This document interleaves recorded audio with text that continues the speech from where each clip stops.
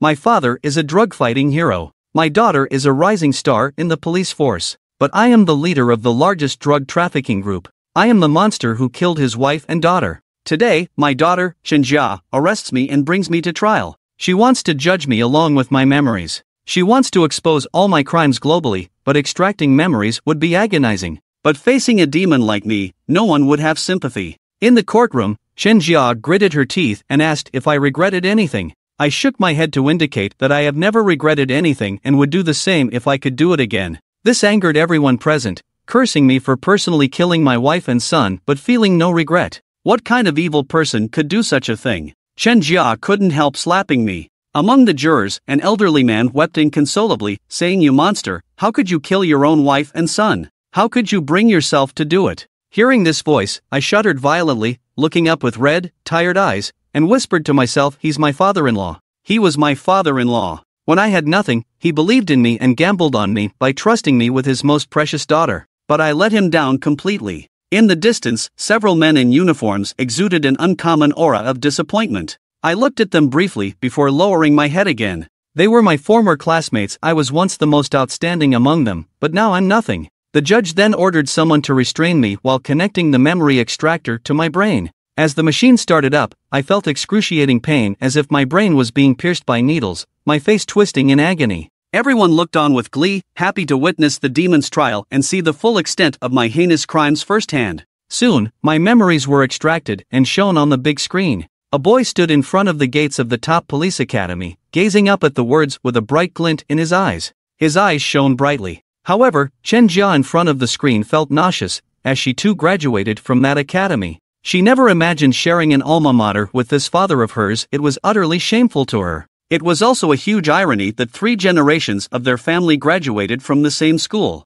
Her grandfather was a hero in fighting drugs who would live forever in people's hearts, even after his sacrifice. And she herself was working hard to protect the city and fight evil forces. But her biological father became a demon who killed his own wife and son. On the big screen, with everyone watching, I entered this university, and they also learned about the major I chose, drug enforcement, of all things. Immediately everyone was outraged, saying it was too ironic. How could he choose that major but become the world's biggest drug lord, disgracing the entire field? The screen continued to change, showing my entire university life and how hard I worked. I achieved first place in almost every subject over 4 years. These outstanding drug enforcement students were finally about to graduate, their faces full of smiles in the sunshine. They all declared their will to fight drug traffickers to the death. Their youthful faces were full of determination, unafraid of walking the knife's edge in their future careers. Finally, they all turned their gazes to me, silently observing, as I was the most outstanding among them. They asked about my ideals. I said nothing, just looking at the setting sun in the distance. The scene changed to show an incredible voice coming from a room. "You want to be an undercover agent?" This time my expression was full of determination as I confirmed I wanted to go undercover. After a long silence, the man suddenly sighed and asked me why I wanted to be an undercover agent. I remained silent and quietly took out a martyr's medal. The red flag on the medal was as bright as blood. Both of my parents were anti-drug heroes. Now that they have sacrificed themselves and I have grown up, let me take up the torch from their hands and walk into the darkness, illuminating the light. Upon hearing my words, the old man trembled. He reached out and touched the martyr's medal, tears filling his eyes. "Your father was my proudest student. He has walked this path already. His sacrifice was enough, whether it was out of selfishness or anything else. I don't want you to walk this path anymore." Upon hearing this, I shook my head. In life, there are things that are more precious than life itself. I believe that. The spirits of my parents in heaven would also agree with me.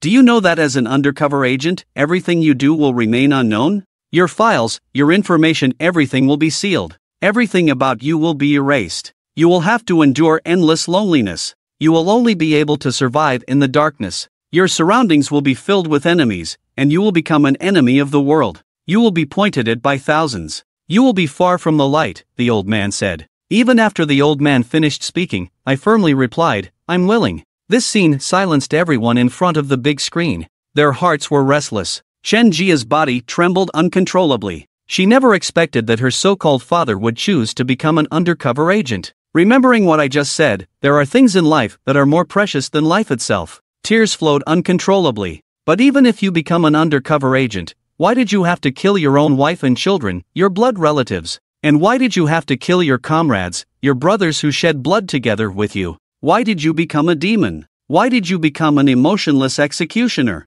At this moment, Shinjia felt immense sorrow in her heart, a tearing pain. In the jury box, several extraordinary individuals witnessed this scene, their eyes misting with tears. Back then, when he left without a word, I thought he was a coward, that he had chosen to escape. I never expected that he would become an undercover agent. They cursed me as a coward in their hearts countless times, but only today did they come to know the truth. At this moment, they were filled with self-blame and guilt. They understood that once they became undercover agents, they would be engulfed by darkness, to make my heart extremely cold. Even watching my comrades, my lifelong loved ones die in front of me, they don't know, I have become an undercover agent during those dark years. What exactly did I experience? But they know that I can face death without even blinking an eye. I've been forced to become a demon walking in the world. The things I've been through must be more painful than walking in hell. At this moment, all the insults have subsided. At least at this moment, everyone feels that I can embody the word hero. The big screen is still playing. On a certain playground, I look at a dozen young boys and say, "From now on, you are already dead, except for our leader. No one in the entire building will know our identities. And one day we may have to stand on opposite sides, pointing guns at each other, if that day really comes. Then please pull the trigger in your hand, embed the bullet into my fiery heart without hesitation. Do not hesitate because of your kindness, countless lives have been cut off, a road paved with lives and blood. If we really reach that point, it proves that your life is more valuable than mine. I will not hesitate to pave your path further and stronger with my own life. And all you have to do is step on me and go higher and farther." These words of mine make the hearts of everyone in front of the screen tremble, as if they were hit by a strong wind and waves. Their scalps are tingling, at this moment, in everyone's heart. This group of undercover agents who are not dead are gods. Tears have already flowed from Chen Jia's eyes, and in her heart she screams madly. "Once you were so noble, so respectable, but in the end, why did you choose to betray your promise? Is this the reason why you mercilessly killed more than a dozen undercover agents?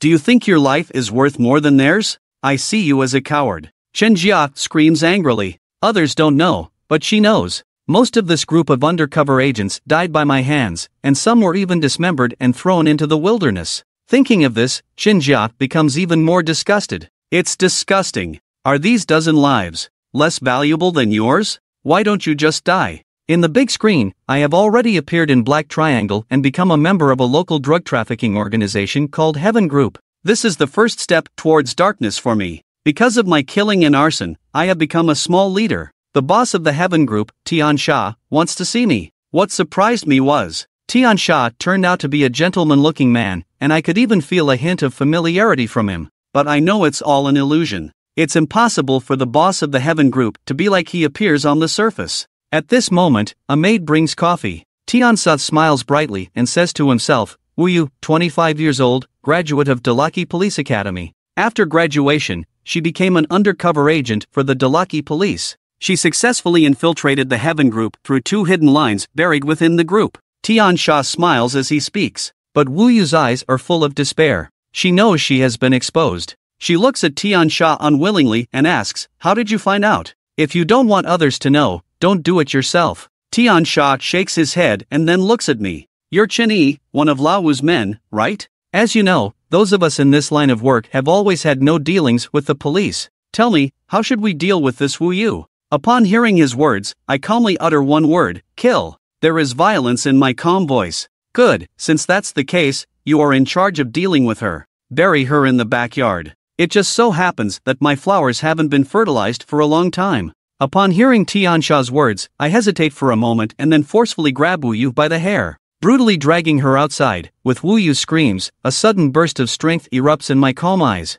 I kick her mouth directly. In an instant, her teeth are kicked out, and her mouth is bleeding profusely. Then I raise my foot again, and the next second a sound of bones breaking is heard. Wu Yu's limbs contort strangely, and she faints in pain. This scene makes Tian Sha couldn't help but lick his lips. A bloodthirsty smile appears in his eyes. So unique, I like it. But all the people at the scene on the big screen shudder, a chill runs down their spines, and a cold air rushes to the back of their heads. Chen Yi clearly knew that Wu Yu was an undercover agent, yet he still brutally broke her limbs. He's really so cruel. Although Wu Yu has been exposed and death is certain, at least give her a quick death. Why torture her like this? The devil is truly a devil. It turns out he was born evil. Chen Jia is also on the verge of collapsing. She can't take it anymore. Are you using even more violent methods to hunt down those more than a dozen comrades of yours? He thinks of the miserable state of that group of undercover agents, making even experienced anti-drug officers vomit. Just thinking about it makes one's scalp tingle.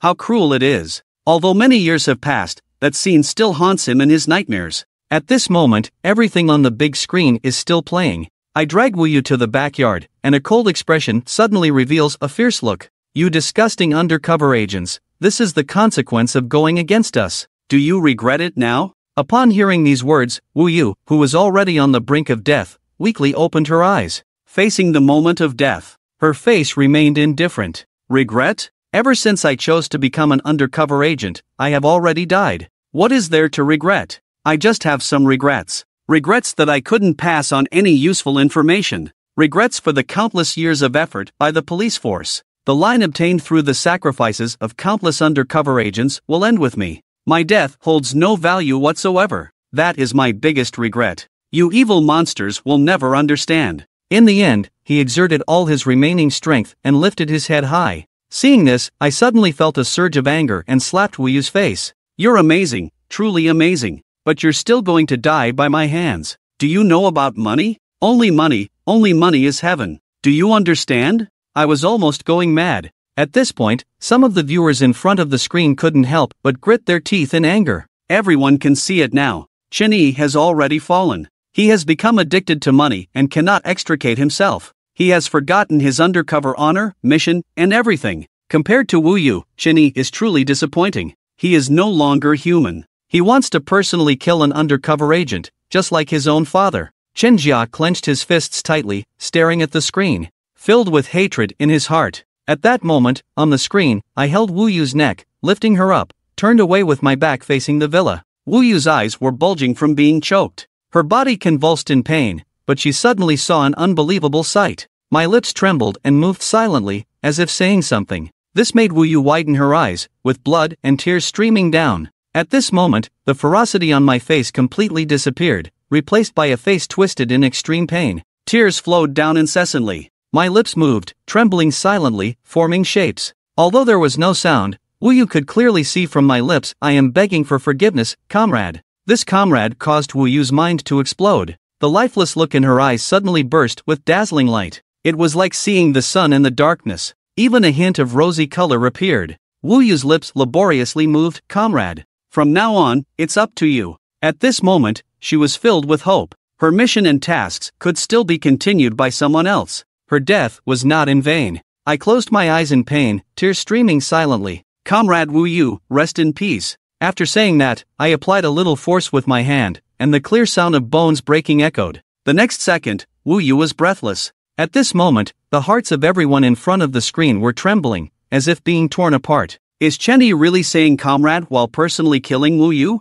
It's truly disgusting. Tears also flowed down my face inside the memory judgment device. No one understands this pain better than me. Yet, this pain is repeating once again. I silently called out to Wu Yu. I did not let you down. I have completed the mission for our motherland. You, who lie beneath the earth, can now rest in peace. The image on the big screen continued. Tian Sha said to bury her here. As I dug, a distinct sound of hitting something could be heard. With each shovel, a skull rolled out, causing my heart to tremble. With each subsequent shovel, beneath the soil were numerous white bones, densely packed. As I continued to dig, I unexpectedly saw a partially decomposed corpse, its clothes bearing the insignia of Daxia Police, confirming the identities of all these bones. From behind, I continued to dig shovel after shovel, as if these bones and corpses in the pit had no effect on me. However, through the eyes of the viewers in front of the big screen, they could clearly see my face contorted in extreme pain. I opened my mouth, silently crying out, like a helpless child.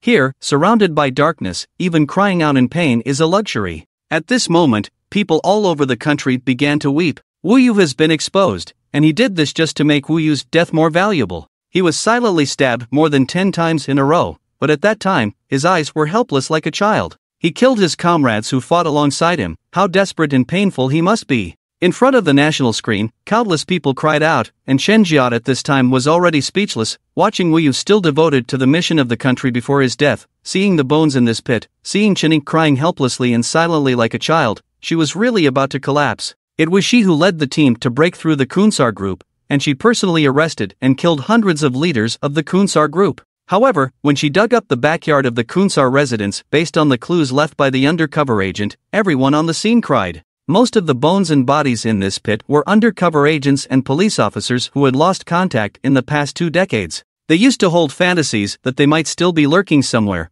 carefully hiding in the darkness, and they were still alive. But on this day, they discovered that all their fantasies were shattered. Almost half of the undercover agents and police officers who had disappeared or lost contact were in this pit. They all sacrificed. On the day when these remains were brought back, the whole country mourned, and the people were in pain. That day, the sky of Dacia was gray, and the world of the people of Dacia was gray. As everyone tried to control their emotions and continued to watch, on the screen, Shinny finally dug a deep pit, he put Wuyu in it, and then covered it with soil. Comrades, don't close your eyes, keep your eyes wide open, and see that one day, I will tear open the black cloth that covers the sky, destroy this filthy place, and kill all the murderers who killed you. One day, someone will take you home, back to the land of Dacia, then you can close your eyes. Is that good? Shenny looked at the silent garden, his mouth open silently, tears falling down his face again. Hearing Chenyi's words on the screen, everyone couldn't help but be stunned, complex, sorrowful, compassionate, and more.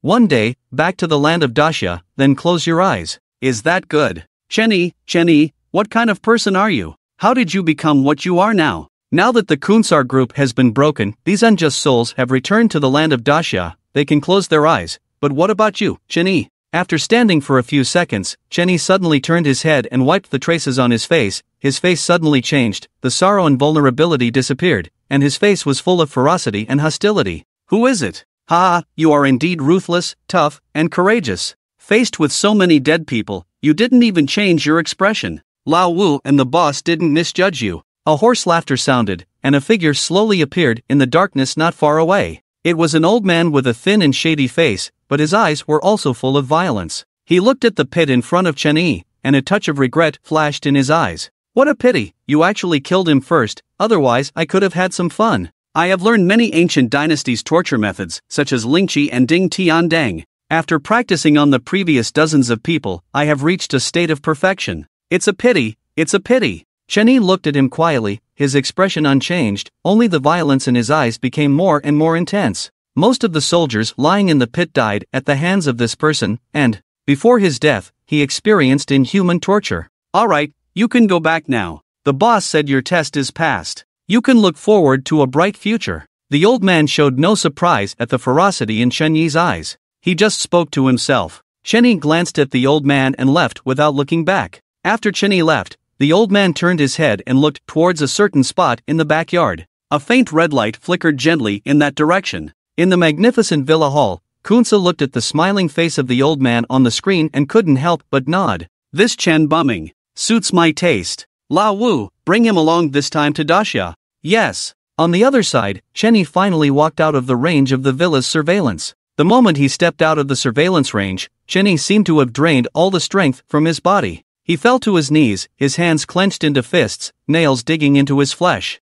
Crimson blood flowed down his palms. Kneeling on the ground, his shoulders trembled and shook uncontrollably from behind. He was in so much pain, he felt so miserable. My comrades, my dear comrades, I'm sorry, I'm so sorry. You sacrificed yourselves, and I'm still alive. I hear it, I hear your restless spirits crying, your spirits shouting. I hear you calling out to me, I hear your painful cries. I see your unwavering dedication until death. Don't worry. One day, this darkness will surely be torn apart. Entrust your mission to me, I will carry your responsibility and mission and continue to live. One day. After a long time, he slowly stood up, without looking back, and left. His figure was desolate, like a lone wolf slowly disappearing into the darkness, as if lost and soulless. The white bones in the pit, the impact of burying Wu Yu with his own hands, was too great for him. Even though he had undergone countless training, even though he had watched countless videos of his comrades being killed in battle, when he saw the pit full of white bones and heard the cries of the restless spirits, he cried like an immature child.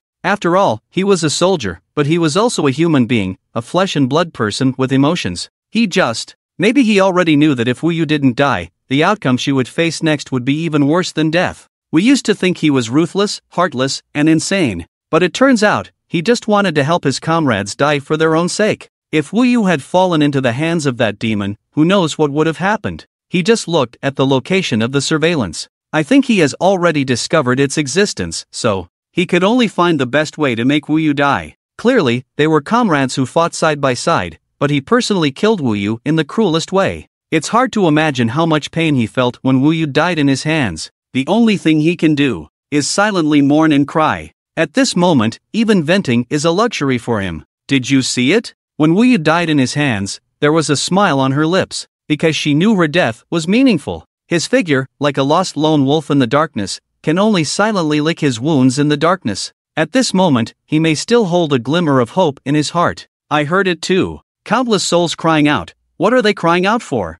They are crying out because they have not fulfilled the task given to them by their homeland. Why is the wind so strong today? It's mixed with sand. Everyone murmured silently, tears uncontrollably streaming down their faces. The scene continued to play out, resulting in Kunsa Group's trust in Chen Yi. Kunsa Group's fifth member brought Chen Yi back to Daxia, making him the second in command of Kunsa Group in Daxia. Countless drugs flooded into Daxia through their channels that year, with a net inflow of over 10 tons of drugs and a 30% increase in drug users. Chen Yi's skills as a drug enforcement officer learned in the police academy allowed him to repeatedly evade the police's pursuit, saving Kunsa Group from millions of dollars in losses. This made Kunsa Group value Chen Yi even more. Chen Yi used various counter-surveillance techniques he learned in university to repeatedly escape the police's pursuit and settle down in Daxia. Besides selling drugs, Kunsa and the fifth member did not restrict Chen Yi's freedom. In the scene, a figure suddenly broke into Chen Yi's world. She was once the most beautiful girl in the small town, coming from a family of musicians and scholars.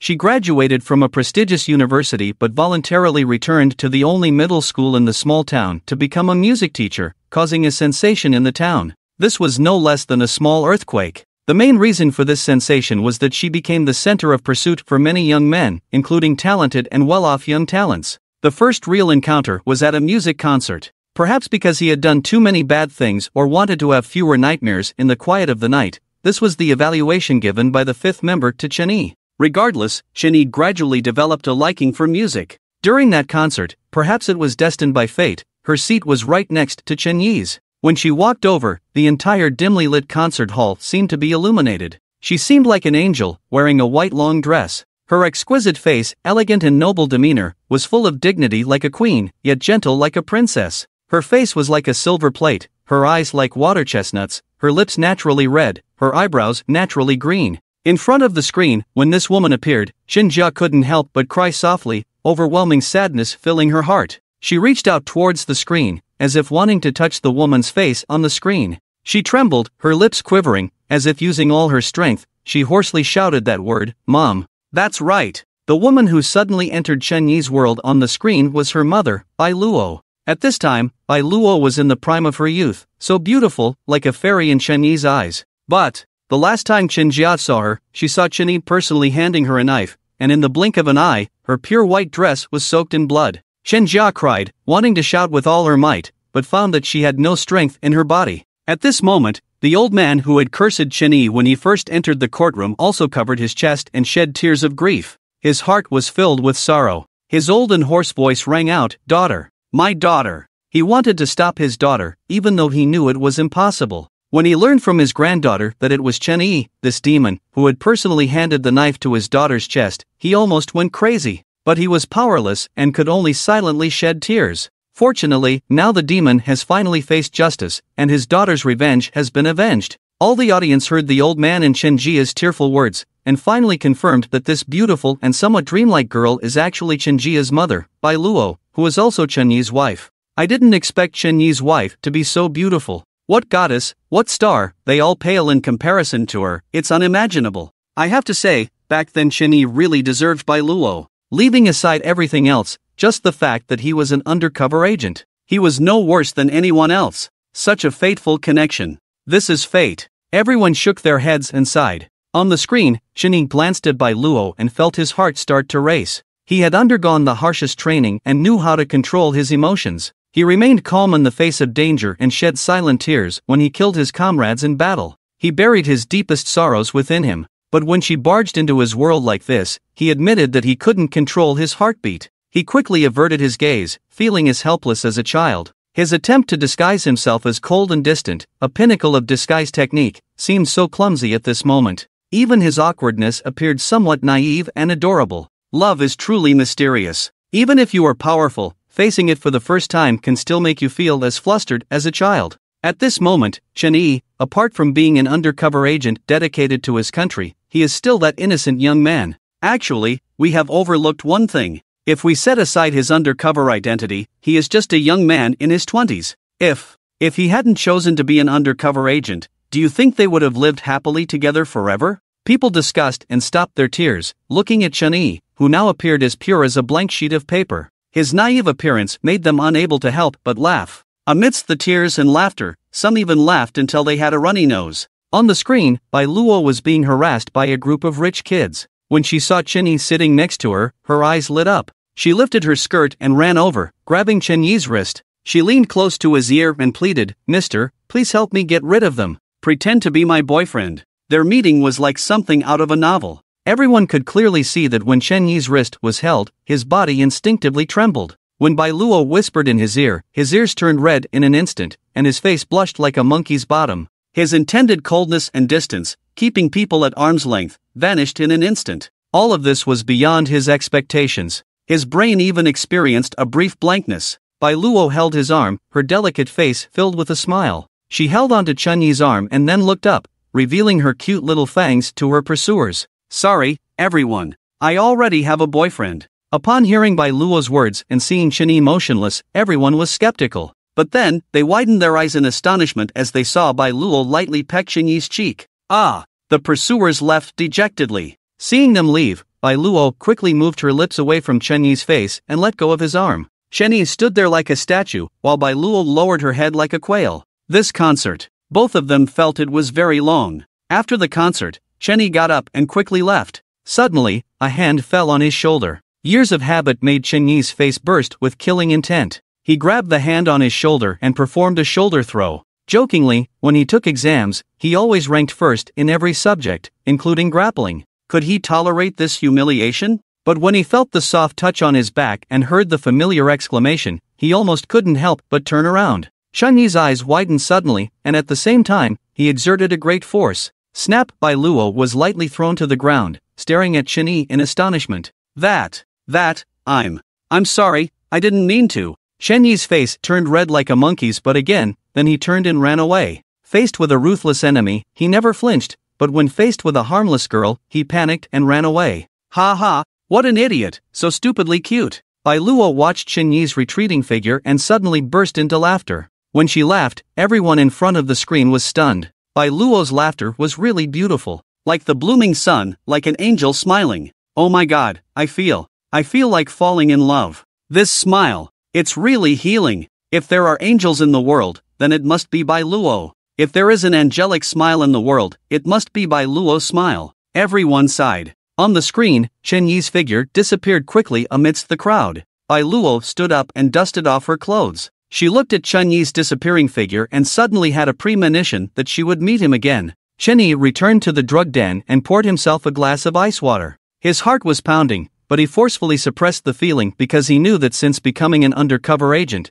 he was no longer worthy of love. He had to become an emotionless monster from now on, because emotions couldn't survive in the darkness. He was just an undercover agent without emotions, so don't mess with him. However, fate once again brought them together. This time, it was at night when young men and women could freely indulge in each other's company. In every dimly lit street corner, park, and shady path, couples in love could often be seen embracing each other, enjoying the warmth of each other's bodies, and the sound of passionate kisses. Chen Yi walked alone on the street, exuding an aura that kept people away. But soon, he froze. The cold expression on his face immediately turned into panic. In his line of sight, Bai Luo was running towards him in a hurry, her face filled with panic. "Save me! Someone is chasing me!" Bai Luo grabbed his arm and leaned against his back like a little bird. The softness and warmth that came from being close to him made his face blush again. Bai Luo hid behind him, feeling the solidity of Chen Yi's arm. For some reason, she felt that this was the safest place in the world.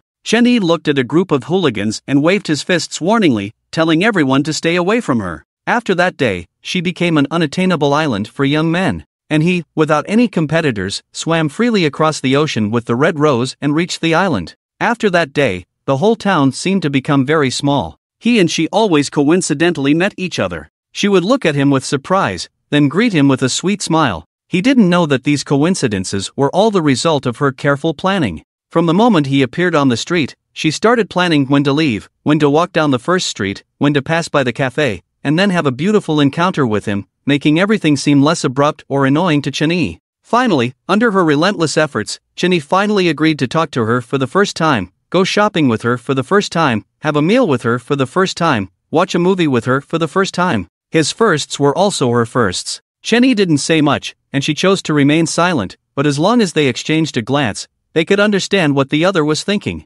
As time went by, her feelings for him grew stronger and uncontrollable. Finally, one day, encouraged by her friends, she found him with a bouquet of roses. She let go of the reserve and dignity that a girl should have, and in front of her best friends, she faced Cheney with the most sincere, passionate, and unrestrained emotions, saying, "Listen to me, I love you. Remember that." When Cheney saw this scene, his frozen heart thawed as if facing the scorching sun. He looked at her with such tenderness that it could melt everything. Everyone covered their mouths, imagining the romantic and happy scene of a Prince Charming embracing Cinderella in a love novel. However, under the astonished gaze of everyone, he turned around and left. "I'm sorry. My life doesn't deserve to have emotions. If you follow me, you won't have happiness." She stood still, tears swirling in her eyes uncontrollably. But she didn't want to give up. She shouted at his back, "I know you also like me in your heart. Why can't your life have emotions? If I follow you, even if I die, I'm willing." His body suddenly stiffened, his lips moved, but no words came out. His heart kept throbbing in pain. "I also like you, silly girl, but I'm an undercover agent. I'm an undercover agent. Maybe that day I'll die and suddenly disappear from this world. How can I bear to let this kind-hearted girl shed tears? My sacrificed comrades, they're still crying in my ears. They tell me, the sky is so dark, the place they lie is so cold, they still can't close their eyes, they're still staring at me with bloodshot eyes. I'm sorry, my beloved girl, I love you, so I can't be with you." He left, walking away without looking back. She collapsed on the ground, shouting at his back again, "Just you wait, one day you'll be the father of my child. I want to personally give you happiness, I don't trust anyone else." His mouth twitched for a moment, then he disappeared around the corner. Everyone watched the scene, and the tears that had just stopped flowed again. Bai Luo is truly a good woman. She willingly let go of the reserve and dignity that belonged to girls for Cheney, and she is brave. "I know you also like me in your heart. Why can't your life have emotions? If I follow you, even if I die, I'm willing." Looking back, I didn't expect Bai Luo's words to come true. So, Cheney once rejected Bai Luo to protect her? I can feel that Cheney deeply loves Bai Luo, but he knows that being with him would put her in danger. In order to protect her, he chose to suppress these feelings in his heart. The burden on Chenyi's heart is truly immense, too immense. Chenyi, he used to care about Bai Luo so much. Because he loves you, he cannot be with you. Rejecting Bai Luo is because Chenyi loves her deeply. Becoming an undercover agent, Chenyi has lost so much and taken on too much burden. In reality, hiding in the darkness has caused him even more emotional scars, and he needs emotional solace even more. However, as an undercover agent, he is destined to not be able to touch emotions. Chenyi left. This time when he left, he disappeared for over a month. During this month, Bai Luo was searching for Chenyi, while Chenyi was avoiding Bai Luo. Until one day, a drunken Bai Luo found where Chenyi was staying. As soon as she saw Chenyi, she tightly hugged him, tears uncontrollably falling. "I don't know what burden you're carrying that makes you unable to accept our relationship. I give up. I give up. I don't want anything. But can you give me one thought? Just one thought. After this time, I will completely leave you. You've had too much to drink, but you can't act indecently towards me." Chenyi forcefully suppresses his emotions, trying to push Bai Luo away. Bai Luo? Can she still change her mind? "I haven't had too much to drink. Don't push me away. Don't push me away. If you push me away tonight, I promise you will never see me in this world again." Bai Luo stares fiercely at Chenyi, determination in her eyes. With the help of alcohol, she slams the door shut with one hand, leaving Chenyi at a loss. From Bai Luo's gaze, he can tell that she isn't lying. If he pushes Bai Luo away, he may never see her in this world. That night, the wind was sweet, the air was fragrant. That night was wild. That night was the first time Chenyi truly fell asleep after becoming an undercover agent. Audience, what about the process? What about the outcome? Why is the whole thing fast-forwarded with mosaic? The next day, when Chenyi woke up, all he saw was a corner of the missing bedsheet. Bai Luo disappeared from then on, and Chenyi stayed in the room for a long, long time. Suddenly, he seemed to go crazy and ran out. He went to the street corner they often visited, the cafe, the park, every familiar place. He searched them all, but there was nothing.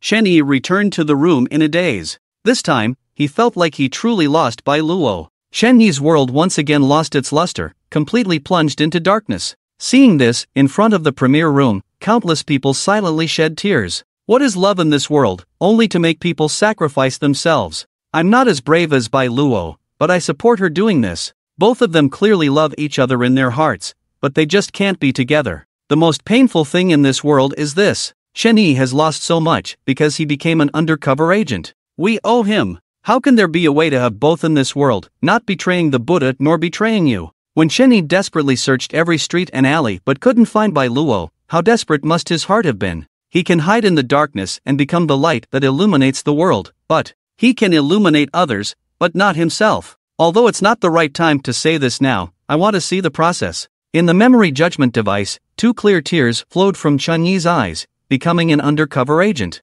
He never regretted it. Perhaps he was born to live for this. Someone should step forward and silently protect the great Xia. He had no regrets. Because of this sacrifice, more people were able to live a happy life. He had no regrets, and he believed that he had done right by the great Xia, by the place that gave him life and raised him. It's just regrettable that such a good girl ended up with such a tragic fate. In his entire life, the only person he felt sorry for was this girl who was always in his eyes. He lost her twice, the first time being now, and the second time, he handed her the knife that pierced her chest. In the following year, Shen-Yi, under the guise of opening channels for Kunsa, bloodily exterminated numerous ruthless drug trafficking gangs in the Great Xia. In that year, the entire gray area of the Great Xia was almost dyed red with blood. No one knew who that man was, they only knew that he was the 6th lord of the Kunsa group, nicknamed Shura. He carried a triangular dagger and completely wiped out half of the drug trafficking gray forces in the Great Xia. Some of them were openly wealthy businessmen, some were company bosses, and some were influential families.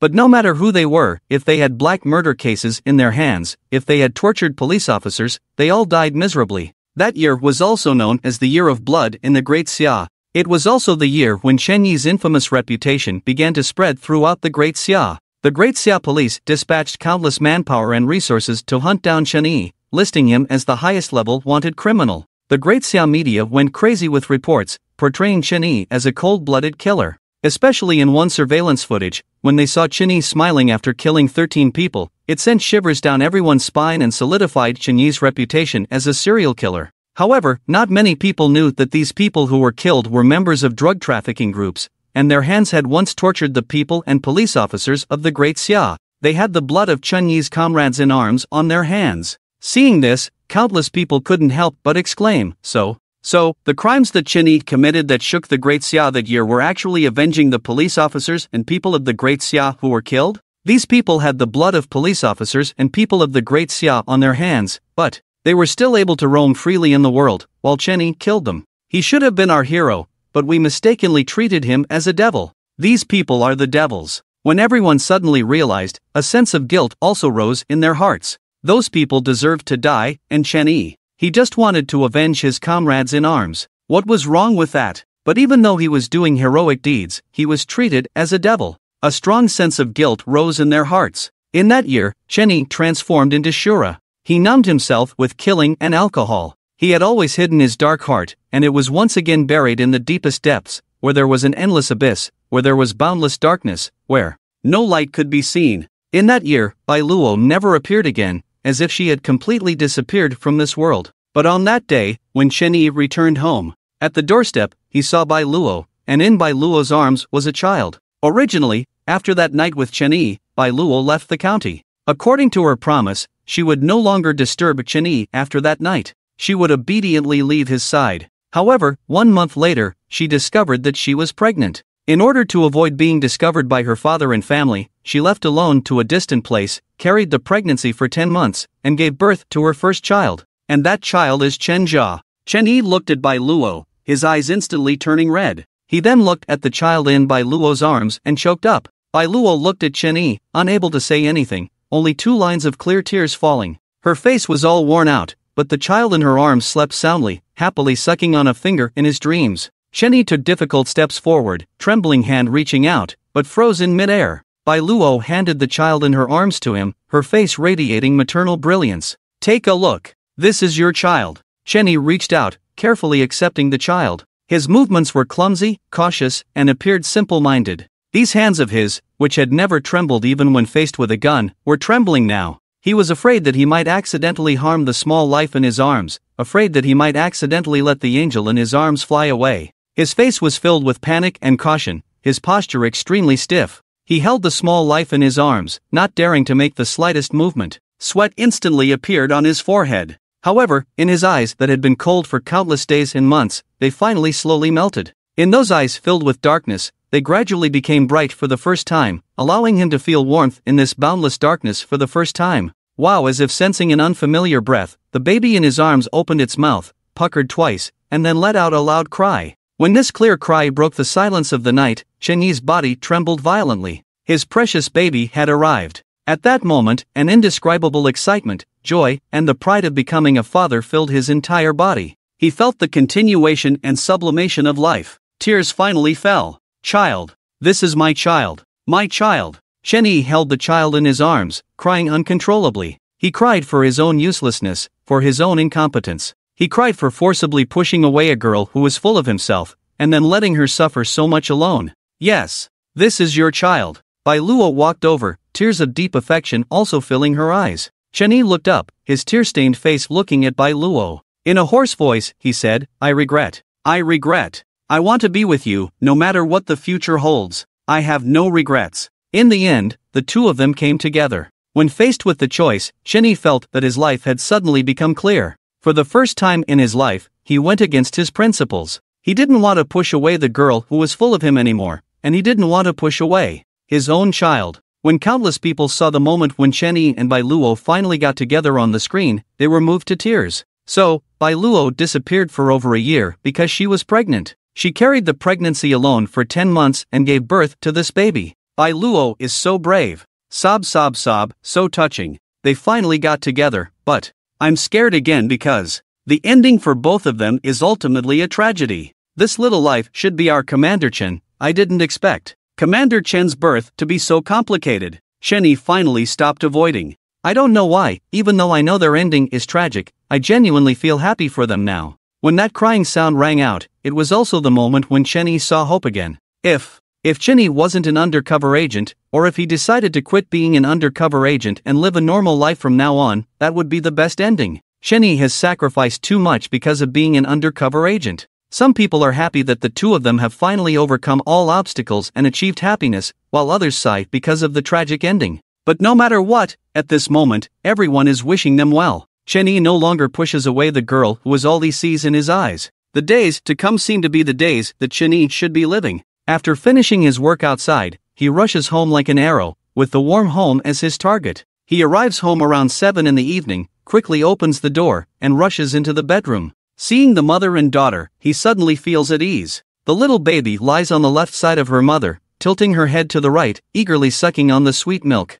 This kind of tranquility and comfort comes so naturally, only those who have experienced it would understand. He wanted to hold his daughter, but she was breastfeeding, so he had to give up. He leans next to the little one and watches her feed. After sucking vigorously for a few moments, she rests for a few seconds and then continues to suck. He can hear her heavy breathing, and suddenly understands what it means to put effort into breastfeeding. Bai Luo looks at the man in front of her, who used to only have eyes for other girls. The happiness in her eyes overflows like water. If time could stop, wouldn't it be nice to freeze this moment forever? After finishing the milk, the little baby smacks her lips, looking satisfied. Chenyi carefully picks her up and gently rocks her, helping her digest. After a few days of being together, or perhaps due to the deep bond between father and daughter in their blood, the little baby no longer pouts and cries loudly like she did on their first meeting. Instead, she extends her tender little hand and tightly grabs one of Chenyi's fingers, refusing to let go. After being held for a while, she lifts her head and curiously stares at Chenyi with her bright eyes. Chenyi's heart feels like it's melting under the gaze of those eyes. He leans his head down and gently taps her head, saying, Yeah. The little baby starts babbling, suddenly extends her other hand, and reaches towards Chenyi's face. The soft touch of the baby's tender hand on his face startles her because of the roughness caused by his stubble. But after a pause of 2 or 3 seconds, she cautiously extends her hand again. Chen-yi indulgently lowers his head and places his face in his baby's hand. Yeah, the little baby's eyes light up, as if she has discovered a whole new world. Her other hand also releases its grip on her father's thumb, and both hands gently caress his face. Hee, the little baby bursts into a loud and clear laughter. Bai Luo looks at the man who is playing with their daughter, his face full of smiles, and she covers her mouth and laughs. Well, he's another daughter's slave. And just at this moment, a fart sound suddenly rang out. Chen-yi and Bai Luo were startled, and the little baby in Chen-yi's arms stopped touching her father's face. She pouted and said, while Bai Luo and Chen-yi immediately panicked, "Quick, she might have pooped." Bai Luo quickly got up from the bed and carefully opened the diaper. The golden brown feces on the white diaper were very noticeable, but there was no smell. "Quick, let's wipe her first, I'll go get some water." Bai Luo handed the tissue to Chen-yi and hurriedly went to the bathroom to get hot water. Chen-yi took the tissue and clumsily wiped the baby's bottom, sweat instantly appearing on his forehead because he wasn't very skilled at it. He wiped the poop while wiping his own sweat, and the baby stared at him with big eyes, obediently not moving. It was as if she knew that her father was cleaning her little bottom. Creak, Bai Luo walked in with a basin of hot water. But after taking a look, she paused and couldn't help but burst into laughter. "What's wrong?" Chen-yi looked at Bai Luo in confusion, and outside the screen, many women couldn't help but smile because on Chen-yi's forehead and face, there was unmistakably some of the baby's golden brown poop. "Ha, I didn't expect that a dad would actually wipe the baby's poop onto his own face. Ha, you can tell he's a new dad, he needs to work harder." At this moment, Chen-yi seems so simple and cute. "As someone who has been through it, I can tell you all that I accidentally wiped the baby's poop on my face too. He used to be an undercover agent dedicated to the country, a devil who could stop a baby from crying, but now, he's just a father to a child." At this moment, Chen-yi's heart is probably filled with brightness. Chen Jia stared at the screen, her face slightly red, her eyes also red. She didn't expect that in Chen-yi's memories, there was such a warm and happy side. She didn't expect that in Chen-yi's eyes, she was so important. Undeniably, Chen-yi was so worthy of love and cherish at this moment. But why couldn't it continue like this? Why, since I can remember, have you been so indifferent to me? You don't come home for days on end, as if this home is just an occasional stop for you. Other children have their fathers accompanying them in every activity,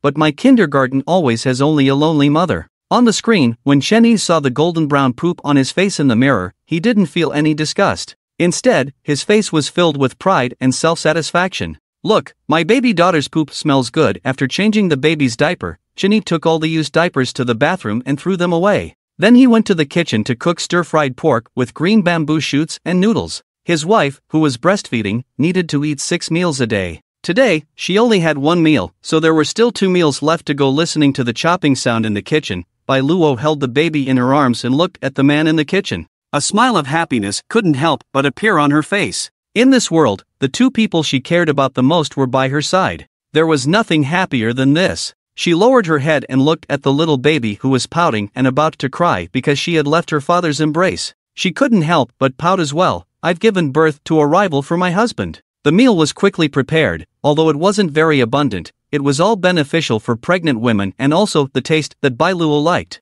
Chen-yi untied his apron and served the food. Bai Luo held the baby with one hand and held the chopsticks with the other. He reached out from her arms and took the little baby over. "You eat first, I'm not hungry." Bai Luo was stunned for a moment, his eyebrows curved like a crescent moon. "Okay." After Bai Luo finished eating, Chen-yi held the bowl and shoveled mouthfuls of rice into his mouth, stuffing it full. He ate while looking at the 2 girls in front of him, laughing foolishly, like a fool and a big simpleton. After finishing the busy work and lying in bed, it was already 1 o'clock in the morning. The pitch-black room was extremely quiet. He could only hear his own heartbeat and the ticking of the watch's second hand. Thinking about these days, the daily good mood was all because of the arrival of these 2 little angels. Every bit of these days flooded his mind like a tide. As a new father, he felt a mix of emotions: happiness, joy, fatigue, and worry. It seemed like there was only his daughter in the whole world. One night, she had to get up more than 10 times to feed the baby. The little one had a loud voice, and if she didn't eat enough, she would make a fuss. He also got up with her, changing diapers countless times every night.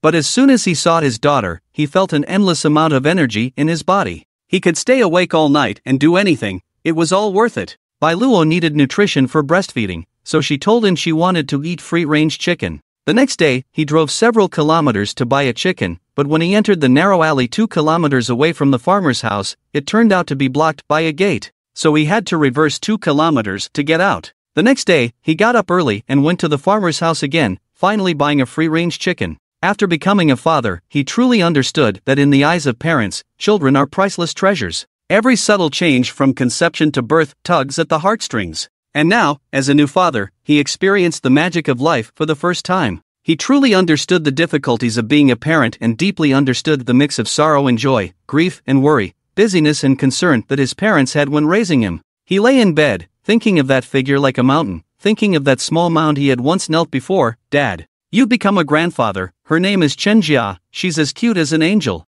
Her name is composed of the Qing from your name Qing Shan, and the Xian from Mom Chu Shen. Dad, more than 10 years have passed, and now I'm also a new father. But Dad, I'm still an undercover agent. Dad, sometimes I'm scared. I actually have thoughts of retreat in my mind. Dad, am I your shame? Dad, don't worry. I won't forget the oath I made as an undercover agent. Dad, Chen Yi murmured and fell into a deep sleep. In the memory judgment device, Chen Yi was also murmuring. In his mind, that figure like a mountain seemed to be looking at him. Even though he was already in his 40s, in front of that figure, he would never grow up. Dad, I'm scared now. Dad, will I be able to see you soon? Leave my innocence in the mortal world. Then, there will be no more worries. 2 lines of tears flowed down, wetting the already gray temples of his hair. Seeing this, everyone's hearts were filled with complex emotions, especially when they heard Chen Yi's voice on the screen. It felt like a knife piercing their hearts. Chen Yi's heart was in pain.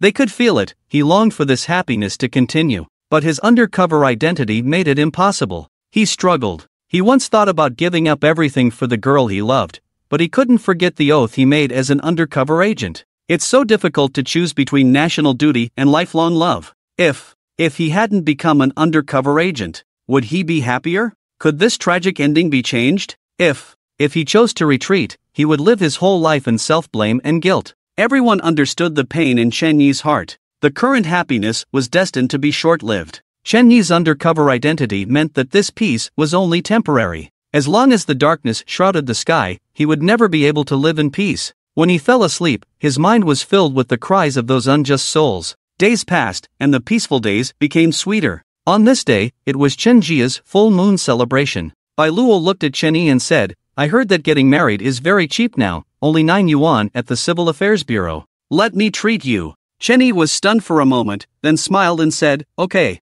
The next day, they got their marriage certificate. When the two of them walked out of the Civil Affairs Bureau, Bai Luo's face couldn't hide her happiness. On the 3rd day, Chen Yi and Bai Luo went to the capital. When Bai Luo's father saw Bai Luo with a man, holding a baby, and carrying 2 marriage certificates, he was stunned. He didn't say a word for a long time. It was Bai's mother who first chose to accept Chen Yi. There was no other way. They already had a granddaughter and marriage certificates. Even if they didn't acknowledge it, what could they do? The most important thing was that their granddaughter was too adorable on that day. Bai's father didn't say a word. Until the day before Chen Yi and Bai Luo left, Bai's father said to Bai Luo, I can feel his love for you. Even though he has nothing now, I'm willing to take a chance. Because I can feel that he is a good person. Watching this, Bai's father couldn't help but clench his fists and hit his own head hard. At this moment, the old man with white hair looked as fragile as an injured baby. Chen Jia rested her grandfather's head on her shoulder and gently patted his back.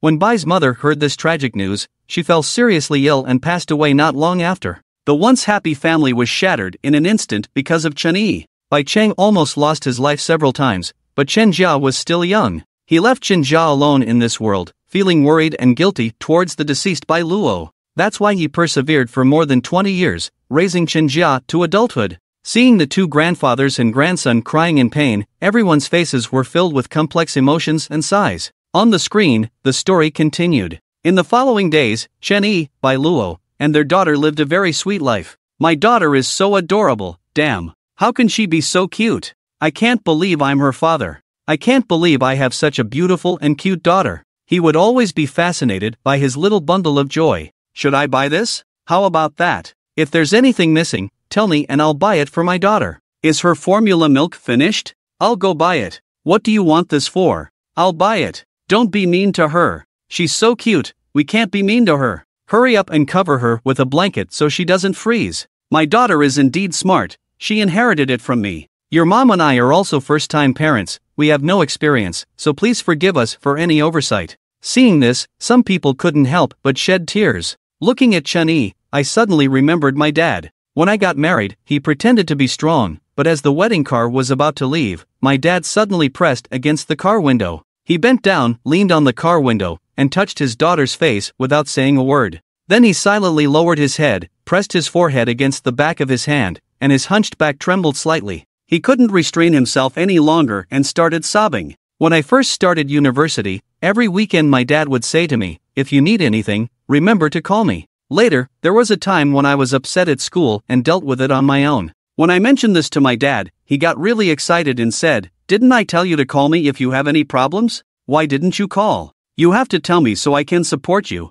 I won't let anyone bully you like that." From childhood to adulthood, I had a bad temper. One day, my dad accompanied me to handle the procedures for studying abroad, and for the first time, I asked him, "Dad, it must have been tough loving someone like me all these years, right?" My dad answered me very gently, "No, every talented person has their own personality, to a greater or lesser extent." Last year, I turned 21. On Children's Day, my dad still bought me a stuffed toy dog and hid it in my blanket, only showing its head. I was so touched at that time, but later I found out that he was hinting that I was a single dog. In my memory, there was a day like this. It was pouring rain, and the raindrops hurt when they hit my body. There was a man wearing a vest, riding a motorcycle, and speeding through the rain, while his child was wearing his jacket, tightly protected under him. That man was my dad, and that child was me. In my sophomore year of high school, when I came home after evening self-study, I saw many cartoons of little yellow people in my room, with real estate advertisements on the back. I was confused. What is this? Then my mom told me that someone was handing out flyers on the street today, and when my dad saw the little yellow people, knowing that I liked them, he asked for a few more and happily placed them in my room. Perhaps my dad never said "I love you" to you in his lifetime, but every tear he shed was definitely for you. The screen continued to play Chen-Yi's memories. In the following days, everything was sweet. But when Chen Jia was over a year old, on this day, Chen-Yi saw a red flyer on the door of his residence. When he saw the flyer, his face changed. At night, on top of the tallest TV tower in the city, Chen-Yi and another person stood on the tower, looking down from a high altitude. The entire city came into view. Last year, you performed very well. Although the drug trafficking channels in Daxia are now almost monopolized by the Kunsar group, a large amount of drugs still flow into Daxia. However, based on your intelligence, we have also dismantled many drug dens. And because of the disappearance or merger of many drug trafficking groups, our work has become much easier. A middle-aged man next to Chen-Yi looked at the county town below and slowly spoke. Chen-Yi silently looked down, not saying a word. We received intelligence from another undercover agent. Another drug trafficking group, the Chakai faction, is rapidly advancing after most of the drug trafficking forces within Daxia have been wiped out. They want to occupy more of the vacant market, and they have a big plan. The undercover agent from that line only discovered this much. There was no news coming. We speculate. He has already sacrificed. In the end, the middle-aged man's tone became low. Chen-Yi raised his head, his eyes turned red. He vaguely remembered that among all the undercover agents, the one who infiltrated the Chakai line was from the same group as him, named Sun Jun. On the night before they were about to officially become undercover agents, they gathered together. The most memorable words Sun Jun said were, "As many of us go, as many of us must come back. If there's someone who won't come back, it must be me." And now, Sun Jun became the first undercover agent to sacrifice in their group. The other undercover agent in the Chakai group doesn't have a high enough position yet, so they can't access more relevant information for now.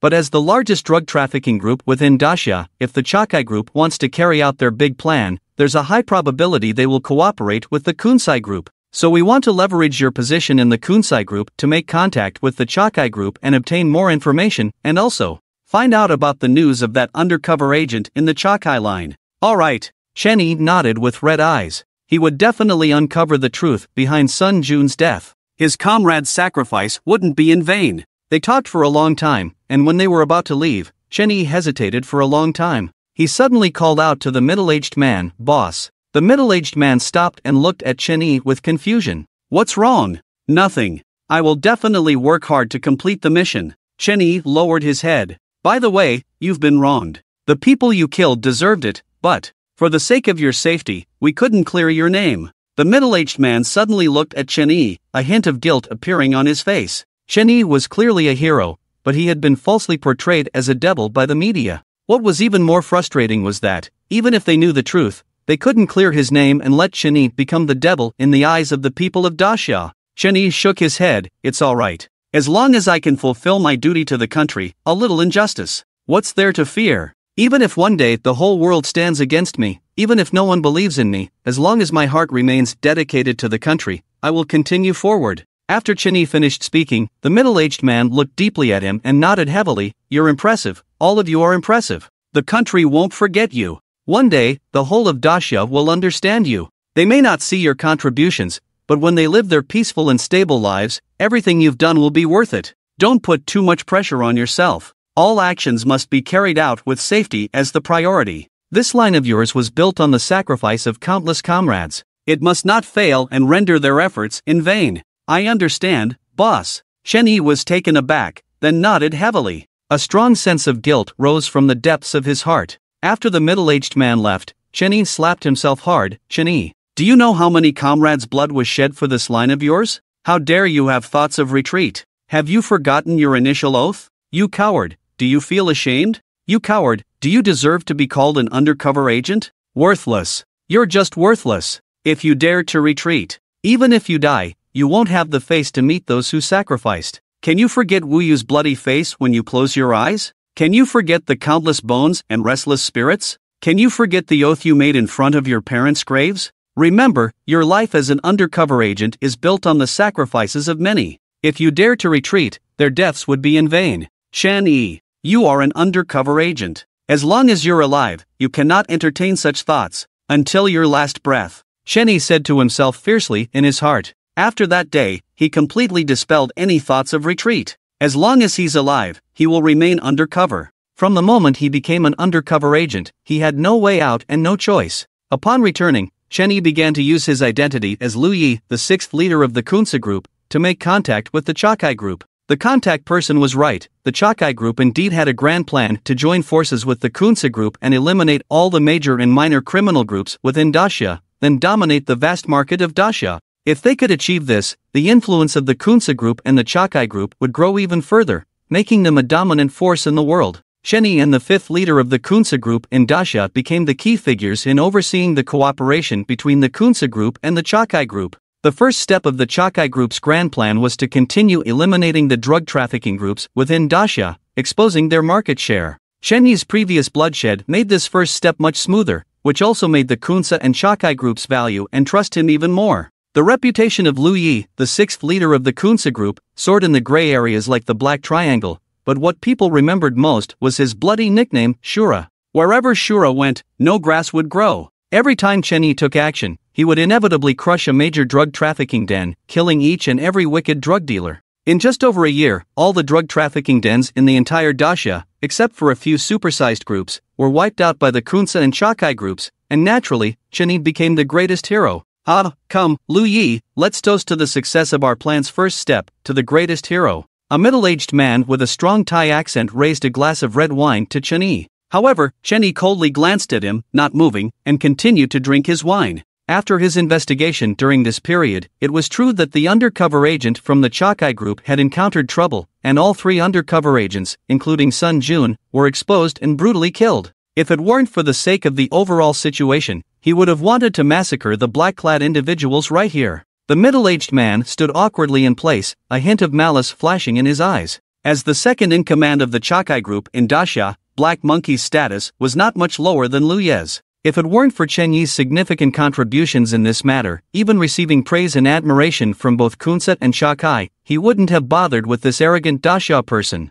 How dare you? What's your attitude? Are you looking down on me, Monkey Lord? Several of Black Monkey's subordinates who were attending the banquet immediately jumped out when they saw Black Monkey being humiliated. They pointed at Chen Yi and growled at him, their faces full of defiance. Chen Yi remained silent, but the Westerners beside him slowly stood up, their eyes revealing a fierce and ferocious gaze. One of them spoke in a cold and piercing voice, "If you don't want your hands, then you can continue pointing at Lu Yi." As the voice fell, a chilling aura slowly spread in the Western stock, and the figure of Shi Dao, with his cold eyes, looked at He Ho and the others. The indifference towards life in his eyes, as well as the aura of killing countless people, made He Ho and the others unable to help but change their expressions. Shi the evil ghost, in these 2 years, besides Chen Yi, who has risen to fame as a demon, the rising Shi the evil ghost under Chen Yi's command has also made people shudder. Among Chen Yi's subordinates, Shi the evil ghost is the most ruthless, the darkest in heart, and the most ruthless in action. However, they are all very loyal to Chen Yi, even willing to sacrifice their lives for him.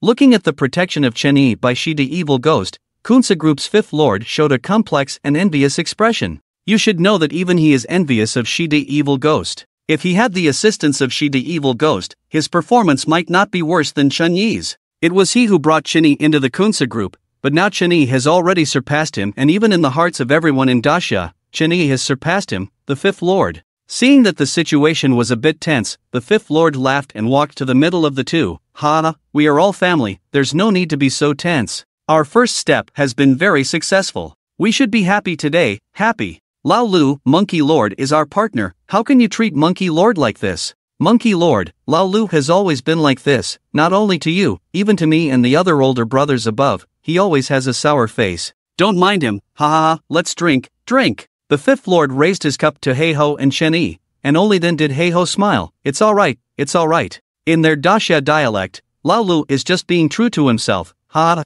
Chen Yi also raised his cup and perfunctorily said, by the way, Lao Lu, you performed very well in this operation. When you take action, you never hold back. The blood blade in your hand is probably not far from killing 100 people. At the banquet, the fifth lord suddenly looked at Chen Yi. Chen Yi still had a cold expression. He glanced at the fifth lord and a very cold voice sounded, they all deserve to die. Every person he has killed over the years has been the leader and elite of large drug trafficking groups. Most importantly, they all have one thing in common, they have blood on their hands, even the undercover agents they sent into these groups, as well as the police officers who sacrificed their lives during the arrests, and even the vengeful spirits they assassinated. Every one of them is a wicked and evil existence, every one of them has dirty hands, and every one of them deserves to die. The fifth lord was stunned for a moment, then immediately showed an approving smile.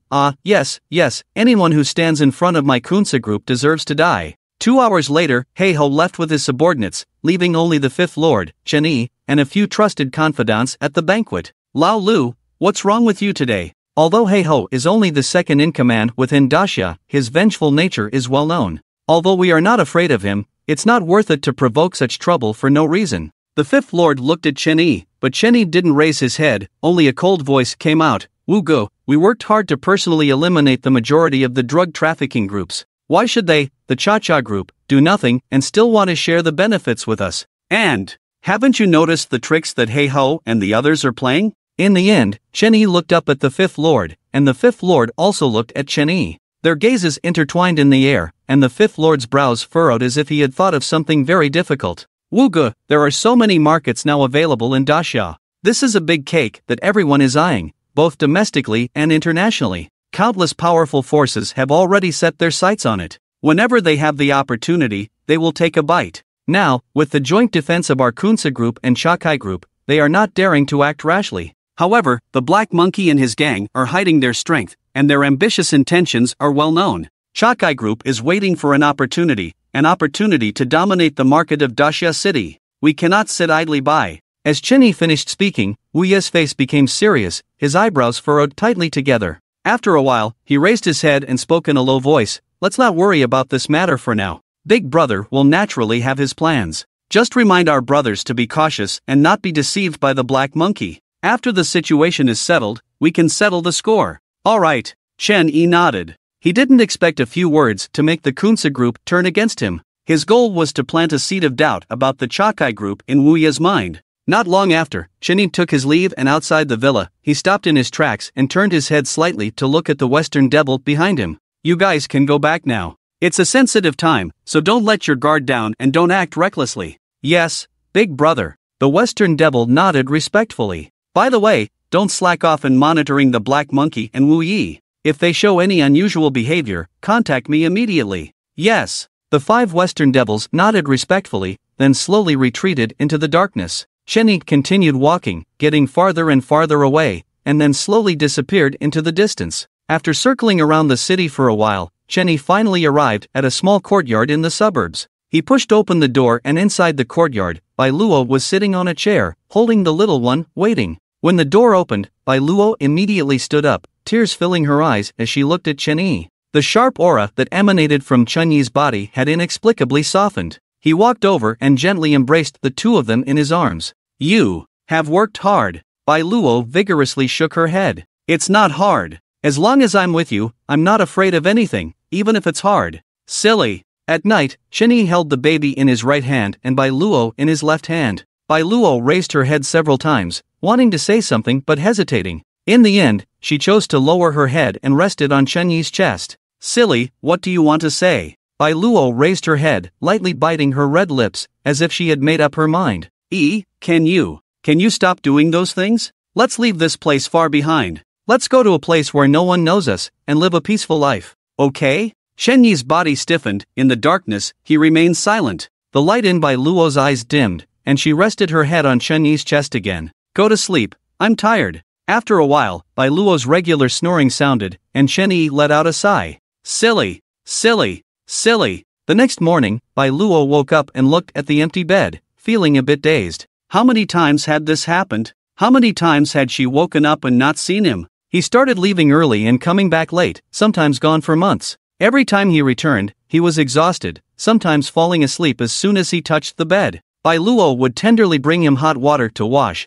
but he would have nightmares, curling up in her arms like a child. She would hold the baby with one hand and hold the man with the other. Soon, the Kunsa Group and the Chakai Group alliance rapidly expanded their influence within the Daxia Group. Several old established groups in the north retreated and made enough concessions. After that, the Kunsa Group and the Chakai Group alliance slightly halted their expansion. Countless market opportunities emerged within Daxia, and with the situation settled, the Kunsa Group and the Chakai Group finally decided to take action. The first batch of DU products transported to Daxia weighed nearly 100 tons. If these 10 tons of drugs were to flow into Daxia, the resulting harm would be extremely terrifying. After careful consideration, Chen Yi chose to submit the intelligence. Upon receiving the report, the top drug enforcement agency in Daxia was shocked. Is this information confirmed to be true? Absolutely, this is the most reliable intelligence provided by our top undercover agent within the Kunsa Group, risking their life. There is no doubt about it.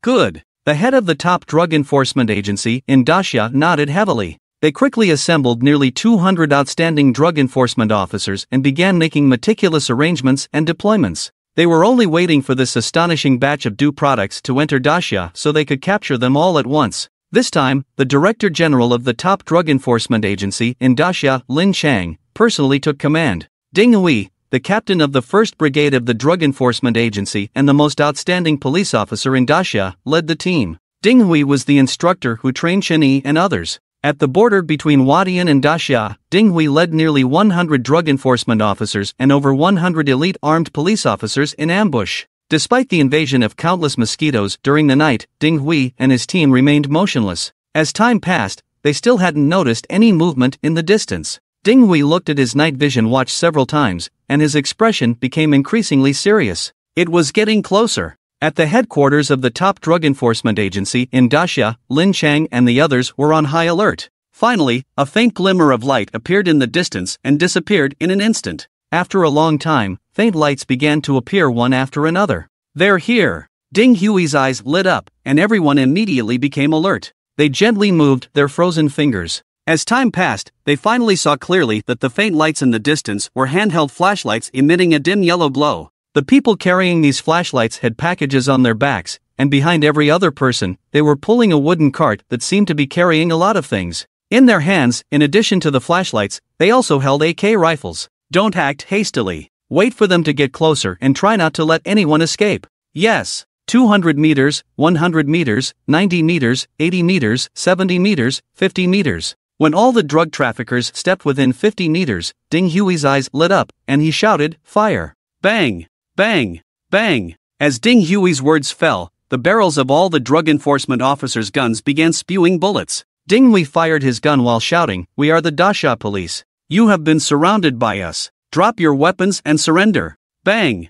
Bang! Bang! The response to Ding Hui was the bullets from the drug traffickers. In the instant of gunfire, all the drug traffickers panicked and fled. Return fire, but prioritize eliminating the armed individuals who still pose a threat. Ding Hui ordered. Rat-a-tat-tat. In the next moment, countless tongues of fire erupted as nearly 200 bullets with flames shot towards dozens of drug traffickers. Under the intense suppression of firepower, one drug trafficker fell to the ground and died. After more than 10 minutes, except for a few who surrendered on their knees, all the drug traffickers were dead. Ding Hui's face showed a look of joy as he and his team surrounded the scene. Conduct a comprehensive inspection and weigh the confiscated drugs to see how much we've seized this time. Yes. One by one, the police officers approached and pulled back the cloth covering the carts. As they pulled it back, their expressions suddenly changed. Captain, something's not right. The things on these carts are not drugs. Ding Hui heard the shouts and quickly walked over. After checking, his face also became very ugly. Where exactly is the problem? Bang! Bang! Bang! Just at this moment, 3 dazzling headlights suddenly lit up, enveloping Ding Hui and the others. Everyone instinctively closed their eyes. Oh no, it's an ambush. In the instant that Ding Hui closed his eyes, he roared loudly, but it was too late. Bang! Da-da-day! In the next moment, tongues of fire shot from all directions in the west. The drug enforcement officers and armed police in the field fell one after another like mowed wheat. Boom! Even grenades, rockets, and other heavy weapons were constantly flying out. The bullet chains, like fiery snakes, were actually fired from heavy machine guns. The low, thumping sound of being hit instantly turned people into fragments. Command, command, we are ambushed, the intelligence is wrong. Repeat, we are ambushed. Ah! A scream, Ding Hui was shot, and he fell to the ground, spraying crimson blood on the ground. At this moment, Lin Chang and others in the Dasha Drug Enforcement Bureau stood up abruptly. Ding Hui, Ding Hui, Ding Hui. Lin Chang shouted 3 times in a row, but there was nothing inside except for the sound of gunfire and explosions. Something's wrong, something big is wrong. Quickly, mobilize all nearby police forces to the border, and also request support from the nearest military district. Lin Chang's face was full of anxiety, and the entire hall fell silent. Everyone's faces were solemn. They knew that something had really gone wrong, something big. Hiss, hiss. Just at this moment, a burst of noise suddenly came from the earpiece. Lin Chang quickly picked up the earpiece. Ding Hui? But the voice that came from the other side was not Ding Hui's voice, but a strange voice. Stop calling, Ding Hui isn't dead. I won't let him die so easily, you bunch of dead bastards. You must be a high-ranking official in Dasha. This surprise is for you. I hope you like it. By the way, send someone to collect the bodies of these dead western bastards soon, or it wouldn't be good if they were eaten by some wild beasts at night. Who are you? Lin Chang coldly asked. Who am I? I am the person you have in mind. Looking forward to meeting you next time. Take these few survivors away.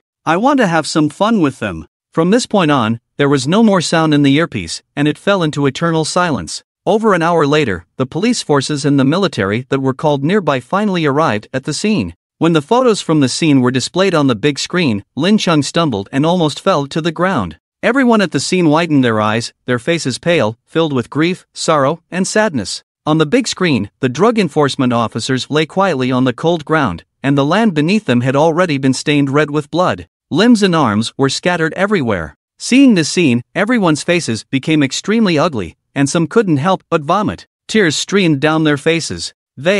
So many people died like this? Many people couldn't believe it. Many of them were just young men in their 20s. They left with smiles on their faces, but now they have become cold corpses. Blood feud, this is a blood feud. The enemy was prepared. This is a trap, a trap. Everyone couldn't help but grit their teeth when they saw hundreds of bodies lying in front of them. No one could maintain their composure. In their minds, the sunny smiles and clear voices of their comrades who had just been alive and full of determination to fight crime and defend their country echoed. They were filled with anticipation for the future. But now, as they set off, those vibrant lives had turned into cold corpses, motionless. Moreover, they died under mysterious circumstances. Ding Hui's last words were deeply imprinted in their minds. We fell into an ambush. The intelligence was flawed. Flawed intelligence. Lin Chang turned his head, his eyes red, looking at the undercover team leader. Ouyang Chen, you have to give me an explanation for all this. You have to give an explanation to the more than 100 young lives that died tragically.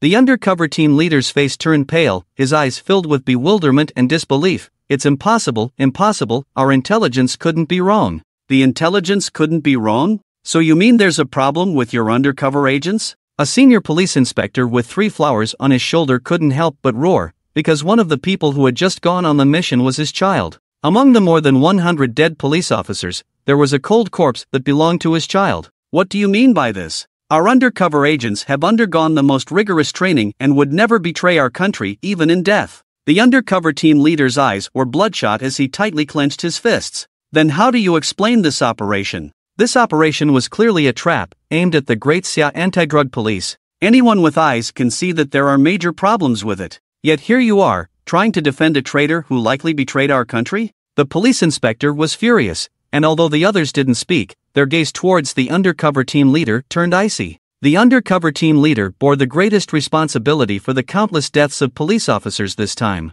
Seeing the situation spiraling out of control, Lin Cheng finally stepped forward. He looked at the undercover team leader with his bloodshot eyes. Lao Chen, I also choose to believe in you. I also believe in our undercover warriors, but in such an environment, if one's spirit is not truly unwavering, there is a possibility of being corrupted by evil. Now, there is a major problem. More than 100 anti-drug police officers and armed police have died. You must give an explanation. There have been precedents of undercover agents betraying us in the past. Go and investigate it, otherwise, these more than 100 souls will not be able to rest in peace. I understand. After a long silence, Ouyang Chen nodded slowly and then turned and left in a daze. Undercover. Undercover, they have given up all light and hidden themselves in darkness. They risk their lives. Countless people have sacrificed themselves. The Great Xia's peace is upheld by the Great Wall they have built with their flesh and blood. They are submerged in darkness, they can't even breathe. All of this, except for me, no one knows. The whole world has turned against them. The whole world no longer believes in them. If even I don't believe in them, how desperate they must be. My children, they will never betray our country. They are not afraid of death. They have sacrificed too much. What I am doing now is heart-wrenching, do you know? What you are doing will break their hearts. Ouyang Chen walked unsteadily, his figure desolate. Seeing this, the people who were just angry regained a bit of sanity. Could it be that there is really a misunderstanding here? Although Chunyi later became a demon, I believe he won't change now, at least. Yeah, at that time, no one in the world believed in him anymore. The whole world was against him. Could it be that some of the people here are from the world? If he was really wrongly accused, how desperate he must be. You guys are so naive, people change. Yes, he's already the powerful sixth lord of Kunsa Group, the famous Shura. He has power and money at his fingertips. Who would want to be an undercover agent? Someone just spoke up for Chen Yi, but immediately got refuted. On the screen, the scene continued. In the courtyard of the suburbs, Chen Yi and his family sat in front of the television. Chen Jia, who was already over 2 years old, could walk and run. Every time Chen Yi came back, she would shrink into his arms, holding onto his big finger tightly. Shen'er, don't bother Daddy, let Daddy eat. Be good. No, I want Daddy. I can only see Daddy once in so many days. I miss Daddy. Chen Jia pouted and burrowed into Chen Yi's arms. Alright, if you want Daddy, Shen'er be good. Daddy will hold you while eating, okay? Chen Yi's eyes were full of tenderness. Okay. Chen Jia's eyes curved into crescents. Daddy, I want to watch TV. I want to watch The Little Lamb. Okay, let's watch The Little Lamb. Chen Yi held Chen Jia with one hand and held the remote control with the other hand to turn on the TV. As soon as it turned on, the voice came through clearly. According to reports, around 3:30 a.m. On July 21st, nearly 172 anti-drug police officers from Dixia engaged in a fierce battle with a ruthless drug trafficking gang near the border of Huadian and Dixia. Unfortunately, it was a trap set by the enemy. With the enemy's preparation and heavy weapons such as heavy machine guns and rocket launchers, I led the 172 anti-drug police officers to sacrifice, including Comrade Dinghui, who was in command of this operation, and 8 comrades who have gone missing and are suspected to have been captured by the enemy. When Chen Yi saw this news, he suddenly stood up, his eyes filled with rage. His body trembled uncontrollably, and tears fell uncontrollably. Daddy, what's wrong with you? Chen Jia, who was being held in his arms, cried and reached out to wipe Chen Yi's tears. Chen Yi didn't say a word. He handed Chen Jia to Bai Luo, and then turned and left without looking back. Wow, Mommy, Daddy, does Daddy not want me anymore? Is Daddy angry? Don't make Daddy angry. Xian won't bother Daddy anymore. Daddy don't reject Xian. Chen Jia burst into tears. Xian, don't cry. How could Daddy not want you? Daddy just has urgent matters, very urgent matters. While comforting Chen Jia, Bai Luo looked at Chen Yi's departing figure with worry in her eyes. Ugh! Suddenly, she retched violently, feeling increasingly nauseous. Half an hour later, she held a pregnancy test with 2 distinct red lines. She was pregnant again. She was overjoyed. Egu, I. She looked up, wanting to share this moment of joy with Chen Yi, but her smile froze on her face. She remembered that Chen Yi had already left. What's going on? How did this happen? How did they fall into an ambush? How did they all die? Under a certain bridge, Chen Yi looked at the contact person in a daze. The contact person glanced at Chen Yi with a complex expression, then turned away. I don't know either. They said there was a problem with the intelligence. But this complex look made Chen Yi, whose nerves were already stretched tight, feel as if he had been stabbed. Do you suspect me too? Do you suspect that I betrayed our country? Do you even doubt me? He grabbed the collar of a passerby and roared. He wasn't afraid of being enveloped in darkness because he always held onto his own light. He wasn't afraid of sacrificing his life one day because his passion would make the flag of Disya even brighter. But he was afraid that one day no one would believe in him anymore. He was afraid that one day the whole world would not know that he was an undercover agent. He was afraid that the light in his heart would eventually succumb to the darkness. I didn't doubt you, I didn't doubt you. If I doubted you, would I have come to see you? Calm down. The contact person couldn't help but growl. Even you doubt me. Your eyes tell me that you doubt me. How can you doubt me? Even if the whole world doubts me, you can't doubt me. How can you doubt me now? The whole world is against me, and now even you doubt me? Sob, sob, sob. In the end, Chen Yi couldn't help but lean against the wall and sit down weakly, covering his face and crying.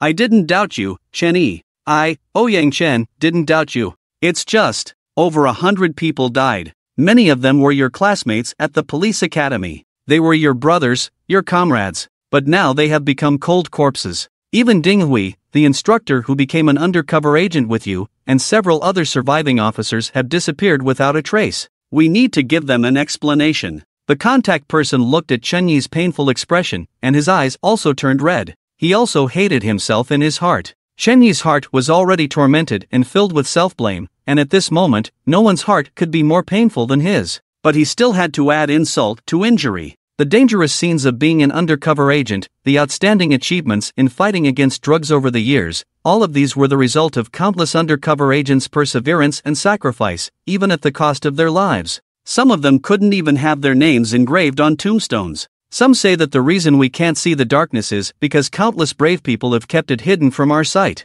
And undercover agents are the first line of defense against darkness. But now, he was doubting an undercover agent who had given so much, an undercover agent he had personally trained. Seeing Chen Yi crying with his face covered, the people in front of the screen hesitated. I told you, there might be hidden circumstances here, but you didn't believe me. What reason does Chen Yi have to betray his country? Yes, at least Chen Yi is kind-hearted now. If he really betrayed his country, he wouldn't be in such pain. Being an undercover agent already carries immense pressure. The whole world is already on his side. Now even the person who shouldn't doubt him is hesitating. It's easy to imagine how difficult it is for him. A man of 7 feet tall, who didn't even utter a word when faced with danger, but now, the doubts and accusations of countless people have made this strong man cry so miserably. Even we, the bystanders, thought he betrayed his country. It's hard to imagine that at that time, the whole world probably didn't believe in him anymore. If he was really wrongly accused, how desperate must he have felt in his heart? After a long time, Chen Yi finally managed to control his emotions, but his face was terrifyingly calm. I will give them an explanation. I will investigate the matter thoroughly. I swear they won't die in vain. No matter what, this mission has failed, and I am the one who should take responsibility. After I complete the mission for our country, I will go down and apologize to them. After speaking, Chen Yi turned and left without any nostalgia. Sigh. Yang Chen sighed heavily and then turned and left. Half an hour later, Kunsa Group's hideout in Daxia.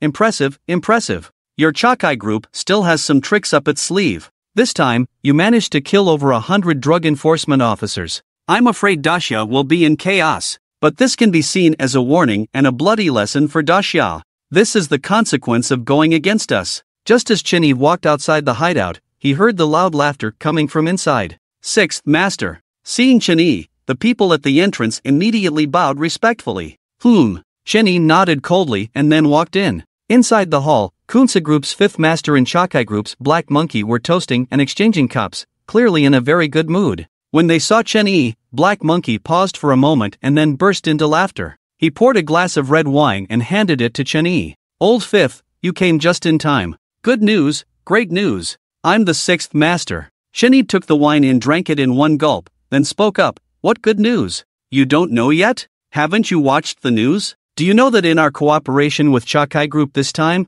the second step of the plan was to transport 20 tons of goods? But unexpectedly, we had a mole within our ranks who leaked the information to the Dacia police. However, they don't know that we have complete control over their plans. Chakai Group turned the tables this time and killed over 100 despicable drug enforcement officers from Dacia. The scene was bloody, with limbs and arms scattered everywhere. All over 100 drug enforcement officers were dead, except for the leader named Ding Hui and a few officers who luckily survived, but they were also taken back by Chakai Group.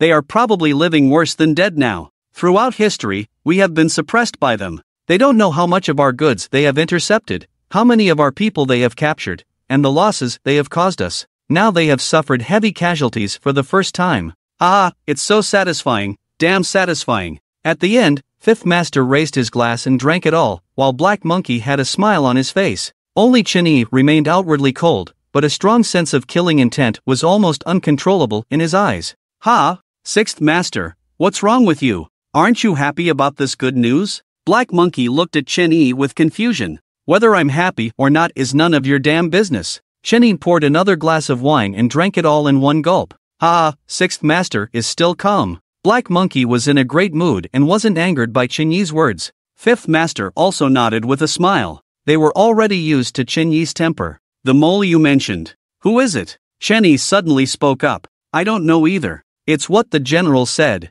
But these bastards are really persistent. We just killed a mole named Sun Jun not long ago, and now another one has emerged. But this mole is a bit special. We know there's a mole within, but we're not sure who it is. So for now, we've decided not to alert them and wait until we confirm their identity before we kill them. A hint of murderous intent flashed in Black Monkey's eyes. Among their line of work, they despised undercover agents from the Dacia police the most. Which member of Chakai Group took action this time? Chen-Yi's killing intent was boiling inside him. Sure enough, Sun Jun had already sacrificed himself. It's our famous second brother, God. You don't know that our second brother, God, was trained as a general since he was young. He started killing at the age of 8, started trafficking drugs at the age of 15, and killed a drug enforcement officer at the age of 16, even though it was an ambush. By the age of 20, he had taken over the position of the second brother in the group. Moreover, the second brother has a particularly cruel hobby, which is studying the brutal ancient laws of your great Xia.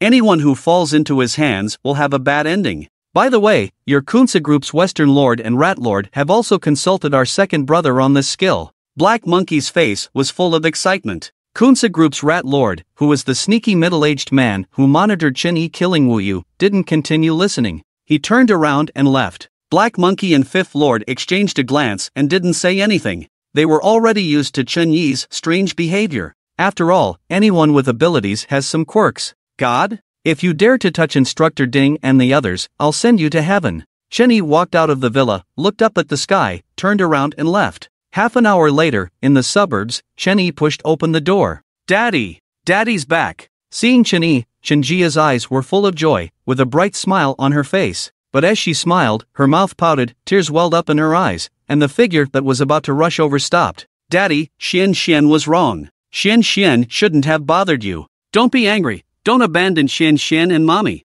Looking at Xinjia, who looked like she wanted to rush into his arms but was afraid of making him angry, Chen-Yi couldn't help but feel a pain in his heart. This 2-year-old child was so considerate that it made people feel distressed. He walked up and hugged Xinjia in his arms. Xian, be good. How could Daddy ever abandon you? Daddy loves you the most. Chen-Yi gently stroked Xinjia's head, feeling countless guilt and indebtedness in his heart. Over the past 2 years, he rarely came back once a year. He hadn't fulfilled his duty as a father at all, but his daughter was still so obedient. He was truly moved. Bai Luo heard the sound and walked out. She saw the two father and daughter hugging tightly together. Her eyes instantly turned red. Half an hour later, in the hall, Bai Luo prepared the meal. Xinjia sat obediently in her seat, holding a spoon to eat. Even though she tried very hard, her face was still covered in food. Chen-Yi looked at Chen-Jia's efforts and felt his heart melting. Xinjia seemed to feel Chen-Yi's gaze. She raised her head, her face covered in rice, and smiled brightly at Chen-Yi. Daddy, am I good? Yes, our Xian is the best. Chen-Yi smiled and stood up, wiping Chen-Jia's face with a towel. After finishing the meal, Xinjia sat on the sofa playing with toys, while Chen-Yi and Bai Luo cleaned up the dishes. In the kitchen, Chen-Yi looked at Bai Luo, and Bai Luo looked at Chen-Yi. I. They both spoke at the same time, then paused. You go first. You go first. They spoke in unison again. You go first. Bai Luo couldn't help but smile. I might have to go away for a while. Bai Luo's smile slowly froze. Going away again? Yes. Can't you not go? No. How long will you be gone? I don't know. The kitchen was filled with silence. Go ahead. Be careful. After a long time, Bai Luo suddenly spoke. Okay. Chen Yi nodded. It's your turn. What did you want to say just now? It's nothing. I just wanted to ask you to come home more often and spend more time with the children. She really misses you. Bai Luo lowered her head. Originally, she wanted to tell Chen Yi about her pregnancy. She wanted to share this joy with him, but now she couldn't disturb Chen Yi's mind. Chen Yi must have something important to do. After all, Chen Yi left, and Bai Luo didn't know when he would come back. Everyone in front of the screen saw this scene and couldn't help but fall silent. How much Bai Luo wanted to share her joy with Chen Yi, to have another life growing inside her belly, a precious thing to celebrate. But in order to not disturb Chen Yi's mind, Bai Luo could only keep it to herself, forcefully suppressing it in her heart. At home, there is Qinjia, a 2-year-old child, and a soon-to-be-born little life in her belly. At this moment, Bai Luo needs the most care, but in reality, she has to bear everything alone, gritting her teeth. Being the family member of an undercover agent, she has to sacrifice so much. I seem to know what Chen Yi is going to do. He needs to uncover the truth, to seek justice for those drug enforcement officers who died tragically. Let's keep watching. Everything will slowly unfold before us. Just shortly after Chen Yi left, a piece of news spread like wildfire in Daxia, plunging the entire country into a mournful atmosphere. According to Daxia One News, Ding Hui and 7 other outstanding drug enforcement officers who were recently captured by drug traffickers were brutally tortured and bravely sacrificed. All Daxia people should not forget that on this day, 8 outstanding drug enforcement officers have forever left us. In our country, a drug enforcement officer sacrifices almost every day. The youngest was 18 years old, and the oldest was 68 years old. They will always be our heroes. Below the news was a video posted online by the drug traffickers, showing all the drug enforcement officers, including Ding Hui, suffering inhuman torture. In the video, Ding Hui endured the most brutal torture, including having his skin peeled off and his bones crushed. For over 45 hours, his 5 ribs were shattered with blunt objects, his legs were skin and flesh was stripped below the knees, his nose was cut off with a blade, his 2 eyeballs were crushed, his chin was shattered with a blunt object, 8 fingers were chopped off, and the final fatal blow was a blunt force indentation in his skull. The most cruel part was that throughout the torture, he was given a large amount of stimulants by the drug traffickers, so he couldn't pass out from the pain. After this news spread, the entire Daxia was filled with sorrow. A cloud of grief hung over the sky of Daxia. Blood feud, this is a blood feud. A blood feud cannot be forgotten, it can only be repaid with blood. An old man shouted mournfully to the sky. Mom, when I grow up, I want to become a police officer.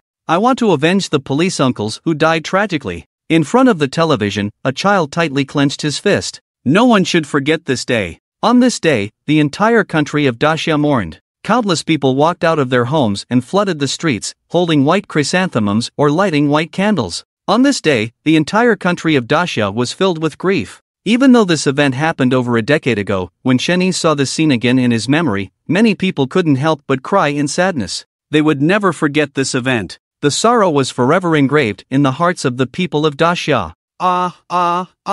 Just at this moment, a heart-wrenching cry made everyone turn their attention back to the screen. On the screen, in a deserted suburb, Chen Yi held his phone and knelt on the ground, crying out in grief. Tears streamed down his face, and the pain in his heart was indescribable. He banged his head on the ground in madness, blood flowing. In this moment, he could only alleviate his sorrow with the physical pain. After a while, he lay on the ground, his eyes vacant, tears and blood mixed, like a fish out of water, gasping for breath. Eventually, he slowly got up, the light in his eyes completely dimmed. At this moment, he seemed like a walking corpse. Blood feud, revenge. God, the Chakai group must die, everyone involved in this matter must die. Instructor, my fallen brothers are watching me from above. I will make them suffer 100 times more than you did. I will personally carry their heads and place them in front of your grave as a tribute. You all must watch. Chen Yi murmured, slowly disappearing into the darkness. But it was still daytime, and when they saw the tragic scene of Ding Hui and others in Chen Yi's memory, a sobbing sound rang out. In the courtroom, a woman and a girl cried with their heads in their hands. The woman desperately tried to cover the girl's eyes, but the girl bit her teeth and tears streamed down as she pried her hand open, pleading with her eyes, "Mom, please, I just want to see Dad one more time. I knew he was gone a long time ago, but I can feel that he's just in another place, still loving me. That's Dad. I'm not afraid, I'm not afraid. No matter what he looks like, he's still a hero." Hearing their conversation, the people around finally realized their identities. Watching the two mother and daughter cry, and hearing their words, everyone couldn't help but cry again. On this day, some shine brightly, while others are buried in the yellow earth, some are in the spotlight, while others lose their loved ones in pain. The people of Daxia pay great attention to finding peace in burial and erecting monuments. How many tears have been shed here? Qingming Festival pays tribute to the heroes, and the righteous path in the world is full of vicissitudes. Some anti-drug soldiers, even if they have tombstones, dare not engrave words. Their families dare not pay respects during Qingming Festival, their children dare not take their father's surname. Sometimes, even the subsidies cannot be implemented, and the livelihood of their wives and children cannot be guaranteed. This is the life of an anti-drug police officer. I still remember their memorial service, it was full of mosaic. The reason we can't see the darkness is because countless brave people have shielded it from our sight. On the screen, Chen Yi's memories continue to play, still under the bridge. Don't act impulsively. The Chakai group is very powerful now, and that god is extremely cruel. You are alone and powerless, you are no match for them. Moreover, the Daxia police are also targeting the leaders of the Chakai group and the Kunsar group for arrest. You are one of their key targets. You are not only facing the Chakai group, but also the Daxia police. So many people have died for this operation. You must not fail. The contact person looked at Chen Yi, his face serious. But, shouldn't we bring back the remains of Instructor and the others? At least, they should rest in the land of Daxia. Trust me. I know what I'm doing. Please don't stop me. I can't save Instructor and the others, but I must bring back their remains. Otherwise, my conscience won't be at ease. Chen Yi lowered his head, his tone was very calm, but exceptionally firm. He remembered the promises they made to each other when they separated. Wait for him to come home, represent him to come home, bring him home. If the mission is successfully completed, then wait for him to come home. If there are problems with the mission, then represent him to come home. If he sacrifices himself, then please bring him home. As undercover agents, they were willing to dedicate everything, including their lives, for their country. They had only one request, that even in death, their bodies, even if broken, would return to the embrace of their motherland. In life, they hid in darkness, merged with darkness, cold and lonely, even a ray of sunlight was a luxury. In death, only by being buried in the land of their motherland could they find solace, have a home, and find their final resting place so as not to become lonely spirits and wandering ghosts. But now, Ding Hui and the others died on foreign soil. Chen Yi must bring back their remains. Chen Yi left, alone, and the only thing the contact person could do was to use all the connections in his hands to ensure that he could leave the border smoothly. The border between Daxia and Wadian, a dark figure slowly crossed the boundary marker and stood beside it. He reached out and gently touched the boundary marker, as if caressing his own daughter. Wait for me to come back. He turned his head towards the direction of his motherland, towards the direction of that small courtyard, where, one by one, stars twinkled. There, one by one, smiling faces appeared, looking at Chen Yi as if praying. A figure flashed into the darkness, like a ghost in the night, invisible to anyone. Today, there was someone who, alone, charged into the darkness. Shortly after Chen Yi disappeared, another figure slowly appeared. Looking at the place where Chen Yi disappeared, he sighed heavily. If you come back, everything will be fine. If you don't come back, I will personally go and receive you. This old bone won't break. In the end, his body stood tall and straight, like a mountain peak piercing the clouds in the dark night. No one knew that 20 years ago, he was a terrifying demon that made countless drug dealers tremble with fear. At that time, the term demon was a term of praise in Daxia. In front of the screen, everyone looked at the direction where Chen Yi disappeared in disbelief, their eyes filled with astonishment. He actually went. He actually dared to charge into the lair of the Chakai group,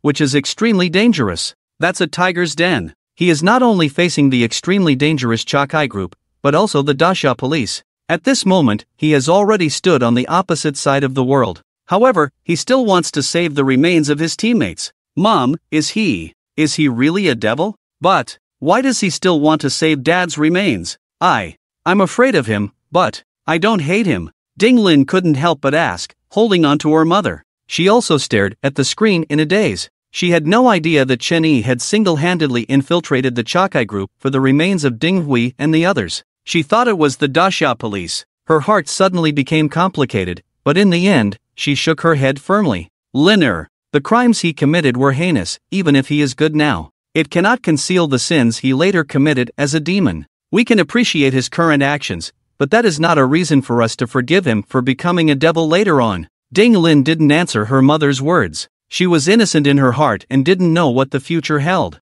All she knew was that in this moment, she could feel a glimmer of brightness in Chen Yi's heart, shining directly on her own heart. She turned to look at Chen Yi, who was convulsing in pain in the memory judgment device, and couldn't help but shed tears. How much pain was he in right now? Starting from the border of Daxia, Chen Yi chose to travel on foot, specifically through various hidden forests. From here, it was about 800 kilometers to the location of the Heisanja where the Cha Kai group was located. Among them, the location of the Kunsa group was about 600 kilometers away, and the approximate distance to the headquarters of the Cha Kai group was about 500 kilometers. However, Chen Yi was relatively lucky because the second in command of the Cha Kai group had a separate hideout only about 200 kilometers away from him. Chen Yi moved forward in the dense forest, eating wild fruits when he was hungry and drinking mountain spring water when he was thirsty. As an undercover agent, wilderness survival was a basic skill. Finally, 3 days later, Chen Yi encountered the Wa people for the first time. This group of Burmese people were dressed in a blue military-like uniform similar to that of the 70s and 80s in Daxia.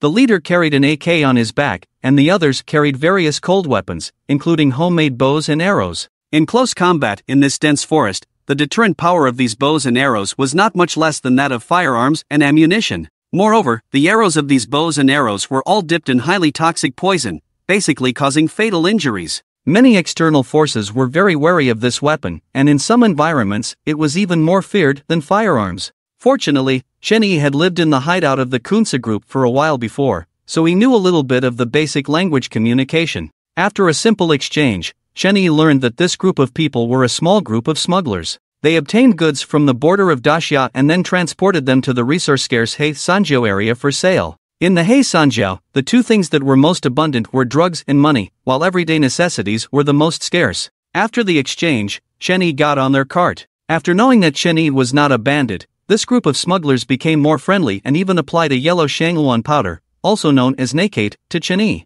This yellow shangluan powder had the effects of sun protection, cooling, mosquito repellent, itch relief, and pain relief. Due to the high temperature and strong ultraviolet rays in Wa, the Wa people liked to use it for sun protection. Because of the hot weather, there were more mosquitoes, so the Wa people also used it to repel insects. The yellow shangluan powder also emitted a faint fragrance, which could remove body odor, so it was very popular among the locals. After wiping off the mosquitoes, Chen Yi finally solved the problem of being attacked by mosquitoes for several days. It took him more than half a month to reach a small county called Wonsan. The group of smugglers finally changed to a small truck. After a long migration, Chen Yi had already exchanged his clothes with the locals. These clothes were the cost of his transportation and accommodation for these days. The ox cart was replaced by a small truck, and the speed finally increased significantly. After another 10 days, Chen Yi and the smuggling team went their separate ways. Chen Yi's destination was the territory of Jesus in the northern part of the Black Triangle Wadan, while the goal of the smuggling team was the most prosperous and bustling Mandalay in the Black Triangle.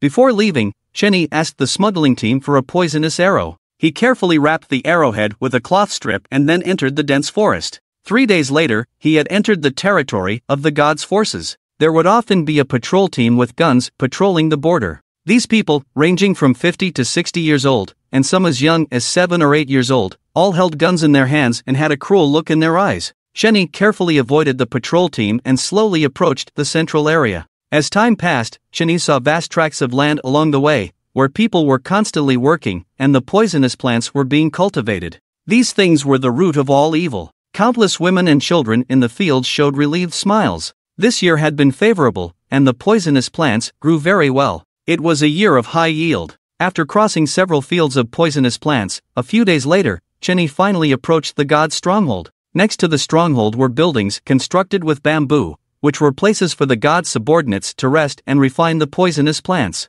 In the center of these primitive bamboo buildings stood a magnificent villa, which stood out among the relatively primitive bamboo structures, as if it had suddenly come from a primitive tribe to modern society. Seeing this villa, Chen Yi's heart couldn't help but beat faster. According to the information he obtained from the Kunsa group, this was the god's lair, and the background of the video of the god torturing Ding Hui and others was also this villa. Finally found you. A fierce look flashed in Chen Yi's eyes. Not far now, instructor, brothers, wait for me to take you home. Chen Yi murmured, tears filling his eyes. His instructor and brothers were helpless and desperate in this distant place away from their homeland, where they were tortured and killed. He looked up at the sky, which was a clear blue. Chen Yi quietly retreated and found a hidden spot on a nearby mountain peak to observe the arrangement of the armed forces in the god's stronghold. After 2 days of observation, Chen Yi finally figured out the deployment of the god's armed forces. On the third night, he couldn't bear it anymore. Whoosh! Chen Yi transformed into a wild ghost, constantly moving in the dark night, avoiding the patrol teams time and time again. Finally, in the backyard of the god's villa, he saw an extremely tragic and infuriating scene. In the backyard, 8 long bamboo poles were hanging 8 objects that looked like balls, but upon closer inspection, they were clearly 8 heads of people who had been brutally killed. Their faces were already unrecognizable, covered in blood, and the blood had already coagulated. But their eyes were still wide open, empty eye sockets looking in a certain direction, as if they were still expecting something, still flickering with light. That direction was where the sun rose, and below their bodies, everything below their necks had disappeared, leaving only a head looking weakly into the distance. Woo! Chen Yi clenched his arm tightly, tears of sorrow pouring out. In front of the screen, countless people widened their eyes, trembling like sieves. They couldn't believe what they saw on the 8 bamboo poles. They couldn't guess what those objects were. Ah, those animals. They not only killed Captain Ding and his team, but also dismembered them. These cruel beings are not human, they are true devils. Whoa, the torture they endured in life and the humiliation they suffered in death. Peace was supposed to be guarded by generals, but they had to endure this hellish pain in the darkness. I will never coexist with drug traffickers. They said they were not afraid of sacrifice, but even if they sacrificed themselves, they couldn't save us from the abyss. Every action they took was a gamble with their lives. My heart. It hurts so much. Woo, Dad. Dad. At this moment, Ding Lin's daughter couldn't help but burst into tears. Her beloved father, whom she could only see in her dreams, the person she missed the most, the dreams she could only recall through photos. This time, she saw him hanging there on those long bamboo poles, bloodied and swaying in the cold wind. His empty and gray eye sockets stared into the distance. Ding Lin could feel that gaze looking at her, looking at their homeland. Dad! Dad! Dad! Ding Lin called out to the screen. The child who was afraid to walk alone at night, at this moment, looked at that bloody and terrifying head, but her heart was filled with only grief and longing. That was her father, the hero of Disya. No matter what he had become, he was still her father.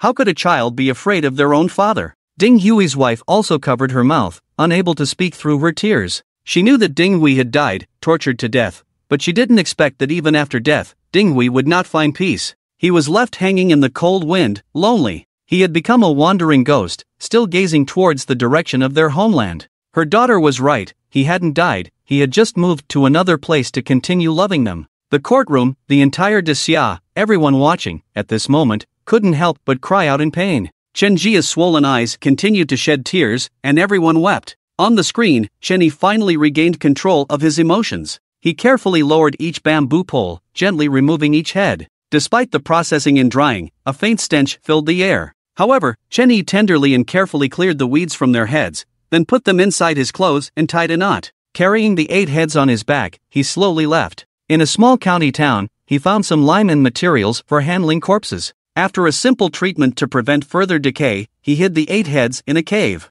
Then, he returned. Chen Yi, what are you going back for? Come on. You found their remains, bring them back. Someone shouted in confusion. I might know what he's going to do. He said he would place Jesus' head in front of their graves as a tribute. He's going back. For revenge. Revenge? But, he's alone. Everyone saw Chen Yi single-handedly fighting his way back, and they couldn't help but shout out. The current Chen Yi made them feel heartbroken. They didn't know when it started, but they actually had a hint of worry for the Chen Yi on the screen. They were moved by Chen Yi's actions because, at this moment, Chen Yi was a hero in their hearts. Uncle Chen, don't go back, don't go back. I don't blame you anymore, Lin doesn't hate you anymore. Don't go back to die. Ding Lin cried bitterly. In the past, everything about Chen Yi was considered a devil in her understanding. According to her mother and everyone else's descriptions, her father's death, her father's misfortune, were all because of Chen Yi. Chen Yi was a devil walking on earth. Since then, she had a hint of hatred towards this devil named Chen Yi. As time went on, instead of fading, the hatred became even stronger. She cursed this devil to go to hell in her heart all the time. But at this moment, she seemed to understand something. No matter how Chenyi changed later, at least at this moment, Chenyi was a hero. At least at this moment, Chenyi risked his life to bring back her husband's remains, even if only a skull remained. Ding Yui's wife stared at the screen, her gaze slightly vacant. Her heart was truly complicated at this moment. The accumulated hatred of decades, when she saw Chenyi disregarding everything and rushing thousands of miles to find her husband's skull, she couldn't bring herself to hate anymore. But Chenyi couldn't hear their shouts. This was just a memory that had already happened. The current Chenyi was still lying in the memory judgment device, but they couldn't help but shout for the Chenyi on the screen because the Chenyi on the screen deserved it. Blinking, half a month had passed. At this moment, in Shangdi's lair, bang! A gunshot rang out, and a body fell to the ground. Everyone else in the villa lowered their heads, fear in their eyes. They held their breaths. Since the 8 heads of the Daxia police mysteriously disappeared half a month ago, his emotions had become unpredictable. One second he would be laughing happily, and the next second he would shoot one of his subordinates in the head. He would kill several people every day. You still haven't found out? What are you eating? Useless, useless, useless. Bang! Another gunshot, another body fell into a pool of blood. In his eyes, everyone was just livestock that could be killed at will. But they didn't know that at this moment, outside the villa, a figure quietly sneaked in. Even though the 8 heads of the Drug Enforcement Police had been stolen, he didn't strengthen the defense as a precaution. No one would believe that the thief who stole the heads of the Drug Enforcement Police would dare to come back here again. But they never guessed that Chenyi had returned. For a full half an hour, several security guards dragged out the bodies that had been tortured beyond recognition. Even to his own people, he was so cruel. It sent chills down people's spines.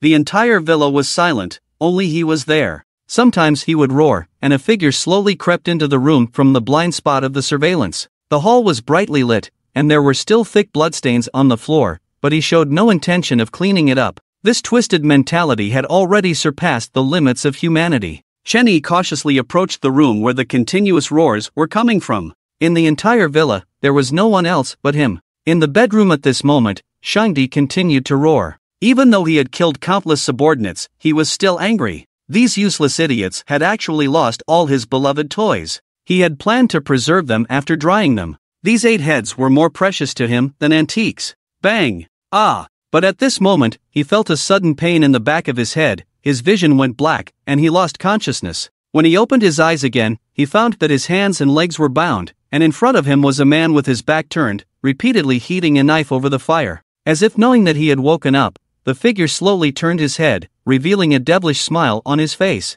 He stood up slowly, the knife in his hand glowing red. Who are you? What do you want? How much money do you want? I'll give you everything. Shangdi saw this scene and his pupils contracted. He quickly begged for mercy. Who am I? I am a devil walking in the mortal world. I am a demon lurking in the darkness, a lamb without redemption. Chenyi murmured, a moment of confusion flashing in his eyes. He turned his head and looked behind the cave, where there was a flight of stone steps with 8 withered and eerie heads placed on top. Instructor, watch closely. I will avenge you all. Chenyi whispered, holding the knife and walking towards Shangdi. At this moment, Shangdi also noticed the 8 heads on the stone steps and suddenly realized, so you are from Daxia. Please don't kill me, I'll give you anything you want. I have $5 billion in a Swiss bank, I'll give it all to you. As long as you spare me, this is a huge sum of money. With so much money, there's nowhere you can't go in this world. Now, you can easily get your hands on all this money. Think about it, what's good about being a drug enforcement officer?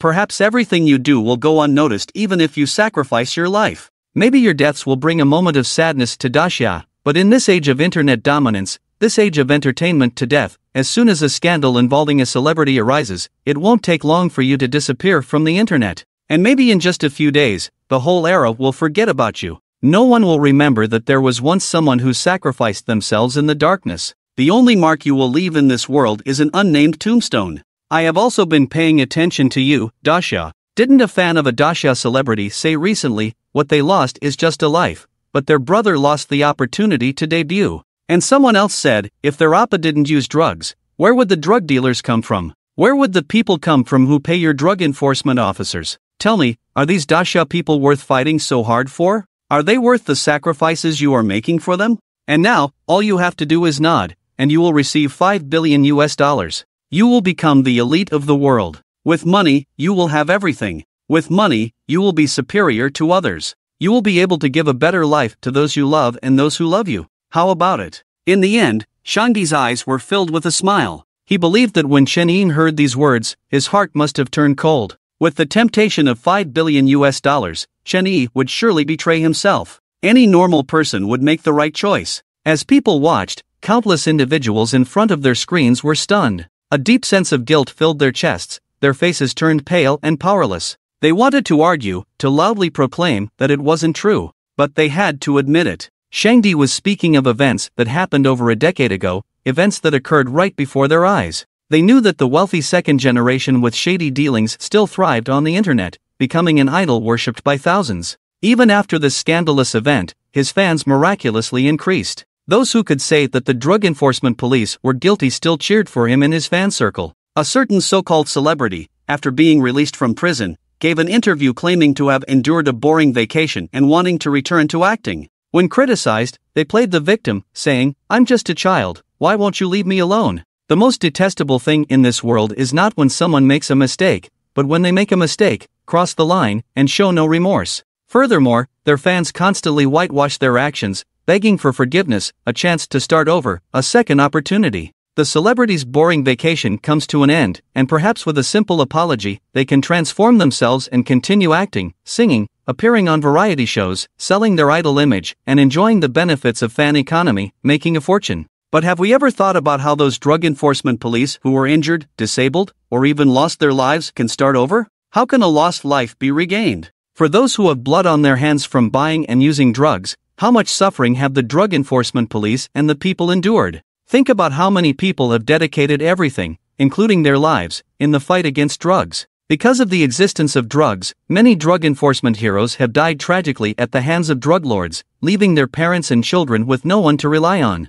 Public figures who get involved with drugs not only harm themselves but also set a bad example and have a negative impact on society, causing more families to fall apart. And now, as the hype fades away, over a decade has passed, and the celebrities are still celebrities. But how many people truly remember those heroes who sacrificed themselves in the darkness? They wanted to argue, to loudly proclaim that it wasn't true. But unfortunately, this is the reality. Guilt permeates everyone's hearts, and some people are so desperate that they burst into tears, but all they can do is shake their heads vigorously. These words are so piercing to their ears. They don't know how much of a blow it is for Chen Yi. Perhaps we really need to reflect on ourselves. We used to hate Chen Yi as if he were a devil, but what exactly turned him into a devil? I didn't understand before, but now I think I know. Maybe it was us who pushed Chen Yi into the abyss with our own hands. Do we really have the right to hate Chen Yi? He was already exhausted, he was already brave. But he had an indomitable spirit, capable of doing godlike things with a mortal body.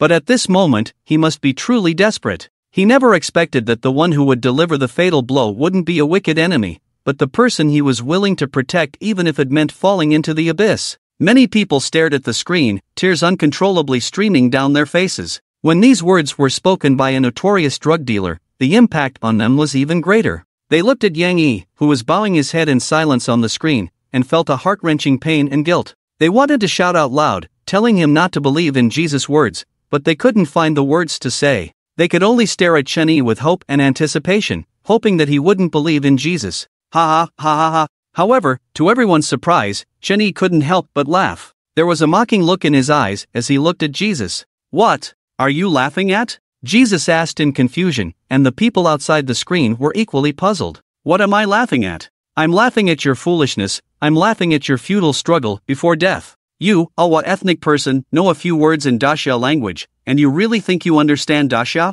Do you think that by casually saying a few words, you can represent the views of a few people and represent Daxia? No, you don't understand. I, the great Daxia, have a history of 5,000 years. You can never understand even a fraction of it in your lifetime." Indeed, you're right. In Daxia, there are indeed some people with distorted values, and there are some words that are chilling. But have you not seen the countless Daxia people who have refuted them, the fierce debates among them? Have you not seen the girl who was a fan of this celebrity, silently taking out her phone and deleting thousands of photos when she learned about this? From then on, she stopped idolizing stars. Have you not seen that those with distorted values are just a small group of people? Even if they have millions of fans, there are still over 1 billion people in the Great Daxia, and the remaining billions of people are desperately defending us, speaking up for us. They are also afraid, they are also worried about the harm these words may cause to us, who are hidden in the darkness. Have you not seen that on that day, countless people walked into the streets with white chrysanthemums and white candles, expressing their remembrance and mourning for the sacrificed souls?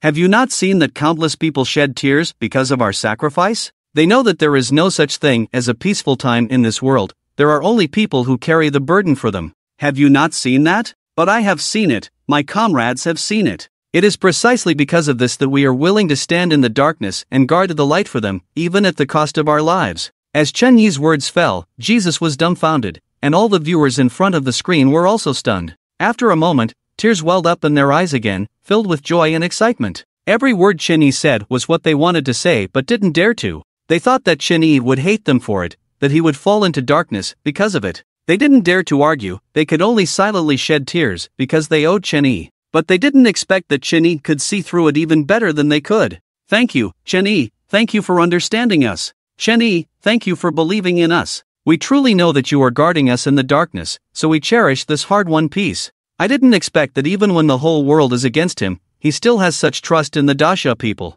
Did those brainless fans who are still cheering for your drug-addicted celebrities see this? The anti-drug police and undercover agents are risking their lives to protect you, but you are stabbing them in the back. If even this doesn't wake you up, then it's truly sad. You cry and shout for a chance for your artists, but who will give a chance to these sacrificed anti-drug police and undercover agents? Can they still survive? Not all mistakes can be forgiven. Whenever and wherever I see these brainless fans smearing the anti-drug police, I am the first to disagree. Thank you, Chen Yi. No one knows that Chen Yi's words have diluted their resentment. On the screen, Jesus stares at Chen Yi with fear and disbelief. He doesn't understand why Chen Yi, under such great temptation and in such a heart-wrenching and chilling situation, still firmly chooses Disya. He won't understand. The vast Disya, with its 5,000 years of civilization, is as vast as the cosmic sea of smoke. They don't have such cultural heritage and spiritual support, they will never understand. Chen Yi continues with a smile, as for the billions of dollars you mentioned, in front of my beliefs, in front of the country and people I want to protect, even if you put all the money in the world in front of me, I would not even look at it.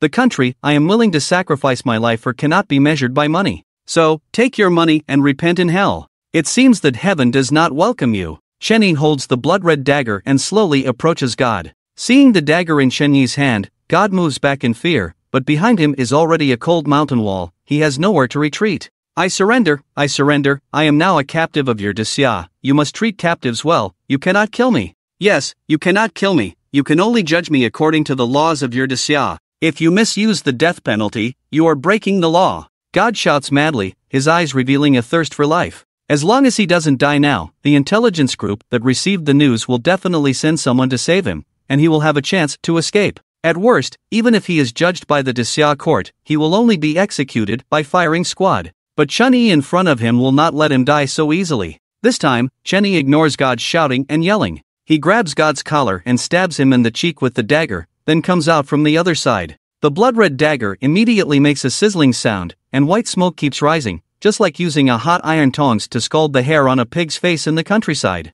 A nauseating burnt smell fills the air. This first stab pierces God's cheek, and Chen Yi's face is full of indifference. He grips the handle of the knife and rotates it forcefully. Ah! God screams again, his nose has fallen to the ground, leaving only 2 bloody holes. With 2 more slashes, his ears fall to the ground. After completing all this, Chen Yi silently turns around and puts the dagger back into the flames. Behind him, God screams like a pig, and this torture lasts for a day and night. During this time, God faints countless times, but Chen Yi quickly wakes him up. By now, there is not a single intact part on God's body. His 10 toes are mangled, his nails are forcefully knocked off by Chen Yi with a stone, and then pierced with bamboo skewers. Finally, they are chopped off one by one. The same treatment is applied to his 10 fingers. The torture that God imposed on Ding Hui, Chen Yi imposed on God without exception. The audience in front of the screen, when they saw this bloody scene, they were afraid in their hearts, but couldn't control their desire to watch. When they saw the miserable state of God, they couldn't help but feel a sense of relief and revenge.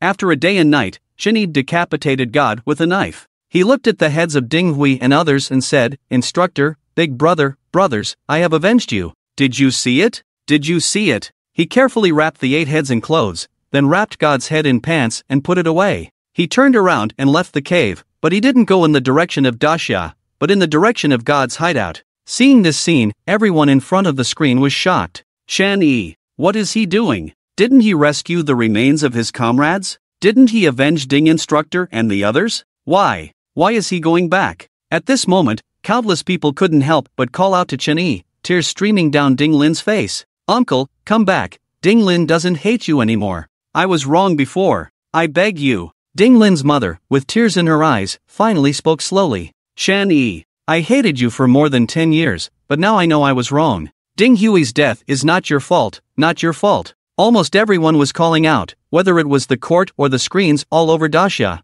but this was just Chen-yi's memory, he couldn't hear it. Chen Jiao looked at the screen, involuntarily reaching out her hand, but her mouth moved a few times and nothing came out. At this moment, Chen-yi deserved their forgiveness. In the screen, Chen-yi went back again. Daxia had lost hundreds of anti-drug police officers, was killing one god enough? Chen-yi went back and appeared again. In front of Chen-yi, there were endless poppy fields, and next to the poppies was a small factory dedicated to extracting the fruits of these poppies. Chen-yi found a hidden location and waited until it was dark. He appeared again. The entire factory was quiet. Inside the factory, there was a fuel depot specifically for supplying the refining machines. Chen-yi opened the lids of each fuel barrel and poured out all the fuel barrels. Clang clang clang, the barrels of fuel quickly poured out, forming a small river of fuel in the blink of an eye, flowing out of the factory and into the poppy fields. Half an hour later, Chen-yi took out a lighter and threw it into the factory. Boom! A loud explosion, a towering fire soared into the sky, the factory was instantly ignited, and then the fire quickly spread to the poppy fields along the fuel.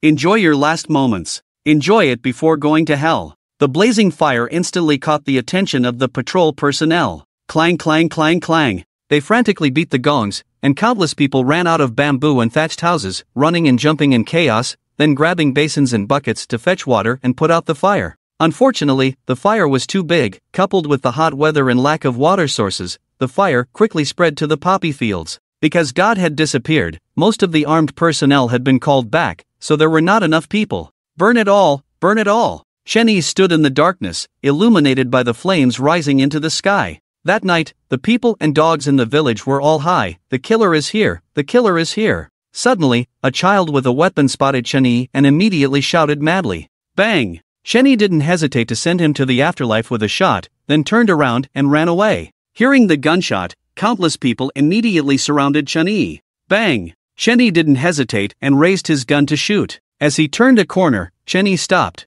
In front of him were a dozen women and children holding cold weapons. They should have been the vulnerable ones in this world. As mothers, they should have been kind, and as children, they should have been innocent. However, at this moment, they held weapons in their hands, looking at Chen-yi like evil spirits, their eyes filled with ferocity and malice. They stared at Chen-yi with coldness in their eyes, shouting loudly, and then rushed towards him. Chen-yi raised the dagger in his hand and without hesitation, struck down with one blow. A head fell to the ground. In less than half a minute, everyone fell in a pool of blood, leaving only one trembling child looking at Chen-yi. Pang! The cold weapon in the child's hand fell to the ground. With a swift motion, Chen-yi beheaded the child. There was no guilt in Chen-yi's heart. None of the people living here were innocent. Seeing this, someone in front of the screen couldn't help but furrow their brows slightly. Chen-yi, did he go a bit too far? After all, that was just a child, and he had already put down his weapon. But as soon as she spoke, she immediately faced countless rebuttals. Too far? The moment they rushed towards Chen-yi with weapons, they became enemies. What's wrong with Chen-yi killing any enemy? The people living here are accomplices of drug traffickers. None of them are innocent. You may think they are pitiful, but have you ever thought about the countless lives lost due to the drugs they produced? What do you feel about that? Chen-yi is in a dangerous position. If he shows any mercy, he might be the one who dies. Killing all the enemies is the best way to survive. How is he going too far? Get lost. Everyone was filled with righteous indignation, glaring at the person who spoke. They didn't expect there would still be such naive and self-righteous people. On the screen, Chen-yi encountered enemies wielding cold weapons and blocking his way. The armed forces behind him were relentless in pursuit. However, Chen-yi successfully broke through the obstacles and escaped into the darkness. Behind him, flames soared, illuminating the entire darkness. When everyone saw Chen-yi successfully escape into the darkness, they breathed a sigh of relief. The flames behind him should have represented the light that Chen-yi pursued in his heart,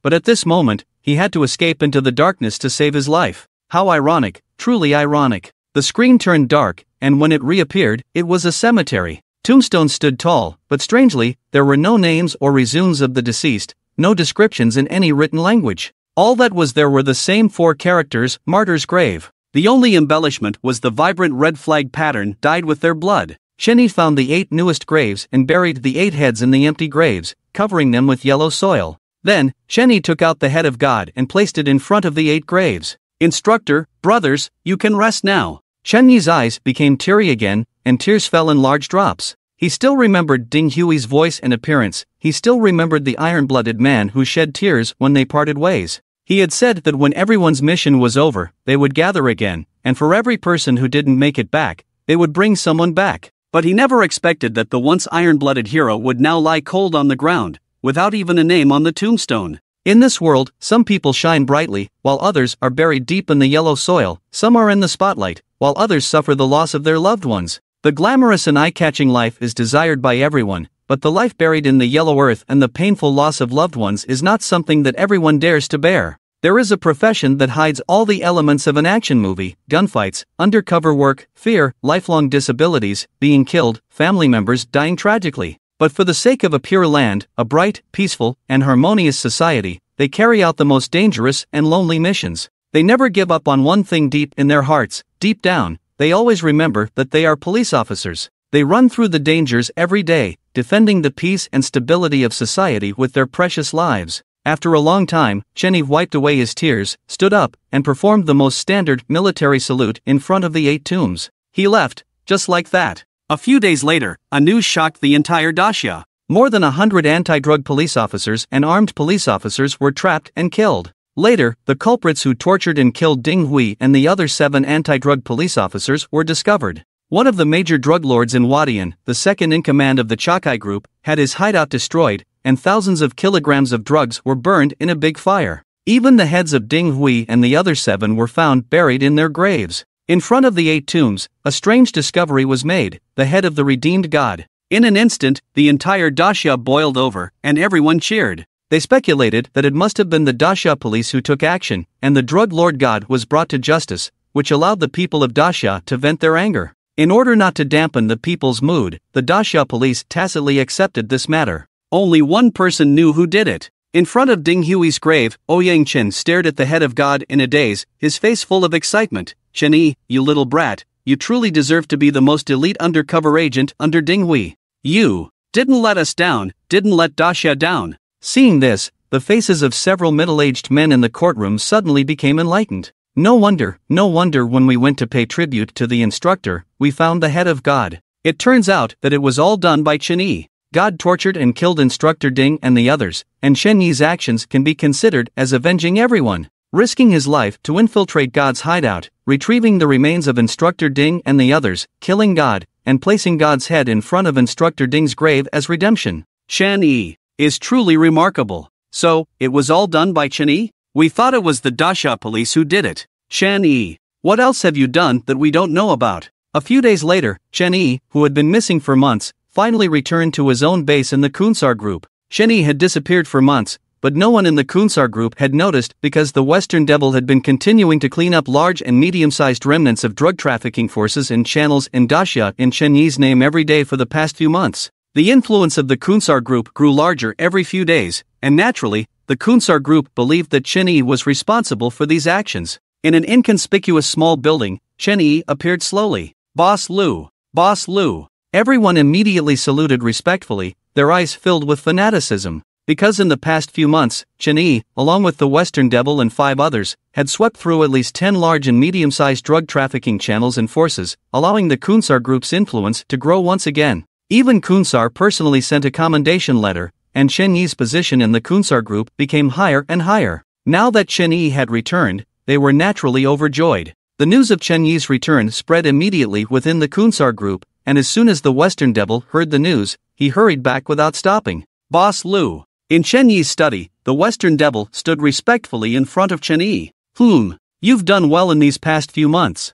Thank you for your praise, Boss Lu." The Western Devils are very excited, and as for where Shenyi disappeared to in the past few months, they have no intention of asking. After all, Shenyi has always been elusive. What's more important is that they can feel Shenyi's terrifying ambition. They know that Shenyi is definitely not content with being just a subordinate. Chen Yi wants more, and he has already started to put it into practice. For example, Chen Yi's order for them to monitor the Fifth Lord is a reason. During the months that Chen Yi disappeared, they naturally assumed that Chen Yi was arranging some backup plan. As for the Grand God case in Daxia, they don't believe that Chen Yi did it. After all, no matter how powerful Chen Yi is, he is just one person. Wadian is different from Daxia. The ruthless drug lords in Wadian have a powerful army of hot weapons. Even regular troops would find it difficult to infiltrate the god's lair, let alone Chen Yi. Moreover, even Daxia has admitted that it was they who solved the god's lair and severely deterred the foreign drug lords. So it is even more impossible for Chen Yi to be responsible.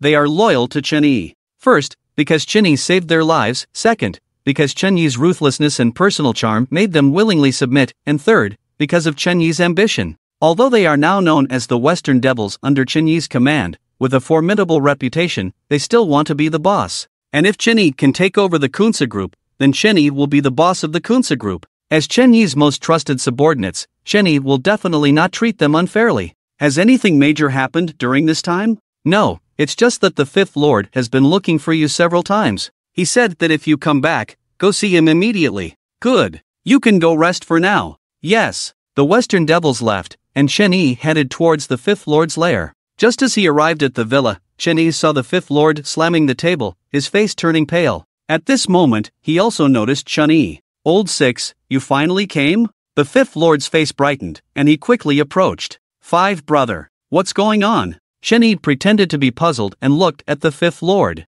Old Six, you're right. The Chakai group has indeed started causing trouble. What happened? Chen Yi frowned. Humph. The first batch of goods we transported together had a problem. These days, the God case caused quite a stir. I believe you've seen it too. Yes, I saw it. It was me who did it. That God is an idiot. He insisted on killing those anti-drug officers. Now, he has angered Daxia.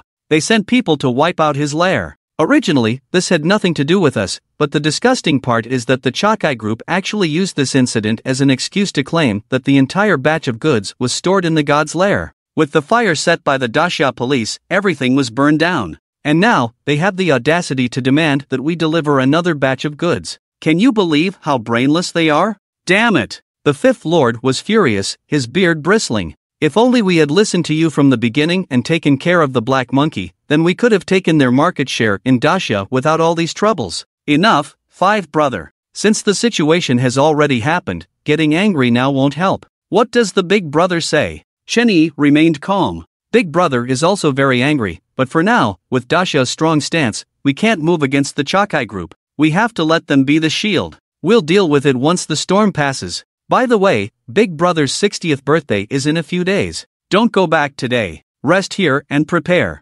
Tomorrow, we'll go together to celebrate Big Brother's birthday. Kunsa Lao looked up at Chen Yi, and Chen Yi was stunned for a moment. The figures of Bai Luo and Chen Jia kept appearing in his mind, and the intense longing almost consumed him. However, this trip to celebrate Kunsa's birthday might also be an opportunity to get to know the Kunsa group better, and he absolutely couldn't miss it. I'm sorry, Bai Luo, I'm sorry, daughter. He silently apologized to the two women he cared most about in his heart. This trip to Wabang took almost 5 months round trip. He knew that Bai Luo and his daughter must have missed him a lot. His obedient daughter must have asked her mother countless times, "Where did daddy go?" The first thing he should have done when he returned was to rush to them. However, in the face of the country's cause and family affection, he had no choice. From the moment he became an undercover agent, from the moment he was marked as an undercover, he had only one goal in his life: to complete the mission given by the country and destroy the criminal organization. How can there be a perfect solution in the world? If there is no perfect solution, Chen Yi can only choose the former.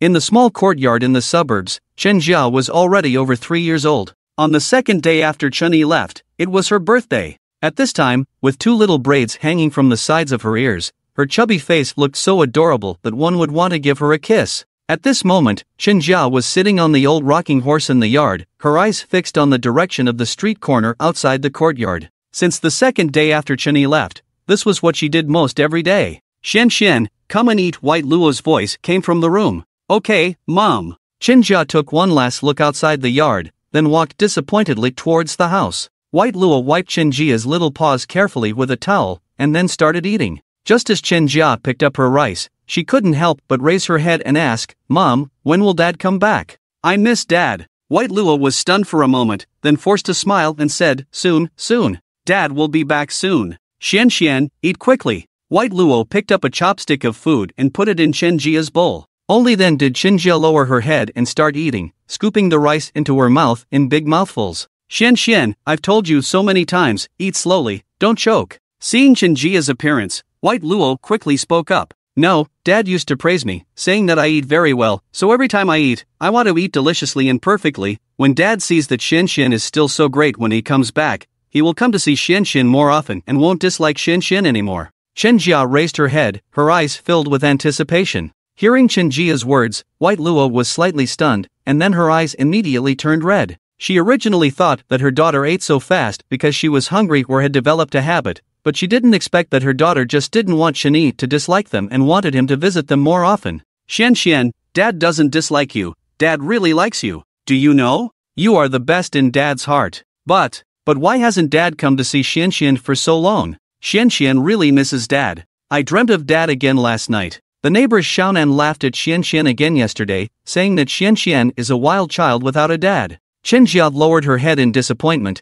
and tears instantly fell from her eyes. She really missed her dad so much. Soon, Dad will be back soon. White Luo gently stroked Chen Jia's head, while the other hand caressed her own belly. It had been almost 5 months, and her belly was becoming more and more obvious. She could often feel the little life kicking her belly. Her eyes were also filled with longing. When would that man come back? In front of the screen, everyone saw this scene and couldn't help but feel a sourness in their noses. She has been pregnant for 5 months, and Chen Jia is almost 3 years old. This should have been the moment when she should have been taken care of, but Bai Luo single-handedly took on everything. Little Jia is so innocent. She thinks that as long as she behaves well, her father will come back. She thinks that her father didn't come back because she made him angry. It's really heartbreaking how sensible she is. The two of them, one big and one small, are his girls in the whole world. At the time when he needed them the most, he wasn't by their side. Why wouldn't Chen want to come back? But the burden on him is suffocating. But no matter how strong Bai Luo is, she is still just a woman. No matter how sensible little Jia is, she is still just a child. At this moment, Chen Jia stared at the screen, seeing her innocent self and Bai Luo, who was full of worries. Her eyes were filled with tears. In her memory, this scene had faded away. She only knew that when she and her mother needed him the most, he was the first to disappear. When she was being called a fatherless bastard by other children, she longed for Chen to appear and hold her in his strong arms. She wanted to tell others loudly and confidently, "Look, this is my father. I'm not a fatherless bastard." When her mother was pregnant for 10 months and about to give birth, she wished he was by her side, able to say a few encouraging words to her during her most painful moments, because she knew that his words could be the greatest source of strength for her mother. But when her mother had a difficult delivery and almost died from excessive bleeding, he didn't show up. He didn't show up at all. Even if you are an undercover agent, even if in your heart, the country is above everything else, can't you spare even a few seconds of your time for these two girls who are so full of you?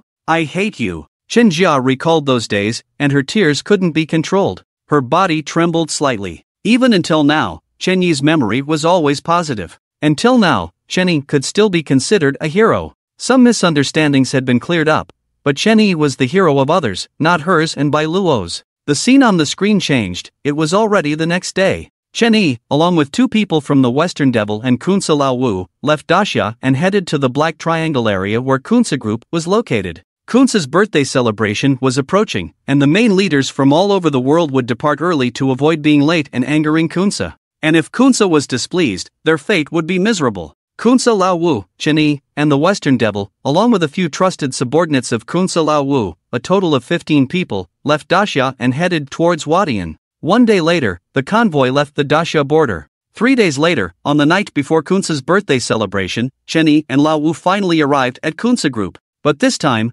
Chen Yi didn't need to wear a mask to enter. As the 6th master of Kunsa Group, he had the qualifications to enter without a mask. Inside Kunsa's villa, the lights were on and there was a lively atmosphere. Chen Yi followed behind Lao Wu, discreetly observing the surroundings, memorizing all the terrain and the arrangement of Kunsa's armed personnel. When Chen Yi and Kunsa Lao Wu reached the entrance of the villa, 2 gatekeepers approached them and respectfully said, "Lao Wu, 6th master, please forgive us for any offense." Kunsa Lao Wu and Chen Yi nodded, then allowed the 2 to search them. The dangerous items, including handguns, on the people were confiscated. After the search was completed, The two subordinates respectfully bowed in a gesture of invitation. Chen Yi and Kunsa Lao Wu then walked inside. However, the subordinates of Shi the Evil Ghost and others were not qualified to enter the main hall and were taken to the side by other subordinates. Chen Yi and Kunsa Lao Wu entered the villa hall and immediately saw Kunsa, who was in his 50s, gentle and elegant, holding a gentleman's cane. Beside him were Kunsa Group's second, third, and fourth uncles.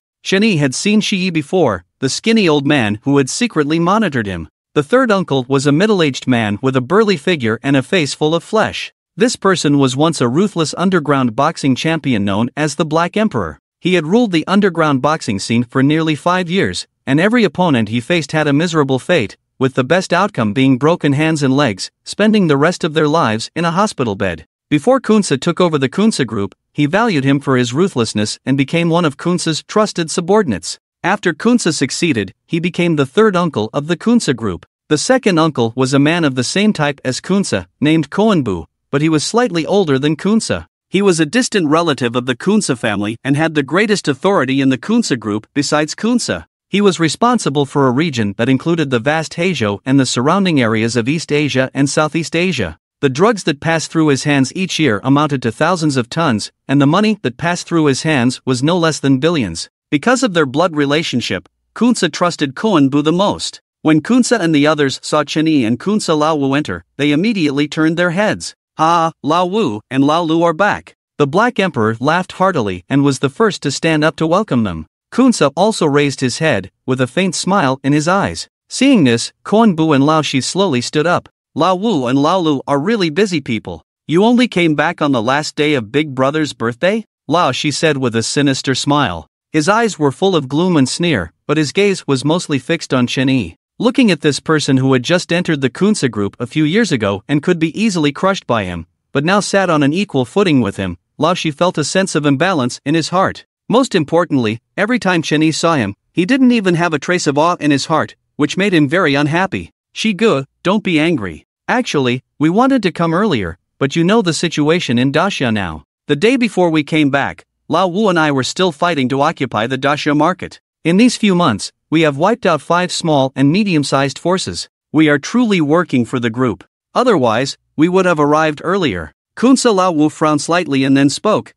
"Are you saying that second brother, third brother, and I can come back a few days earlier because we are all useless? Are we just freeloaders in the group?" Lao Shi sneered. "No, Shigu, you." Kunsa Lao Wu wanted to say something, but at this moment, a hand raised to stop him. Kunsa Lao Wu turned his head to look at Chen Yi, and it was Chen Yi who extended his hand. Chen Yi didn't look at him, but looked at Kunsa Lao Shi and said, "If you have a problem with me, just say it straight. There's no need to beat around the bush. Clear a path, I'll take it." Chen Yi's words fell, and Lao Shi was stunned, his face becoming even darker. "Qin Boming, you're too arrogant. Do you really think I won't dare to touch you? Come, die." Chen Yi's face was filled with cruelty, his fists clenched tightly, and a terrifying aura instantly filled the air. He knew that the executioner who killed them and left a pit of bones in Kunsa's backyard was the rat in front of him. Before their deaths, they had suffered inhumane torture, and the culprit was the rat in front of them. The remains of their comrades were still cooling, and the pit of bones was almost completely shattered. He could almost hear the cries of the unjust souls in the pit, the sounds of their sorrow.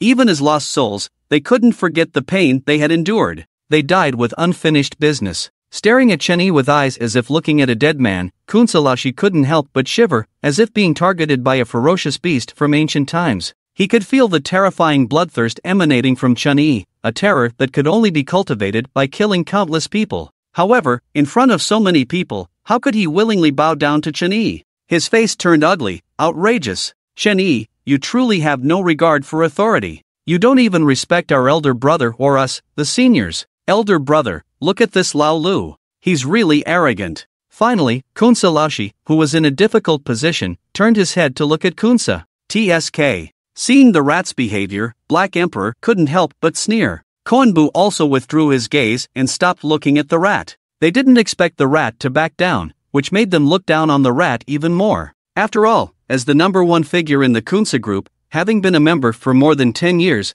being scared like this by a young man was a disgrace to them. "I think it's you, Lao Shi, who's causing trouble, right? You're the one slandering Lao Wu and Lao Lu, right?" Now you're turning the tables and saying that Lao Wu and Lao Lu don't respect us, so you think that only you can criticize others and others can't criticize you, right? You're so old, don't you have any shame left? Black Emperor grinned and looked at the rat with even more disdain in his eyes. In his heart, he admired Chen Yi's style of doing things, which was to take life and death lightly and take action without hesitation. He had heard that in the past few years, Chen Yi had swept through countless forces within Daxia, and the number of people who died at his hands was probably more than 100. This could be considered a massacre of 100 people, a remarkable achievement. Overall, Chen Yi was the kind of person who would act rather than speak, just like him, Black Emperor. Hearing that Black Emperor was also siding with Chen Yi, the rat's face became even uglier, and he spoke with a sinister tone. Third brother, does this matter have anything to do with you? Why do you have to get involved?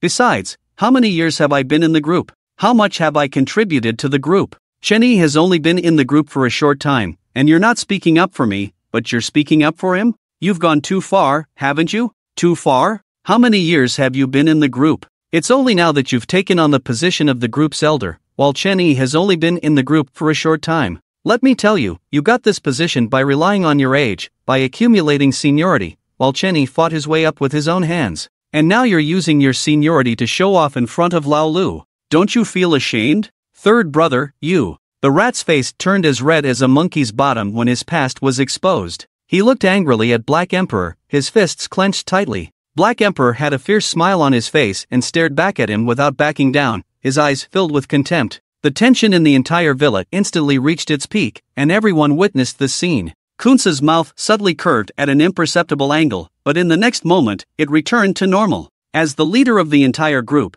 Kunsa Group dominated the Black Triangle region. What he disliked the most was harmony among his subordinates, and what he enjoyed seeing the most was the hidden conflicts between them. This way, he could better maintain balance and firmly control the vast group in his hands, without worrying about his subordinates joining forces to take away his position. Kunsa's cold and lazy voice sounded, "Alright, we're all brothers here. Why are we arguing as soon as we meet? What kind of image is this? Old Shi, come on." The contributions of Old 5 and Old 6 during this period are obvious to all. They have been opening up markets and channels for the group. In the past 2 years, Kunsa Group's turnover in Daxia has skyrocketed. It's all thanks to the efforts of Old 5 and Old 6. How can you blame them for a small matter? But, Old 3, we're all brothers. Can't you stop being so harsh with your words? Big brother, I'm sorry. Rat and Black Emperor immediately bowed respectfully, their faces full of unease. Outside, they were influential figures, the third and fourth in command of Kunsa Group.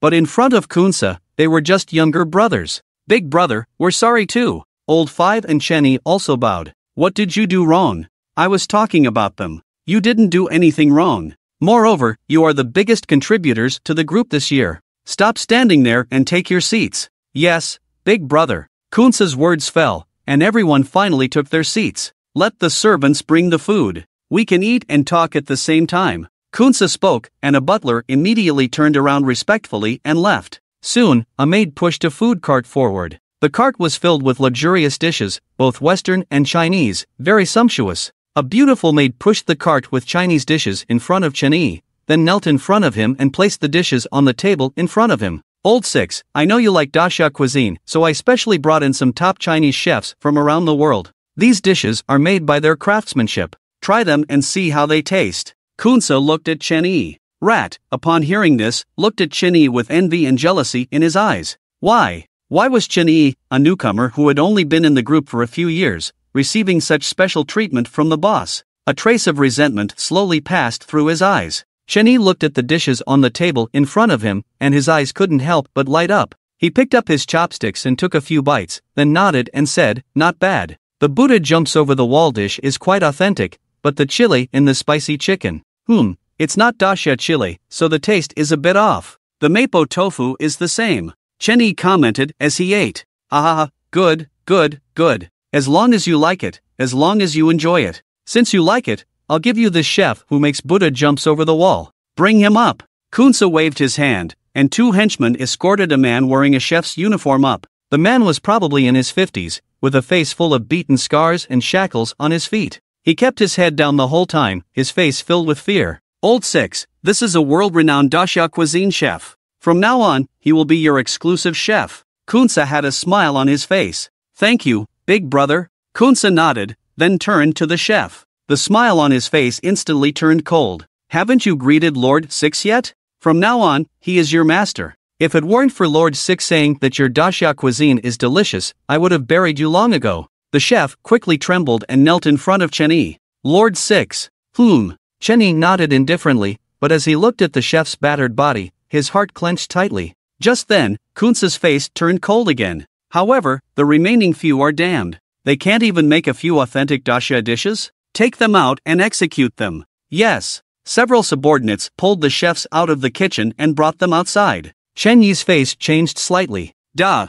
Bang!" Chen Yi had just uttered a word when gunshots rang outside. "Damn it!" Kunsa cursed and turned to Chen Yi, puzzled. "What's wrong, Lao Lu?" "Nothing." Chen Yi shook his head slowly. "All right, since nothing's wrong, let's start the banquet." A smile reappeared on Kunsa's face. Over an hour later, the banquet ended. Chen Yi and Kunsa's fifth and sixth uncles left the villa. Kunsa had arranged for them to stay on the second floor of a three-story building next to the villa, the headquarters of the entire Kunsa group. Only Kunsa's villa and this building had electricity. Next to it were single-story buildings covered with asbestos tiles, each containing small compartments where many ordinary Kunsa group personnel lived. Only those above the rank of small leader could have a separate small one-story building, with one person per building. The villa was magnificent inside, but outside, apart from a wide and smooth asphalt road, it was difficult to see any signs of modern civilization. Around the Kunsa group, except for Kunsa's trusted army and several key figures from Chen Yi and other groups,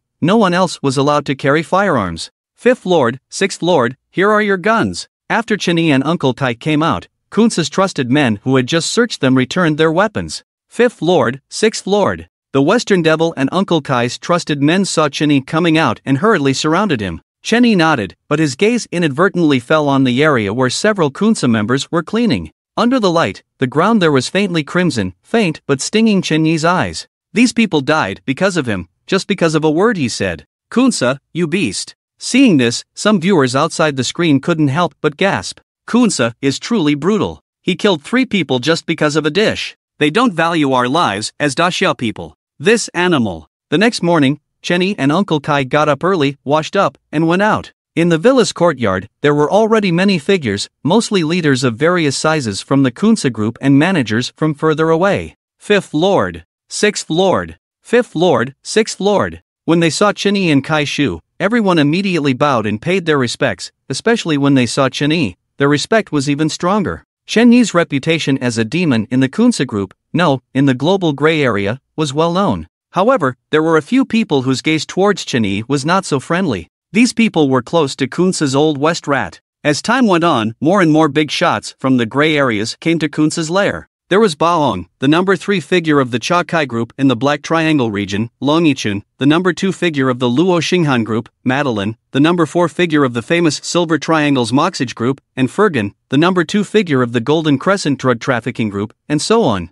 These major groups, along with Kunsa, formed a huge global dark drug trafficking world. Looking at the second and third figures of these major groups arriving one after another, a hint of regret flashed in Chen Yi's eyes. If all the leaders had come this time, and then they were all captured in one fell swoop, it would have been a heavy blow to the drug trafficking world. All the big shots were the Black Emperors, and Chen Yi and the other leaders of the Kunsa group received them. Chen Yi received Long Yichun, the number 2 figure of the Luo Xinghan group. Long Yichun had a typical daxia appearance. Looking at Long Yichun, memories about the Luo Xinghan group came to Chen Yi's mind. The founder of the Luo Xinghan group, Luo Xinghan, was known as the Opium General and the Opium Godfather. He was the creator of the Golden Triangle Opium Kingdom and laid the foundation for the Golden Triangle's position in the world's drug trade. Luo Hanqing was of Chinese descent and had helped the remnants of the Kuomintang in Burma after 1950. Li Guowei gradually withdrew his army created here back to Taiwan, China. The situation in the Golden Triangle changed dramatically, and Luo Hanqing flattered the government to defeat other armed groups and successfully rose to power, becoming the biggest drug lord in the Golden Triangle. His opium business was not limited to the Black Triangle. He had branches everywhere, from Bangkok, Yangon, Singapore, to Malaysia. He also bribed government officials, military officers, customs officers, and court officials in Hua State with money. Moreover, his brothers served in the government army, and the two of them worked together inside and outside, making drug trafficking smooth sailing. Later, he also ventured into industries such as oil, natural gas, shipping, and engineering, becoming the richest Chinese in Hua State. The Luo Xinghan Group temporarily had a huge influence that could rival the Kunsa Group and the Cha Kai Group in the entire Black Triangle region. However, in recent years, the Cha Kai Group and the Kunsa Group have subtly joined forces, and coupled with Luo Xinghan's growing power, it has caused dissatisfaction from the Hua State government, hinting at suppressing him. Therefore, the Kunsa Group and the Cha Kai Group have gradually developed to stand side by side with the Luo Xinghan Group. Especially in the past 2 years, due to the performance of Kai Shu and Chen Yi within Daxia, they have occupied the majority of the market, causing the Kunsa Group's power to skyrocket again. The Kunsa Group's army has expanded by more than 2,000 people, and its influence has somewhat surpassed the Luo Xinghan Group. When Chen Yi looked at Long Yichun was also sizing up Chen Yi. Ha ha ha! I didn't expect the famous Kunsa Sixth Master, the notorious demon of the gray area, to also be of Daxia descent. Sixth Master is truly remarkable. Long Yichun was the first to speak, laughing heartily and extending his hand. Long Master, you're too kind. In the eyes of the senior, I'm just a small fry. Chen Yi smiled and shook his head. Good, not arrogant or rash, a person who can achieve great things. Long Yichun nodded again. Long Master, you flatter me. Please, after you. Chen Yi raised his hand calmly and led Long Yichun into the courtyard. The rat, who was entertaining Madeline from the Silver Triangle's Moxage group, glanced at Chen Yi and a hint of resentment flashed in his eyes. Inside the courtyard, Chen Yi and Long Yichun sat and chatted, while various small forces continuously attached themselves either for Long Yichun or for the rising star of the Kunsa Group. This is the notorious Shura, Lord Kunsa 6, and Kunsa still hasn't shown up. It was already past noon when Kunsa slowly walked out of the villa on the second floor, accompanied by Kunsa's second son, Kanbu. When they saw Kunsa finally appear, the whole yard suddenly fell silent, and everyone's gaze turned towards Kunsa. Lord Kuan, Mr. Kuan, boss. Everyone looked at Kunsa with respectful eyes, even the leaders of the major groups lowered their heads respectfully and called him Sir. This is the power that Kunsa currently holds in the entire Black Triangle region. You don't have to be so polite, everyone is a core figure of their respective groups. I am grateful that you could take the time to attend my birthday banquet. Today, everyone here is a friend of mine, so let's eat, drink, and have fun. Thank you, Lord Kuan. Thank you, Mr. Kuan. Everyone had smiles on their faces. After Kunsa appeared, the banquet reached its climax. Everyone raised their glasses, laughed, and enjoyed themselves. Time quickly passed, and it was already evening. The banquet was at its peak. Beside Madeline from the Jin Xingyue group, the rat whispered something to Madeline. The two of them frequently turned their heads to glance at Chen Yi. Shortly after, Madeline suddenly stood up and walked towards Chen Yi with a glass of wine in hand. Chen Yi, who was talking to Long Yichun, stood up. Excuse me, are you Mr. Chen Bumming? The sixth lord of Kunsa Group, known as the Shura? Madeline looked at Chen Yi and asked with a hint of arrogance and disdain in her tone. Chen Yi looked at Madeline expressionlessly, then turned his head to glance at the rat in the distance. A cold light flashed in his eyes. That dog is causing trouble again. How dare you? Didn't you hear General Madeline talking to you? Are you deaf? Seeing that Chen Yi didn't speak, one of Madeline's followers immediately pointed at Chen Yi and shouted loudly, looking fierce. Upon hearing this shout, the whole room fell silent for a moment. Everyone looked at them with mocking eyes, but no one stopped them. On the contrary, they watched with anticipation. One of them was the second in command of the Jin Xingyue group, and the other was the recently rising sixth lord of Kunsa group, Ashura, with numerous killings. They were happy to see a good show. Black Emperor, Kai Shu, and others frowned slightly, but they didn't intervene. The people in their line of work face all kinds of unruly and bloodthirsty individuals every day, and they have to learn how to deal with their provocations. If they were faced with provocations from ordinary people, their response would be a knife or a gun. But this was the second in command of the Jin Xingyue group. The sixth lord might be in trouble. Kai Shu frowned slightly, while the rat looked at him with a smug look. This is the consequence of offending me. Now let's see how you handle this difficult situation. What can you do? What the F***ck did you say the dog's name was? When Madeline's follower spoke, the Western Devil by Chen Yi's side stared fiercely at Madeline's follower, his face full of ferocity. But Chen Yi reached out his hand to stop them. Under everyone's gaze, Chen Yi smiled, his smile radiant. What's your name? Madeline's follower was taken aback for a moment. He thought Chen Yi was backing down. He raised his head, and the corners of his mouth curled slightly. Xiao Qunan. Xiao Qunan? Good, I remember. On this day next year, I will have someone burn paper for you. Chen Yi's smile became even brighter. Burned paper? Xiao Kunin and Madeline couldn't help but be slightly stunned, while some of the people who understood Dixiao language, including Long Yichun, had a sudden change in their expressions. A terrifying thought arose in their hearts. Could it be that Chen Yi dared to make a move at Kunce's banquet? At this moment, Chen Yi made his move, like a fierce tiger emerging from the mountains, like a dragon rising from the water. With lightning speed, he grabbed Xiao Kunin by the neck and his other hand firmly grasped his head. Chen Yi's face was filled with a fierce expression as he exerted force. Snap! In the blink of an eye, before anyone could react, Chen Yi had already snapped Xiao Kunin's neck. Pang! Chen Yi let go, and Xiao Kunin's body fell to the ground like a sack, his eyes wide open. In one moment, he was a defiant follower of Medellin, and in the next, he became a lifeless corpse. Shocked. Stiffened.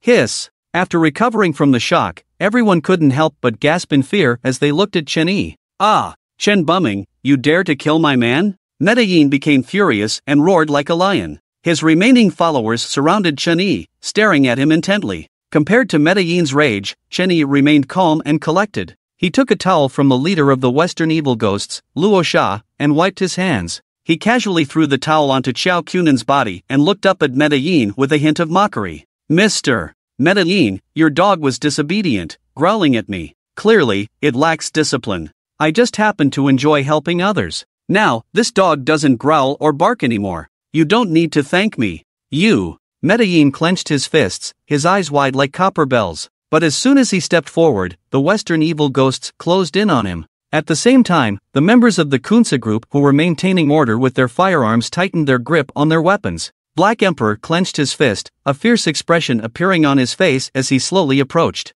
Good. Very good, all of you. Medellin's face turned pale and ugly. He wanted to kill Chen Yi, but he was on Kunsa group's territory. Their firearms had been confiscated when they entered Kunsa's stronghold 100 miles away. As he looked at the barrels of the guns subtly turning towards him, a chill ran down his spine. When under someone else's roof, one must bow their head. Mr. Kunsa, I came all the way from the Silver Triangle to celebrate your birthday. Is this how you treat your guests? Medellin had no choice but to turn his gaze towards Kunsa, his face filled with anger. Instantly, everyone's attention shifted to Kunsa. Hey! Kunsa, who was enjoying the show, grinned. I wonder what Mr. Medellin wants to do? Medellin's heart skipped a beat. He casually killed my man and offended my Silver Triangle group. I want him dead. Medellin looked into Chen Yi's eyes, a murderous intent in his gaze. With gritted teeth, pong! A gunshot rang out. Medellin's fierce expression hadn't even disappeared yet, but he had already become a lifeless corpse, falling next to Xiao Kunin's body. Everyone looked at Medellin's corpse in disbelief, then turned their heads to the second floor of the villa. They saw Kunsa handing his handgun to his follower, his face calm. Boss! Boss! Medellin's subordinates looked at their boss's body on the ground, their eyes filled with rage and trembling bodies. There was anger, but also fear. Kill them! Kunsa waved his hand, and gunfire erupted. With a few gunshots, several of Medellin's henchmen fell into a pool of blood. Some Kunsa members quickly came forward to carry the bodies away, while others brought buckets to clean up the bloodstains. From Medlin's uprising to Chen Yi ruthlessly breaking Xiao Kunin's neck, and now Kunsa killing Medlin, the second in command of the Silver Triangle group, and executing all of Medlin's subordinates, it had only been a few minutes. Everyone was a bit stunned. At this moment, Kunsa's voice echoed softly. Chen Boming is the sixth master of our Kunsa group, representing our Kunsa group. If you say you want to kill our Kunsa group's sixth master, isn't that slapping my face? Isn't that slapping the face of our Kunsa group? The dog can't manage, and people become arrogant. Seeking death. Kunsa seemed to be talking to himself, but also to everyone present. After speaking, he looked at everyone with an apologetic expression. I'm sorry, everyone, for startling you. Let's continue eating and drinking. Let the music and dance continue. As Kunsa's words fell, the atmosphere slowly returned to normal, and the drinking and toasting resumed. Hey! Sixth brother, well done. You've passed this test. Black Emperor walked over, his face showing approval. Third brother, you flatter me. Just now, Big Brother also said that I am the sixth master of Kunsa, representing not only myself, but also the group and Big Brother. It's okay for me to suffer a bit, but I can't let others look down on the group and Big Brother, right? Those who insult Big Brother shall die. Chen Yi's voice was calm and steady, but when he said the last word die, it sent a chill down people's spines. Big Brother didn't misjudge you. Black Emperor punched Chen Yi's shoulder, making a muffled sound. Then he exchanged a few words with Long Yichun, who was being entertained by Chen Yi, before leaving. Chen Yi stopped a waiter, picked up a glass of red wine, drank it all in one gulp, and then looked in the direction of Kunsa's Old West rat. His gaze was cold and menacing. The old rat was mingling with other high-ranking members of various groups in the crowd. Suddenly, he felt a chill down his spine and instinctively turned his head, only to meet Chen Yi's icy eyes. Hiss! He couldn't help but take a sharp breath, his eyebrows twitched twice, and a sense of fear rose in his heart. However, he forced a smile and nodded at Chen Yi. Chen Yi, on the other hand, continued to look at him coldly, without saying a word. The smile on the old rat's face froze, and he quickly turned his head and disappeared into the crowd. Chen Yi's gaze was too terrifying. He had witnessed the scene where Chen Yi decisively snapped Xiao Punan's neck. He couldn't help but shrink his head and touch his own neck. Outside the screen, seeing the scene, everyone couldn't help but take a sharp breath, especially when they saw Chen Yi calmly breaking someone's neck. They all shrank their heads. One moment, he breaks someone's neck. He's really so brutal. You're talking nonsense. Haven't you realized? This is Kunsa's test for Chen Yi. Moreover, Chen Yi killed only the most vicious drug traffickers. He did well. That's right. The people around Chen Yi were all drug lords, each with blood on their hands. If Chen Yi wasn't ruthless, could he have reached his current position? Could he have survived until today? These are all notorious drug traffickers. It's better if they all die. Some people criticized Chen Yi for his brutal methods, but they were immediately refuted and overturned by others. They knew that although Chen Yi was now the sixth master of Kunsa Group and seemed to be in a position of great power, the higher one stood, the harder one fell. Moreover, among all the people attending Kunsa's banquet this time, who had clean hands, killing a few more of these people would actually save more innocent lives. Chen Jia looked at the resolute Chen Yi on the screen. Although she harbored immense hatred towards him, she secretly agreed with his seemingly brutal act of killing a drug lord's henchman. As an undercover agent, she knew that she was constantly in danger, facing life-threatening risks at any moment. Everyone around her, from the top leaders to the members of the organization, were ruthless and unruly criminals. Therefore, Chen Yi had to be ruthless too, even more ruthless and evil than them, in order to survive in such a situation. Moreover, she could see what others couldn't. The recent attack by Medellin was not only a provocation by Kunsalashi, but also another test for Chen Yi. If he didn't handle it well and even made Kunsa lose face, his fate would be grim and tragic. As a dominant figure, Kunsa would never tolerate anyone around him becoming useless, especially someone like Chen Yi, who was a well-known leader within the organization. Despite Chen Yi's reputation as the sixth lord of Kunsa Group, a fearsome figure, if Kunsa felt humiliated, he wouldn't hesitate to add another corpse to the backyard's bone pit. Chen Yi's situation was difficult, extremely difficult. The banquet quickly reached its climax, and then the guests began to disperse, leaving only the heads of several major groups and the leaders of Kunsa Anji Group, including Chen Yi, entering Kunsa's villa. At first, it was just casual conversation, but later on, all the servants were dismissed, and women dressed provocatively entered one by one, like lambs being chosen. Then, the drug dealers took out various tools, and the villa was filled with smoke. The drug dealers had satisfied expressions on their faces, while Chen Yi had a tool placed in front of him. One of them took out several bags from his bag and threw them to the others. Chen Yi noticed that it was flour. Then, everyone in the room started to smoke and be surrounded by clouds of smoke. Only Chen Yi sat alone in the corner, observing, and his behavior aroused suspicion among the others. When Kunsalashi saw this scene, a fierce look appeared in his eyes, and he immediately came over to question him. "Are you a snitch, police?" This statement instantly created a tense atmosphere. Everyone's gaze was fixed on Chen Yi, and Kunsa, with a smiling face, also turned his gaze towards him. "Sixth Lord, as a member of Kunsa Group, don't tell me you haven't touched." Chen Yi knew very well that once his undercover identity was exposed, he would not escape death. He had no choice but to take the flour and pretend to use it, putting on a show.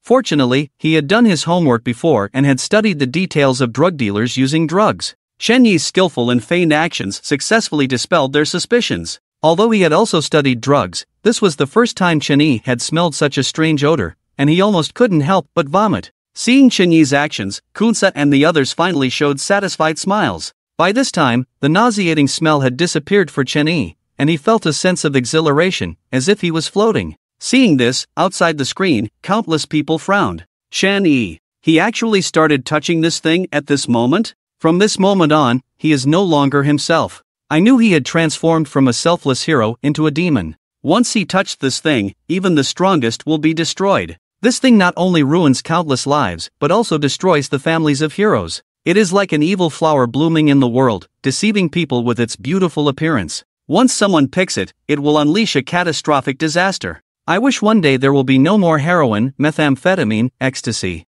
and no more drug dealers, addicts, and narcotics police in this world. From then on, a dose of poison divided his life into two halves. The first half was heaven, and the second half was hell. Everyone watching Chen Yi's actions couldn't help but sigh, and at the same time, they vaguely understood why Chen Yi had turned from a hero into a demon. After being corrupted, where was the hero? Chen Jia stared at Chen Yi, furrowing her brows. As an undercover agent, she should naturally be the enemy of drugs, but at this moment, Chen Yi was actually starting to come into contact with drugs. Even though he had no choice, she couldn't help but feel puzzled. Since Chen Yi had already started using drugs, why was there no record of his experience with these substances in his file? After more than half an hour, everyone dispersed. Chen Yi endured the pain in his body and got up to leave. When he returned to his room, the exhilarating feeling slowly disappeared. He had a headache, felt dizzy, had slow breathing, sweated, felt weak and powerless. One after another, the side effects began to erode his brain. In a state of confusion, Chen Yi took out a small knife from his pocket and drew a bloody cross on his leg. He sat on the ground, letting the blood flow, desperately trying to stay awake. After more than an hour, the uncomfortable feeling finally subsided. Chen Yi was drenched in sweat, slowly sat up, leaned against the wall, and stared blankly through the window at the darkness outside. Woo! Chen Yi couldn't help but cover his face and sob quietly. As an undercover agent, as a narcotics police officer, he should have been diametrically opposed to drugs. But today, he actually used drugs. His father, his parents, they all died because of drugs. Countless comrades sacrificed themselves for drugs, and now they lay in those cold graves, unable to rest in peace. But he, Chen Yi, actually used drugs? Dad, Mom, I'm sorry, my comrades. Chen Yi couldn't help but cry, suppressing his voice in this dark room, tears streaming down his face. He knelt on the ground, pounding his head with both hands. When he became an undercover agent, he knew that this day would come sooner or later. But when this moment arrived, a strong sense of shame filled his heart. This mental pain was far more unbearable than physical pain. Seeing Chen Yi kneeling and crying in pain, everyone couldn't help but sigh. From this moment on, drugs began to invade his body and take over his life. It's like a drop of ink falling on a white cloth. If not cleaned in time, it will stain the entire cloth black. Actually, we shouldn't be too harsh on him. He didn't choose to use drugs, he is also a pitiful person. He hates himself just as much as we do. Anyone who has been involved in drug enforcement knows the dangers of drugs and the horrific consequences that follow. It's not something an ordinary person can imagine. In this situation, which police officer would willingly get involved with drugs due to work circumstances? It's like holding a torch and walking into a powder keg, clearly seeking mutual destruction. He is in an environment where he constantly has to deal with drug trafficking groups. If he doesn't use drugs, Kunsa will surely suspect his identity. He has no choice. To stay sober, he forcefully used a knife to cut himself. That takes immense willpower. An undercover agent who has sworn enemies with drugs can only survive with unimaginable courage, sacrifice, and love and belief in the fight against drugs. But he has to act even more tough than the drug dealers and addicts, otherwise, who would believe him? In the memory trial at this moment, Chen Yi's face showed the fear he once experienced, both physically and mentally. He still feels lingering fear, listening to the blame from some people in the courtroom, his heart filled with mixed emotions. A sense of sadness permeates his heart. If it were possible to live in peace and safety, who would want to live in constant fear, with their lives hanging by a thread? If it were possible to be with loved ones, who wouldn't want to be by the side of the person they love? If it were possible to be with family, who wouldn't want to be a good husband and father? However, in order to provide a peaceful and healthy environment for more people, they chose a thorny path. They are all flesh and blood, and it is because of love and faith that they have become strong. His eyes burn with a fiery red, like an eternal flame in the abyss. In the bustling crowd, he looks back and sees countless people throwing themselves into the fiery darkness. Behind him stands the mountains, the sea, the homeland,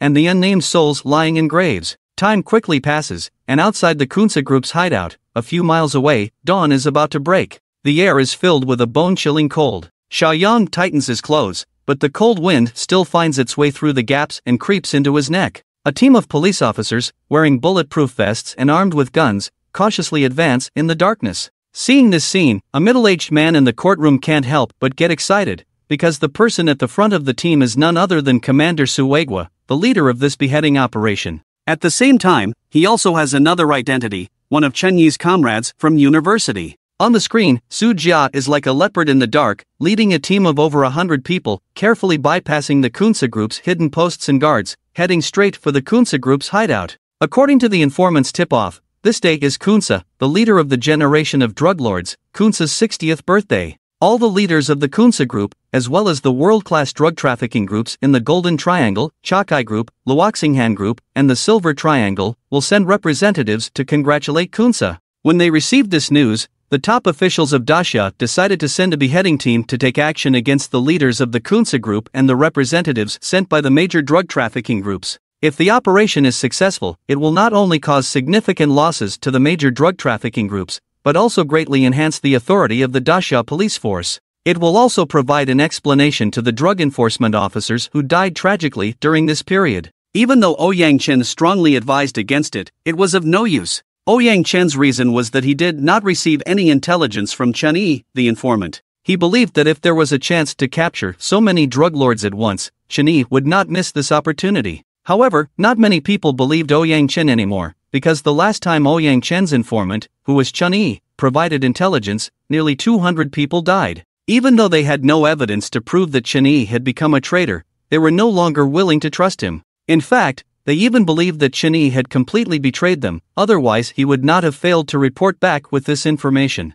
The team quickly approached the Kunsa Group's hideout. When they saw the luxurious villa surrounded by numerous single-story houses, Su Weiguo and everyone couldn't help but smile. This was indeed the old hideout of the Kunsa Group mentioned in the informant's tip-off. Everyone, get ready. Launch the operation in 3 minutes. The West team will launch a frontal attack to distract the enemy, while the third team will launch a flank attack to cover the West team. The second team will rush into the building next to the villa and occupy it as our firepower point. I will lead the first team to enter the villa and kill the Kunsa Group. The fifth team will provide sniper support outside against the incoming enemy. Yes. The leader of the Western team nodded silently and disappeared into the darkness. In the distance, at the edge of the sky, dawn was about to break. 3 minutes later, Su Weiguo suddenly waved his hand, and the Western team rushed out like cheetahs. The team members, like dark ghosts, swiftly took care of the guards at the entrance. They were getting closer and closer to the villa. Everyone's face was filled with tension and solemnity.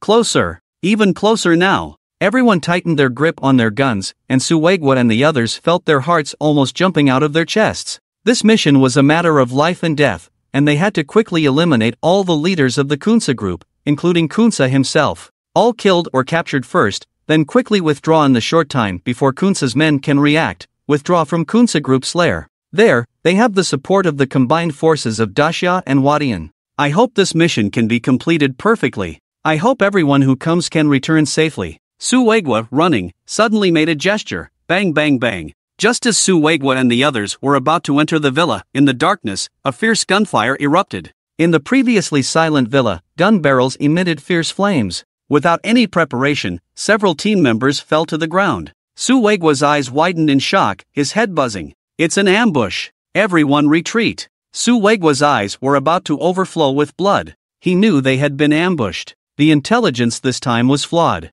Kunsa Group clearly knew about their actions and had already prepared a trap. However, this intelligence was provided by the most loyal undercover agents trained by the motherland. Even in death, they would not betray their country. But why did the enemy receive accurate information about their actions? Ah! Cries of agony rang out as each anti-drug officer's body was riddled with bullets, falling to the ground lifeless. Retreat, retreat, retreat! Su Weiguo roared, and all the anti-drug officers retreated with all their strength. As they retreated, they fired at the villa, bang bang bang. But at that moment, the roar of cars filled the air, and in the next moment, dazzling headlights illuminated the darkness. All the anti-drug officers were exposed in the bright light, rat-a-tat-tat. Machine guns on the cars fired wildly, and one by one, the anti-drug officers fell instantly, without even a chance to scream. Some were even torn to pieces. Ah, everyone, retreat to the mountains. Su Weiguo saw the anti-drug officers falling one by one, and his heart felt like it was being torn apart.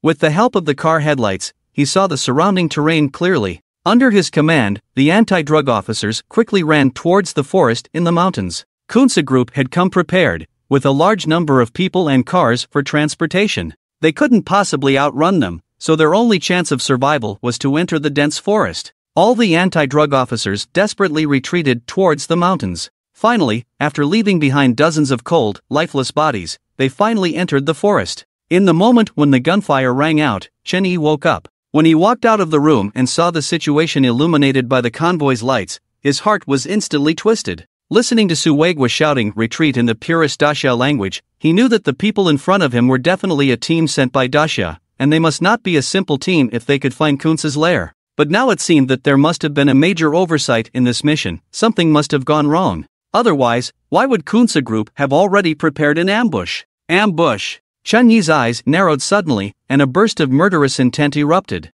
Several months ago, Ding Hui and nearly 200 anti-drug officers and armed police were ambushed. Now, the anti-drug team in front of him had clearly encountered an ambush. Subconsciously, Chen Yi knew that there was something fishy going on here. Bang bang bang! Intense gunfire rang out, and one by one, the anti-drug officers fell weakly. At this point, whether it was inside the villa or the various leaders who were already awake in the 3-story building where Chen Yi was staying, Lao Lu, what are you standing there for? Grab a gun and come with me, leave these dead bastards here. The voice of He Huang echoed from the second floor, and Chen Yi struggled internally, but his outward appearance was extremely cold as he nodded. Then, with the Western Devil in tow, he rushed downstairs with a gun. Meanwhile, the leaders of the major groups who had already been disarmed could only hide in the building and look outside. Wait a moment, aim your guns towards the sky. Got it? Chen Yi whispered to the Western Devil. The Western Devil hesitated for a moment, then nodded heavily. With the addition of He Huang and other leaders, more and more drug enforcement officers fell in a pool of blood. Chen Yi and the Western Devil continued to shoot at the drug enforcement officers, but in the chaos, not many people noticed that their guns were slightly aimed at the sky. Finally, after leaving behind nearly half of the bodies, Su Weiguo and the others finally retreated into the forest. They turned back to look at the corpses in the pool of blood. Su Weiguo's eyes were almost filled with tears. When they first arrived, each and every one of them was in their prime, full of hatred for evil, and disregarding the danger as they entered this dangerous situation to arrest the leader of the Kunce Group. However, what awaited them was the cold barrel of a gun. Each and every one of these brave men fell in a pool of blood. Su Weiguo's heart was in pain, as there must have been a traitor among the undercover agents, and even the undercover agent who provided the information was a traitor. Su Weiguo felt a wave of sorrow in his heart. More than 100 drug enforcement officers, including Ding Hui, did not die at the hands of the enemy, but at the hands of a traitor. Su Weiguo turned around and led the remaining dozens of people into the forest, then quickly left. Now, they had to leave the Kunce Group's hideout quickly in order to have a chance of survival. Humph. Useless, useless. So many people actually let them escape into the forest. Go after them, make sure to kill them all, leave no one alive. Kunce saw that nearly half of the drug enforcement officers had escaped into the forest, and he immediately flew into a rage. Third brother, West brother, fifth brother, sixth brother, you Westerners personally lead the men to chase after them. Kunce turned to look at Chen Yi and the others. Yes. He Huang and the others sneered, then grabbed their guns and rushed towards the forest with their henchmen. Chen Yi also led the Western Devil, carrying a flashlight, and charged in. Seeing this, Su Weiguo outside the screen couldn't help but clench his fists. His eyes turned red, and he let out a low roar of pain. This time, our intelligence has once again failed us. 5 squads, over 100 men, and only a dozen or so survived. My dozens of brothers can only lie in this unfamiliar and cold land, unable to rest in peace. When Instructor Ding Hui had an accident,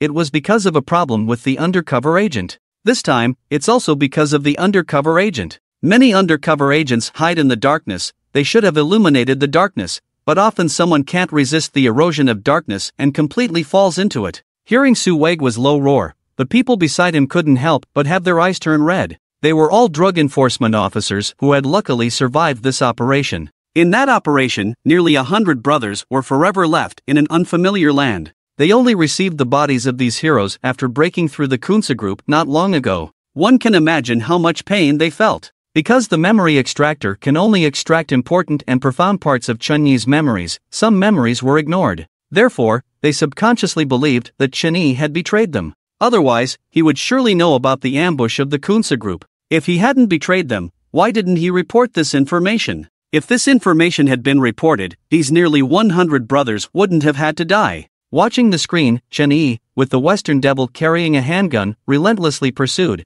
constantly firing ahead. Su Weiguo and the others were filled with anger. Remember my words, now let's split up and chase after them. If you encounter anyone else, tell them that I got separated while chasing after the cops. Chen Yi's cold voice rang out. Yes, Boss Lu. She the evil ghost answered respectfully, then disappeared into the darkness. Seeing she the evil ghost vanish into the darkness, Chen Yi squinted his eyes slightly and turned to disappear into the darkness himself. He reappeared in front of a drug enforcement officer lying in a pool of blood. Looking at the motionless officer on the ground, a hint of sorrow flashed in his eyes. But in the next moment, he clenched his teeth, picked up the officer's gun and the triangular dagger from his waist, and rushed back into the darkness. He ran frantically, quickly distancing himself from the members of the Kunsa who were chasing after Suegwa and the others. Suegwa clenched his fist again, gritting his teeth as he looked at Chen Yi in the memory judgment device. Did you really betray us? But how could you? Look,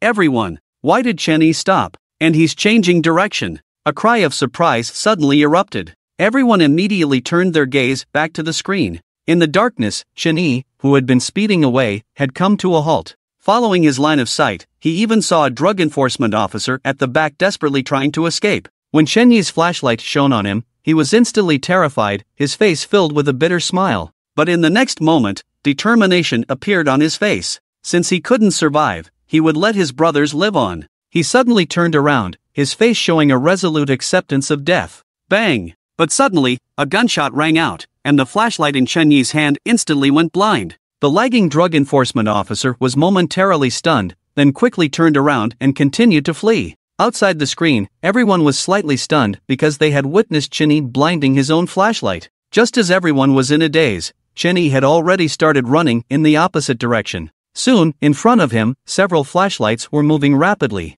The members of the ruthless Kunsa group, led by He Huan, were swiftly taking action. Bang! Bang! Bang! Gunshots and screams rang out intermittently as the lagging drug enforcement officers were constantly ambushed and killed. At this moment, Suegwa and the others who were fleeing heard the gunshots behind them, tears filling their eyes. They believed that their comrades who had been left behind had prepared to sacrifice themselves to cover their retreat. The audience was already in a state of confusion, but Suegwa's face turned red, his fists clenched tightly. He stared at the screen. Could it be? Could it be that he really didn't betray us? Could it be that the comrade we thought stayed behind to snipe the enemy was actually Chen Yi? Could it be that I really misunderstood him? The thought of possibly misunderstanding Chen Yi caused Suegwa's heart to ache, and the intense self-blame made it difficult for him to breathe. Old Su, let's keep watching. If we keep watching, we'll know if we misunderstood him or not. His comrades beside him also had red eyes. Yes, let's keep watching.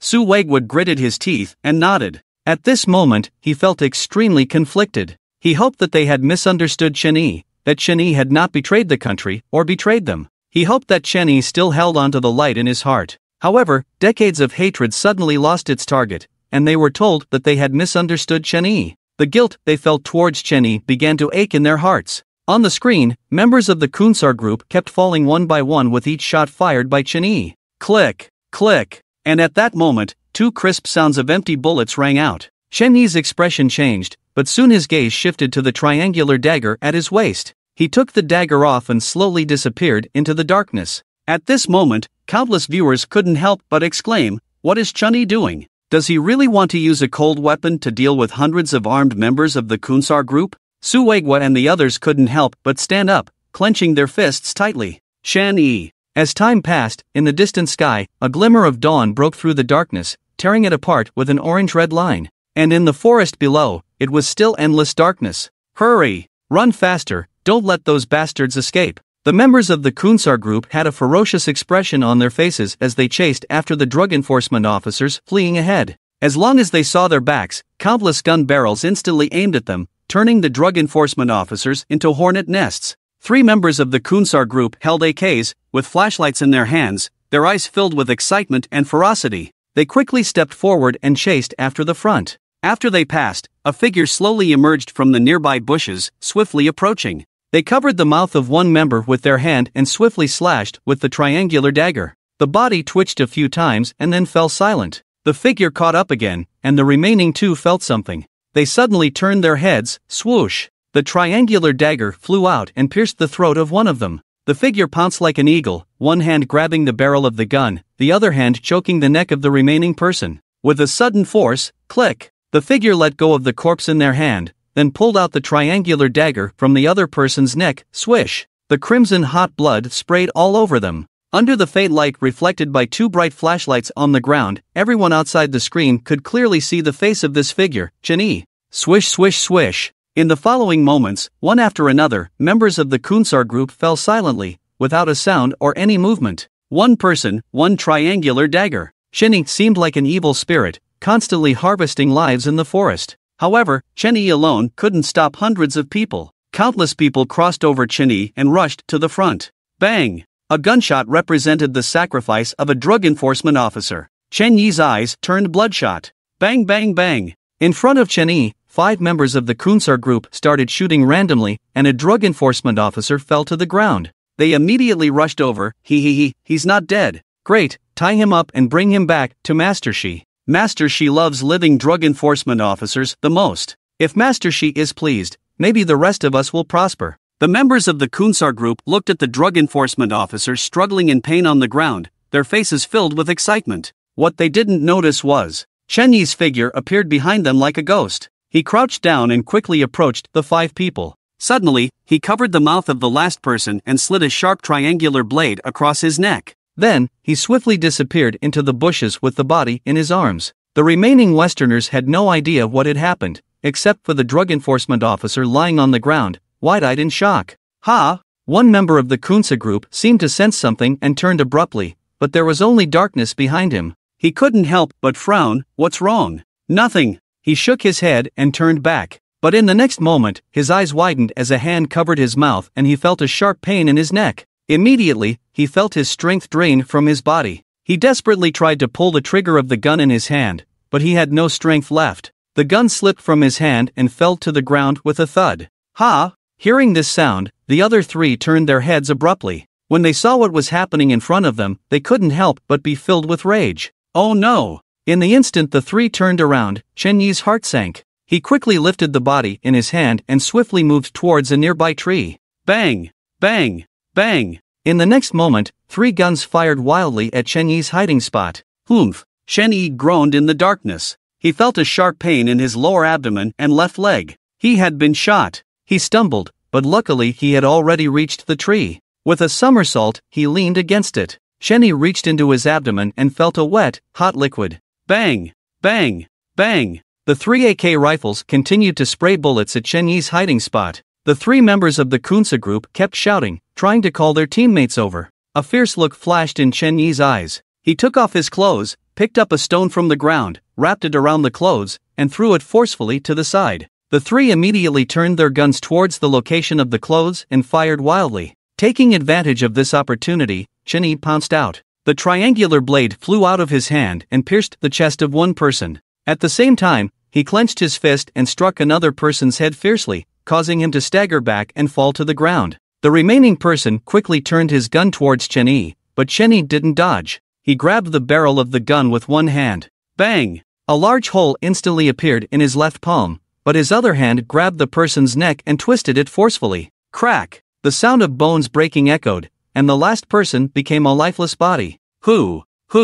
With the last enemy taken care of, Chen-yi felt as if all his strength had been drained from his body. He sat up against the body and next to him, the drug enforcement officer who hadn't yet breathed his last wore a look of disbelief and confusion as he looked at Chen-yi's face. Some information about Chen-yi appeared in his mind. He was the 6th member of the Kunsa group, a notorious demon in the gray area, with countless blood on his hands and a ruthless nature. He was a fierce warrior under Kunsa, but why? Why would he be attacking members of the same Kunsa group? Chen-yi looked up at him, and suddenly a smile blossomed on his devilish face. He grinned and said, "Comrade." Chen-yi's words hit the drug enforcement officer like a heavy blow to the chest, making it difficult for him to breathe. You're our undercover agent?" The drug enforcement officer exclaimed in disbelief. Chen-yi nodded slowly, "But how is this possible? When we were sent on the mission, they never told us that there was an undercover agent within the Kunsa group. Every time we go on a mission, to avoid friendly fire, they must have notified the undercover agent in advance, right?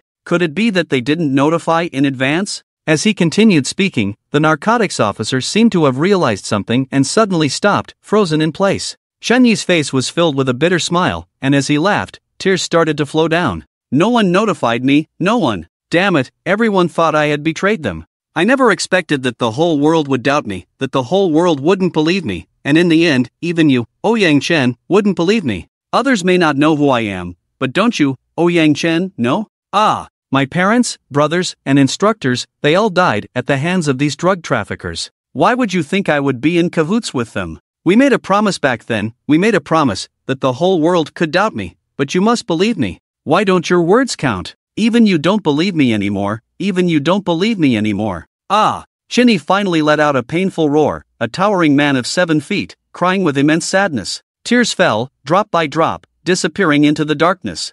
I'm not afraid. Even if I'm tightly wrapped in darkness, unable to breathe, I won't back down. We are the most shameless group of people in the police force, unable to face the light. Even if we have to hang our heads in shame every day, I'm not afraid. I'm only afraid that in this world, there is no one who can prove that I stand in the darkness with a heart towards the light. I'm afraid that there is no one standing on the side of light to pull me out when I'm drowning in darkness. I'm not afraid of death, but I'm afraid. Outside the screen, there was silence. Everyone watched Chen Yi, who had become a tearful person, and listened to his unwilling roar. They all fell silent. Su Weiguo fell silent, Chen Jia fell silent. Did we really misunderstand Chen Yi? He was clearly our undercover agent, someone who willingly sacrificed himself. But why did he become one of the targets of his own comrades' guns? How much pain must his heart be feeling? Why, without any evidence, do we suspect that he has betrayed us? The whole world no longer believes in him, and now even the leader doesn't believe in him. They obviously planned to kill Chen Yi as if he were a ruthless drug dealer.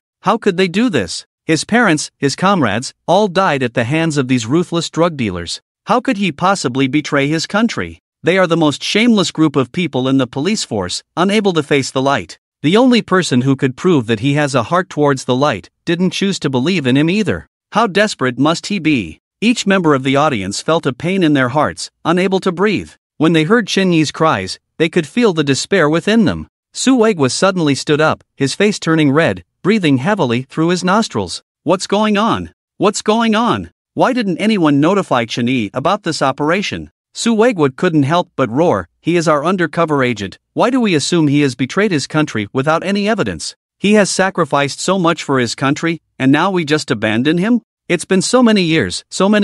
I always thought it was Chen Yi who betrayed us, that he knew there was an ambush in this operation and still let us charge to our deaths. But it turns out that no one had notified him at all. It turns out you wanted us to pick up our guns and shoot him too. You are truly heartless. Su Weiguo continued speaking, his eyes shining brightly. Chen Yi clearly did not betray them, otherwise he wouldn't have risked his life to stop the members of the Kunsa group and protect them. However, this time, no one informed Chen Yi from above, so they initially treated him as a target to be killed. Even though Chen Yi had been abandoned, he still stood up without hesitation when his comrades were in danger, helping to stop the members of the Kunsa group with his life. Watching Chen Yi, Su Weiguo couldn't help but burst into tears. It was evident how desperate Chen Yi must have felt at that moment. He had clearly given up all opportunities to stand in the sunlight and instead chose to step into the darkness, building an invisible barrier for the country and the people, keeping the darkness hidden from view. But he did not betray his country, yet his country abandoned him.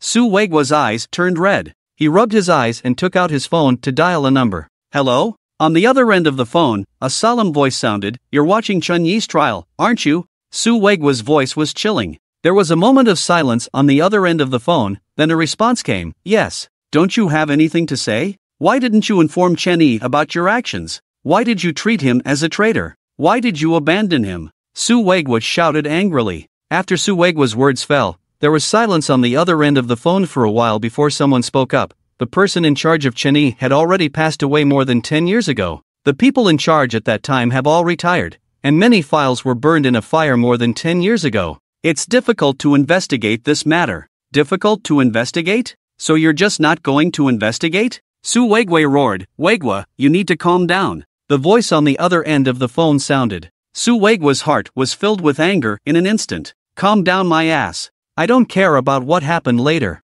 All I know is that Chen Yi hasn't betrayed us or our country. Instead, it's the country that has abandoned him. Your actions are heart-wrenching. Alright, I will do my best to investigate, sighed the voice on the other end of the phone, and then hung up. Su Weiguo clenched his fists and sat back in his seat, feeling drained of all his strength. On the screen, the anti-drug officer lying on the ground, unable to move, heard Chen Yi's words. He looked at Chen Yi's face filled with sorrow, his own face showing a mix of complexity and reluctance. After a long time, Chen Yi staggered to his feet, walked forward, picked up an AK rifle from the ground, and fired 2 shots into the ground. He reached into the ground and pulled out the bullets that had been shot into the soil. Then, in the unbelieving gaze of everyone, he reached towards the bullet hole in his abdomen. When his finger entered the bullet hole, Chen Yi couldn't help but groan, sweat dripping from his pale face, veins bulging on his neck, and his teeth grinding. After his hand was withdrawn, a bullet stained with crimson blood appeared in his hand. With a snap, the bullet, covered in blood, fell to the ground.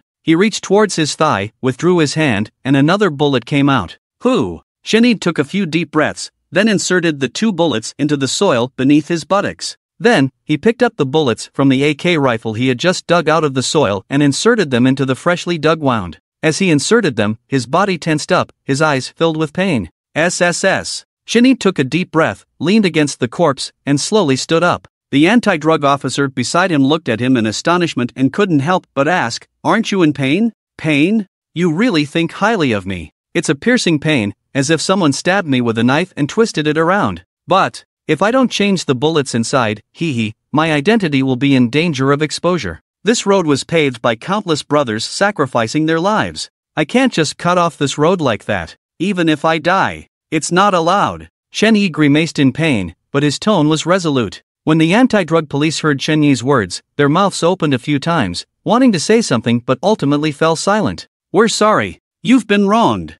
After a long silence, the anti-drug police spoke, their eyes filled with guilt. Once, Chen Yi was also someone he hated. He used to think that the deaths of Ding Hui and others were all Chen Yi's fault. He was one of the many police officers in Daxia who hated Chen Yi. But now, at this moment, he realized how wrong he was. Chen Yi is still Chen Yi. Chen Yi did not abandon his country, only his country abandoned him. And yet he still devoutly fulfills his duty, facing the mission given to him by his country. He can die, but this road cannot be severed. You don't owe me an apology, and there's no injustice. On the day I became an undercover agent, I had already considered this outcome. As long as I can fulfill my country's mission, as long as I can keep the darkness hidden from people's sight, it's enough. Chen Yi shook his head slowly. "Quick! Search over there." There was just gunfire. In the distance, flashlights lit up one by one as members of the Kunsa group quickly advanced towards Chen Yi's location. And from behind, a figure hurried towards Chen Yi's position. Chen Yi looked at the anti-drug police lying on the ground, blood flowing from his legs and right chest.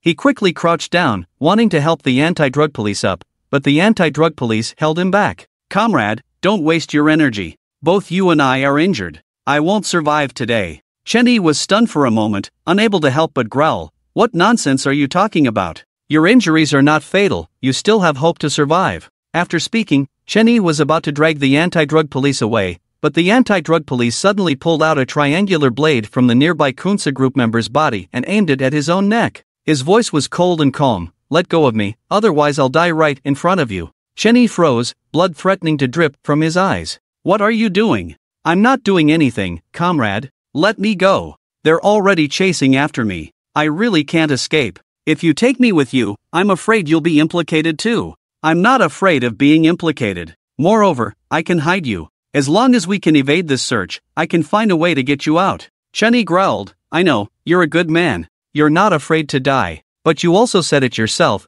this path was paved by countless lives. If you're exposed, I wouldn't hesitate to die 10 times. You're an undercover agent, and I'm an anti-drug police officer. I'm not afraid of sacrificing. I'm just afraid that my sacrifice will be in vain. Grip your gun tightly, aim it at me. When they come, shoot at me. This way, they will trust you even more. Grip your gun tightly, aim it at me." As he spoke, the anti-drug police suddenly let out a low roar. No, I can't do it. I really can't do it." Chen Yi took 2 steps back, howling in agony, tears streaming down his face. When he first entered the Kunsa group, he killed Wu Yu with his own hands to pass the test. Today, in order to make those people trust him even more, he had to kill the anti-drug police in front of him with his own hands. He really couldn't do it. When facing the enemy, he was a ruthless demon, his hands stained with the blood of countless people. But when facing his own brothers, his own comrades, he couldn't bring himself to do it. He couldn't do it. "No, comrade, you must do it.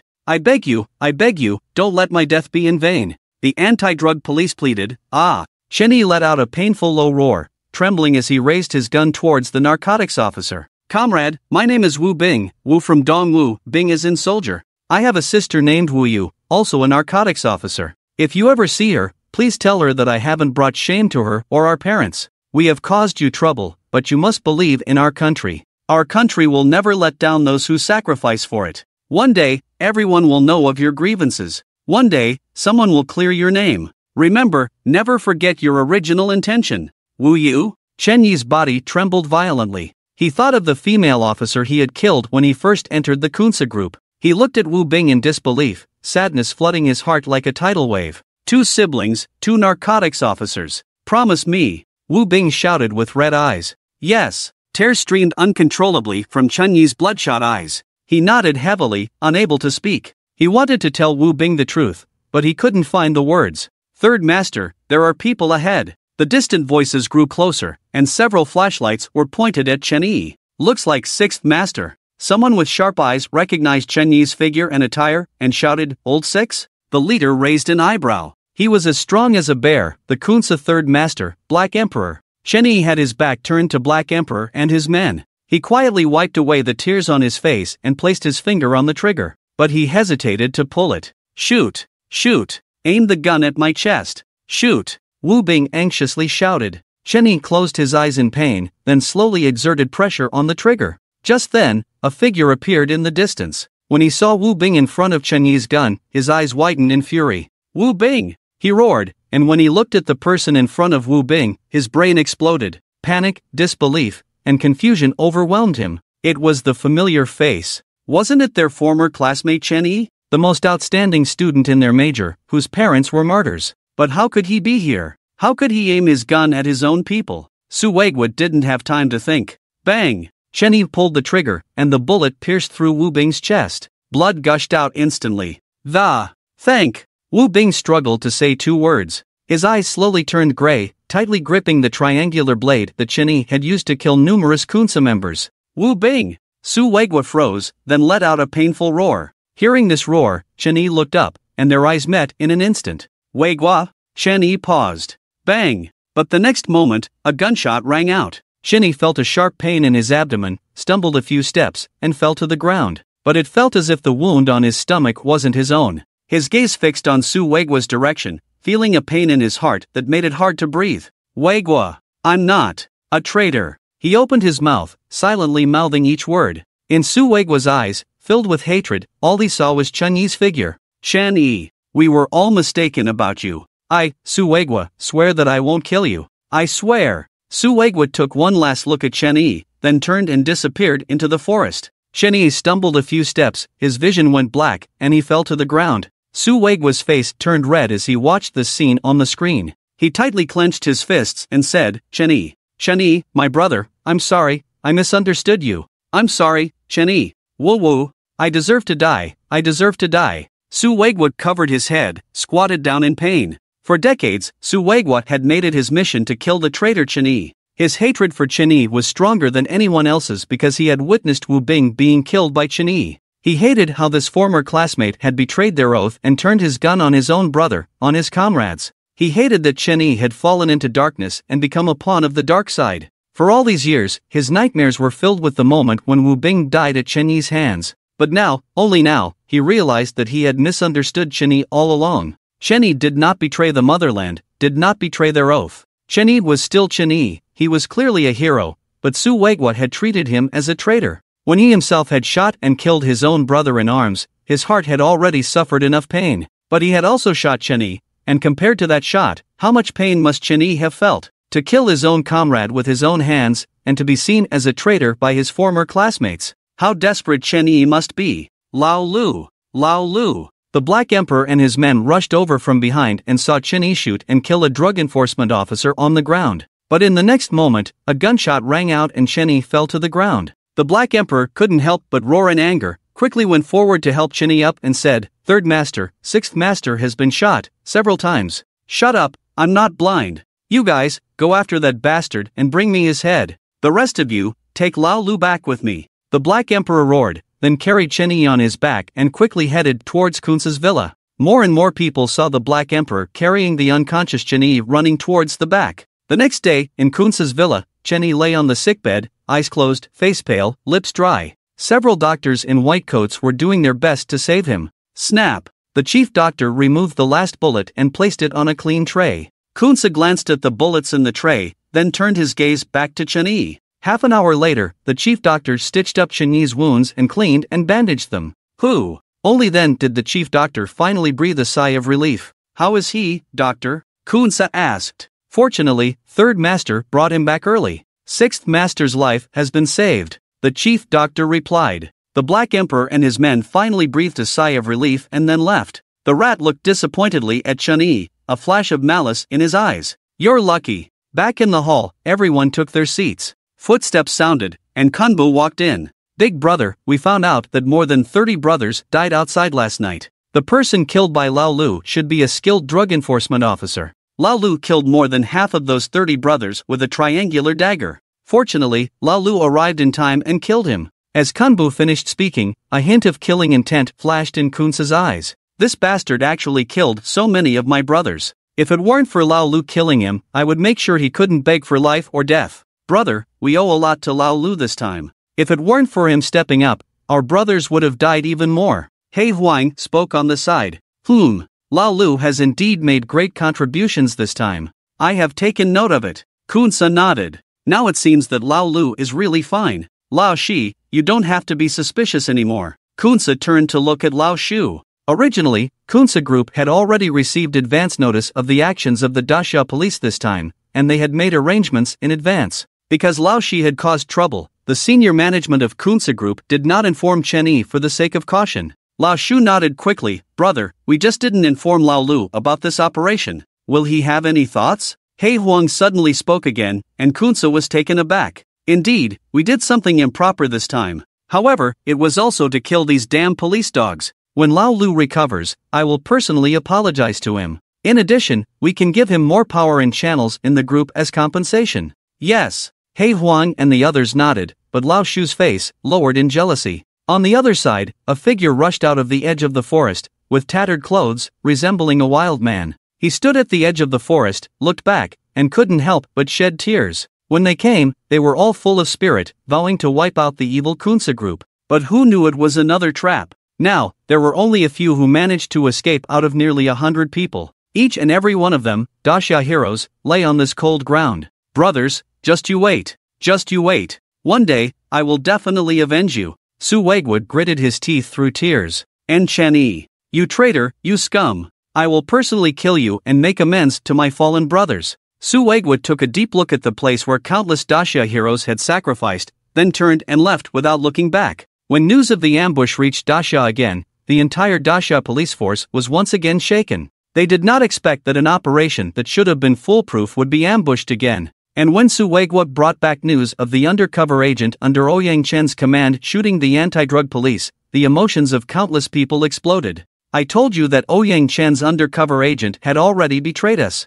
You didn't believe it. Last time, his intelligence cost us over 100 men. Are you still saying there's no evidence of his betrayal? And now, people outside have seen him personally shooting our comrades. Are you still going to defend him? Yes, maybe this ambush was because of leaked information from him. His heart has turned black, he has changed. We must clean him up. Such scum cannot be allowed to roam free. Ouyang Chen, do you have anything to say now? In the headquarters of the police force, the high-ranking police officials looked at Ouyang Chen's angry roar. Ouyang Chen's face was full of disbelief, his eyes vacant. Impossible, it's impossible, it can't be him. The person who delivered the intelligence this time wasn't him at all, he didn't even know about this operation. He wouldn't betray his country, he wouldn't. Ouyang Chen kept shaking his head and murmuring, how could he not? Maybe it's not just him who has betrayed. Your undercover team has already gone bad, completely rotten. You, shut up, how can you say that about them? One high-ranking police official's face was full of anger, but Ouyang Chen interrupted him.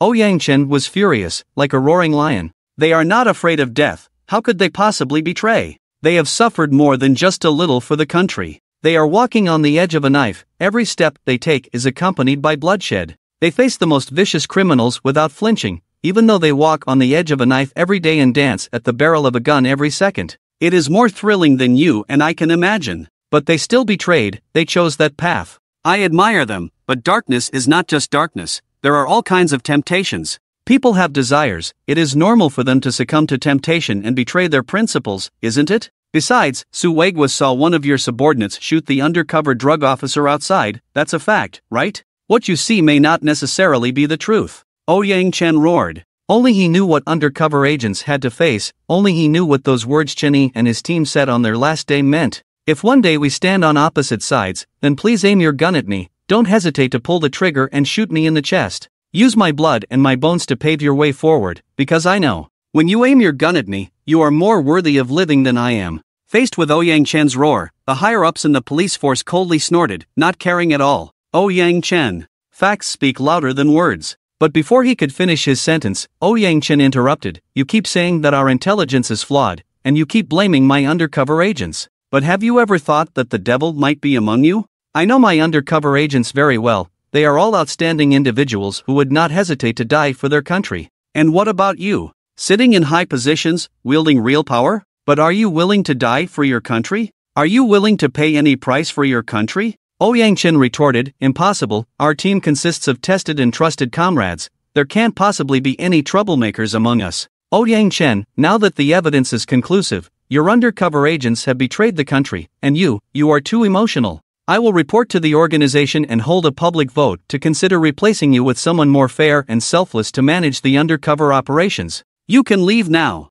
The higher-up waved his hand at Ouyang Chen, his face full of impatience. Humph. Ouyang Chen smiled bitterly, turned around, and left in a daze. My undercover agents will definitely not have any problems. The devil can only appear among you. I will find out, have a public vote to replace me. I only have 3 months, and in these 3 months, I will definitely expose you and clear their names. Kunsa's hideout. I am not a traitor. Weiguo. Chen Yi, who was in a coma, seemed to be having a nightmare. His face was filled with pain. The scene of Su Weiguo pointing a gun at him kept repeating. He couldn't hear what Su Weiguo was saying, but he could see the disappointment, hatred, and anger in Su Weiguo's eyes. Weiguo, I didn't betray the country. Chen Yi suddenly woke up, his forehead covered in cold sweat. Lu Yi. In front of Chen Yi's bed, a woman in a white nurse uniform saw Chen Yi wake up and exclaimed with joy. She was a nurse arranged by Kunsa to take care of Chen Yi. Seeing the nurse in front of him and looking around at the surroundings, Chen Yi realized, so it was just a dream, I was talking in my sleep.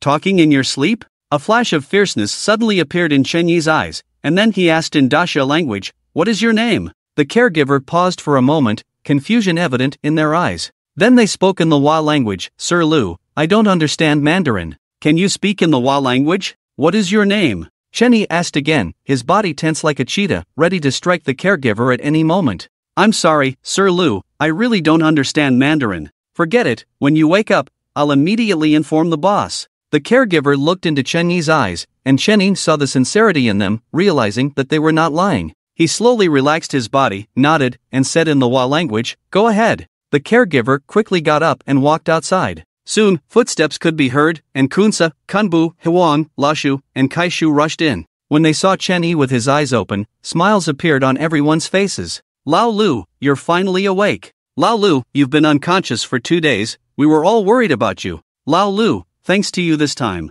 If it weren't for you taking care of that expert from the Daxia Narcotics Police, more of our brothers would have died. Lao Lu, you're our hero this time. Kunsa, He Wang, and the others looked at Chen Yi and spoke with smiles on their faces. Only Kansala, Laoshi, and Lashu stayed behind the crowd, their faces filled with shadows. Finally, Kansala spoke slowly, his face full of admiration. Lao Lu, you have indeed achieved great success this time. What reward do you want? Just tell me, as long as I can fulfill it, I promise you. Chen Yi looked at Kunsa and the others in front of him, his hand clenched tightly under the covers. These people in front of him were drug traffickers who had ravaged Daxia, executioners with the blood of countless comrades on their hands. They were his mortal enemies, and he should have killed them all to avenge his brothers. But now, he could only smile and collaborate with them. He wished he could devour their flesh and drink their blood, but he still had to pretend as if nothing had happened. Thank you for your concern, big brother. It's just that this is what I should do. I don't dare to ask for anything.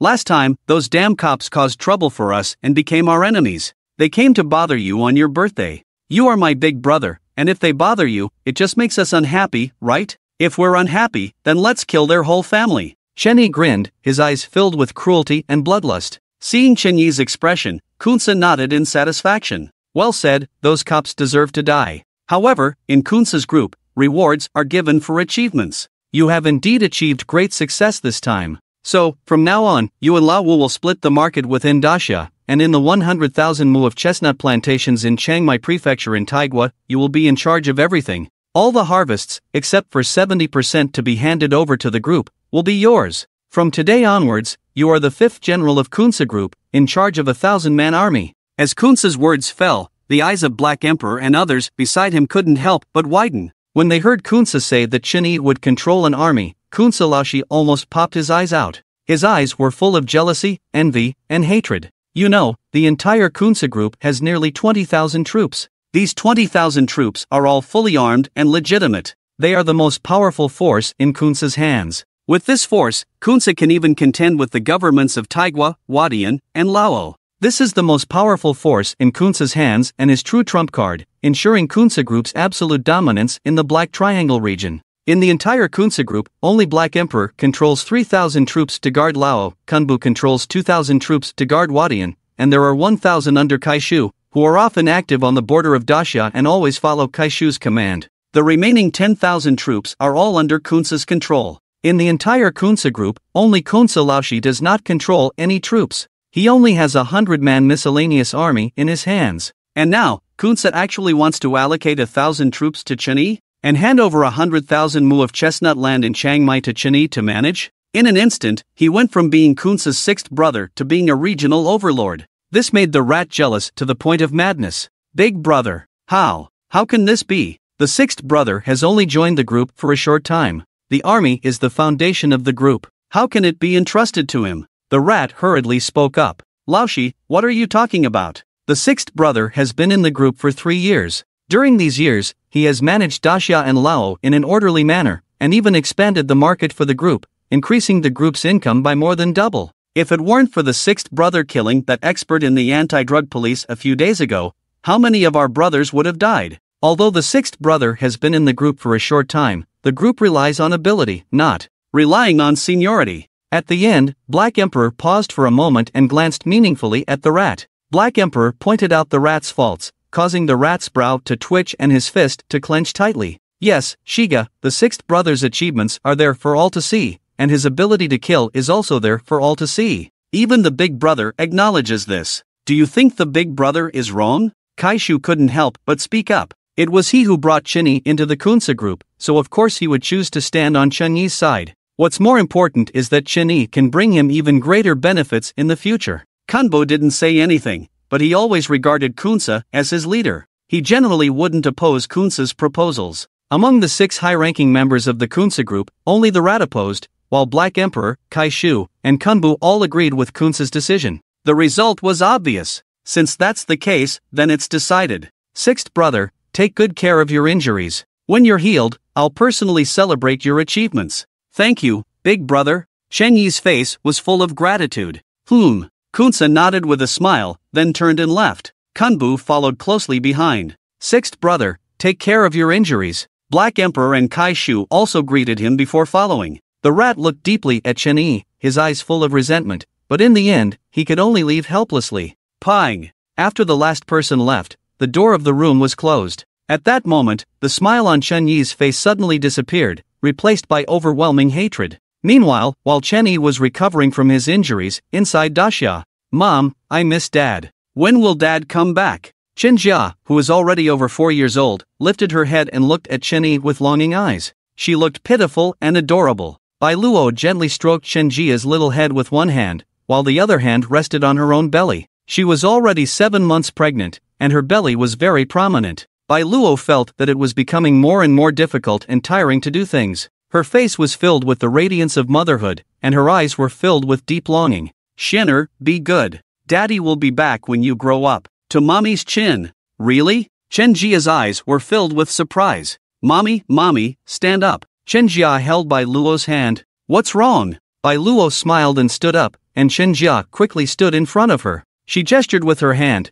and when she saw that her head only reached Bai Luo's belly, her face couldn't help but droop. "Mommy, I'm only at your belly. When will I grow to your chin? How can I grow faster? I miss Daddy so much." Chen Jia's voice choked, and tears welled up in her eyes. Bai Luo's heart ached slightly, and she gently wiped away the tears from Chen Jia's face. Shenner, don't cry. You have to eat well and jump around more, be happy that way, your body will develop quickly and you'll grow taller soon. Really? Chen Jia lifted her head, her innocent eyes filled with hope. Bai Luo's heart ached again, and she nodded heavily. Really? Little Xian, the school bus is here, let's go, it's time for kindergarten. A crisp voice sounded. Ah, coming. Mommy, I'm going to kindergarten. Chen Jia ran outside with a cartoon backpack, jumping and hopping. Listen to the teacher in kindergarten. I know. Chen Jia waved her hand without looking back, and then walked onto the school bus with another child. Watching the school bus go away, Bai Luo withdrew her gaze, moved the chair to the door, propped her chin with one hand, and looked towards the distant street corner.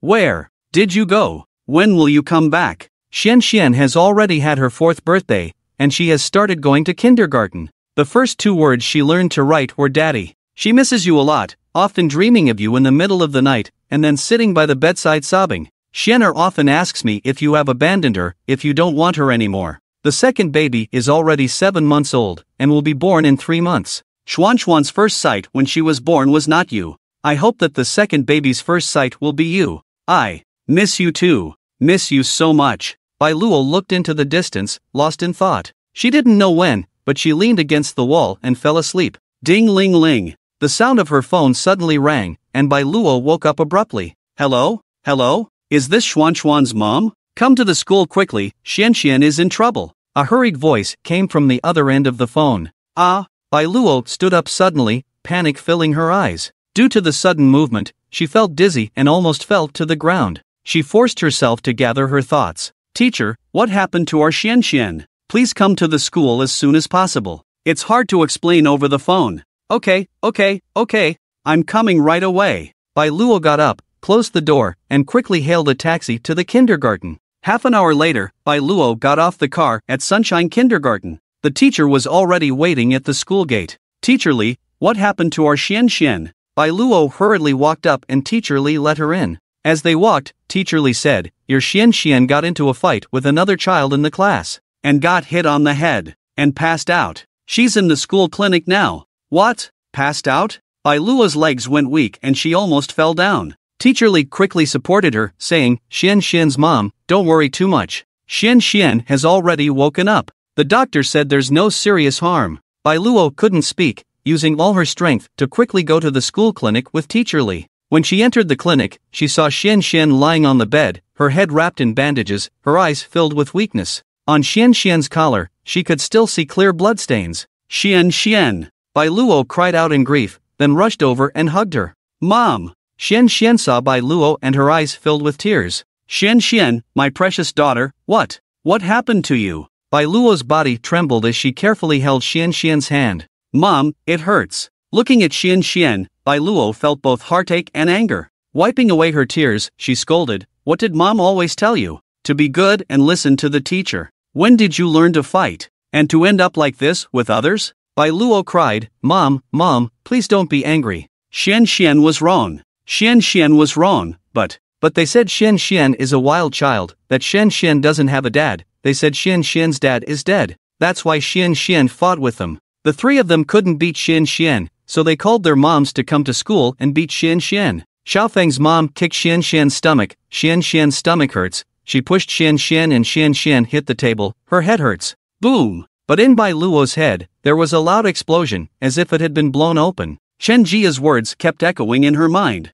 They said Xian's dad is dead, Xian fought with them because of that, the 3 of them couldn't beat Xian, so they called their moms to come to school and beat Xian. Xiaofeng's mom kicked Xian's stomach, Xian's stomach hurts, she pushed Xian and Xian hit the table, her head hurts. In an instant, Bai Luo burst into tears. She thought it was Chen Jia's disobedience that led to the fight with other children. She had worked so hard, carrying Chen Jia for 7 months, and raising her alone. Why couldn't Chen Jia be more sensible? Why couldn't she listen? Why did she have to fight with other children? But the truth was, Chen Jia was mocked and insulted by 3 classmates. They called Chen Jia a fatherless wild child, saying her dad was dead. Chen Jia couldn't bear it anymore and fought with the 3 children. How much courage and anger did it take for such a weak and small child of 6 years old to unleash such strength and win against the other 3 children? The fact was, after Chen Jia won the fight against the other 3 children, they called their parents and then attacked a 6-year-old child. How helpless she must have felt when she was surrounded and beaten by 3 children.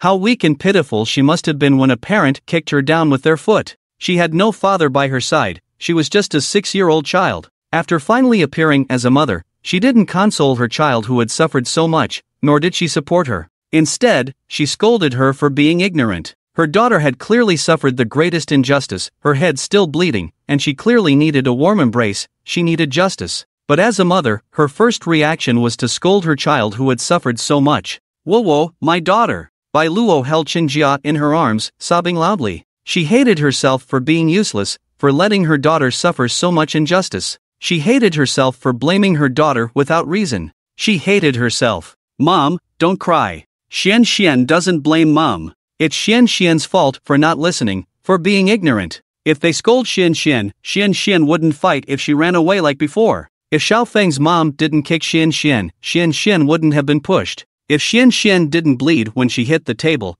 the teacher wouldn't have called Mom. Mom, it's all Xian's fault." Qinjia looked at the crying Bai Luo and quickly comforted her, taking all the blame upon herself. She reached out and wiped away the tears in front of Bai Luo's eyes. No, it's not Xian's fault. Xian is the best behaved, the most sensible. It's all Mom's fault. As soon as Qinjia spoke, Bai Luo's heart ached unbearably. Tears flowed like a flood, unable to stop. Her daughter was so sensible, it was heartbreaking. It was all her own fault for letting her suffer so much injustice. Xian, why are you talking nonsense? Didn't you accidentally slip and fall when you were fighting with Xiaofeng? Who kicked you? How did the teacher usually teach you? Why aren't you honest at all? Hearing Qinjia's words, Li, the teacher, changed her expression and forced a smile to interrupt Qinjia. Hearing Li's words, Bai Luo's expression changed. She wiped away her tears and turned to look at Li, her eyes filled with fierceness. "Teacher Li, I hope you can explain to me. And who are the 3 children who attacked my daughter?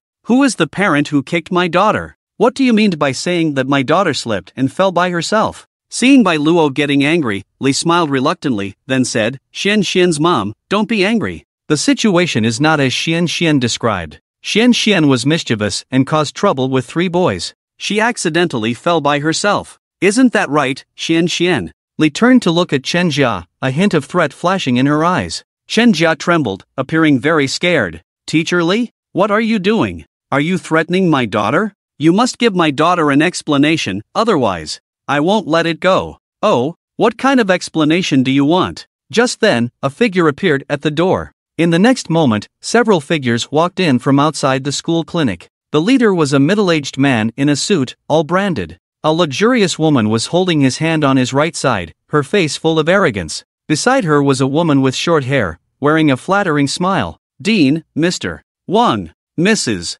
Wang." Li, the teacher, saw the figures entering and immediately respectfully called out, The woman with short hair looked at Li, gave a faint and her flattering smile disappeared, replaced by a coldness. She turned her gaze to Bai Luo, a faint smile on her face. "You must be Xian's mother, right? Let me introduce you, these 2 are the parents of the children who were beaten by your daughter, Mr. Wang and Mrs. Wang." This time, when they came over, "Principal, what do you mean by saying that my daughter beat them up? Principal Tian, how can you blatantly lie? It was clear that my daughter was surrounded and beaten by those 3 children, and then she was kicked by their mother, causing her to hit her head." Bai Luo interrupted Principal Tian angrily. Principal Tian was stunned for a moment. Xuan's mother. You can't just say that. This incident was witnessed by Teacher Li and many other children. It was your daughter who provoked Xiaofeng and accidentally fell. As for Xiaofeng's mother kicking Xian, that's completely baseless. Are you adults also going to make a fuss over this child's lies?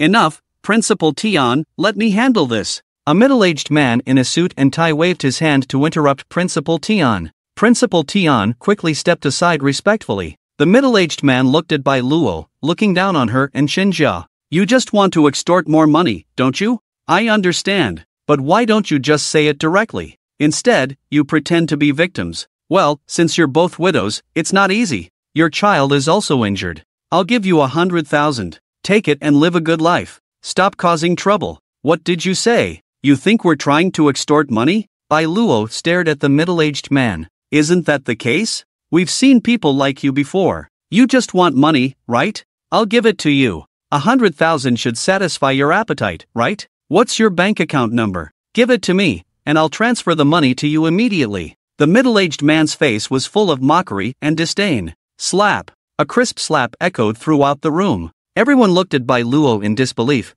and the middle-aged man also looked at Bai Luo, his face quickly turning cold. We don't want your dirty money. Since you're not willing to give my child justice, I'll have to call the police. Bai Luo gritted her teeth and immediately called the police. Calling the police? Ha, sure, I'd like to see what good it will do for you to call the police. The middle-aged man saw Bai Luo calling the police, but instead of panicking, a smile appeared on his face. After speaking, he turned and glanced discreetly at Principal Tian. Principal Tian nodded slightly, then walked to the side and sent a text message on her phone. After sending it, she immediately deleted the message. Half an hour later, 2 police officers arrived at the scene. Hello, we're from the Yangwang police station. Who called the police? The 2 police officers walked in, and Bai Luo quickly stood up. Hello, officers, I called the police. My child was surrounded and beaten by 3 children at the kindergarten today. Later, one of the children's parents kicked her in the stomach, causing her to fall and hit her head. I hope you can find out the truth and give us justice.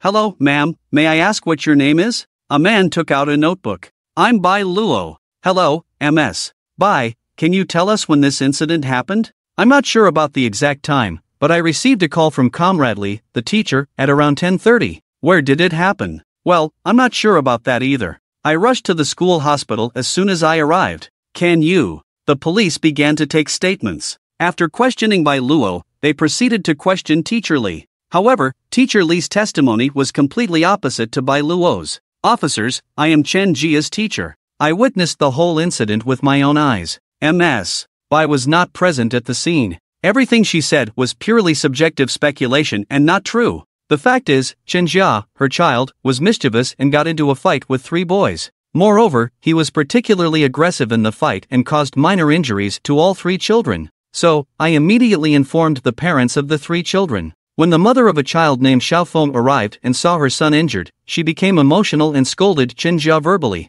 Little did we know, this child has a hot temper. He turned and ran, accidentally slipping and hitting a table. We quickly took her to the school clinic and informed MS. Bai. However, fearing MS. Bai's scolding, the child lied and said that the 3 boys had attacked her alone. How could 3 boys not be able to overpower a little girl? It was clearly a lie. Furthermore, how could Xiaofeng's mother possibly harm a child? Even the most malicious person wouldn't do such a thing. However, this is also the responsibility of our kindergarten. We failed to educate this child. As Teacher Lee finished speaking, her face was filled with self-blame. Hearing Teacher Lee's words, Bai Luo's eyes turned red with anger. You're lying. It's not like that at all. MS. Bai, please calm down. Whether I'm lying or not, the police will make the judgment. Teacher Lee smiled and looked at Bai Luo. By the way, officers, the parents of the other party are also present. You can also question them. Teacher Lee spoke again, and at this moment, the middle-aged man and woman sitting on the sofa finally stood up.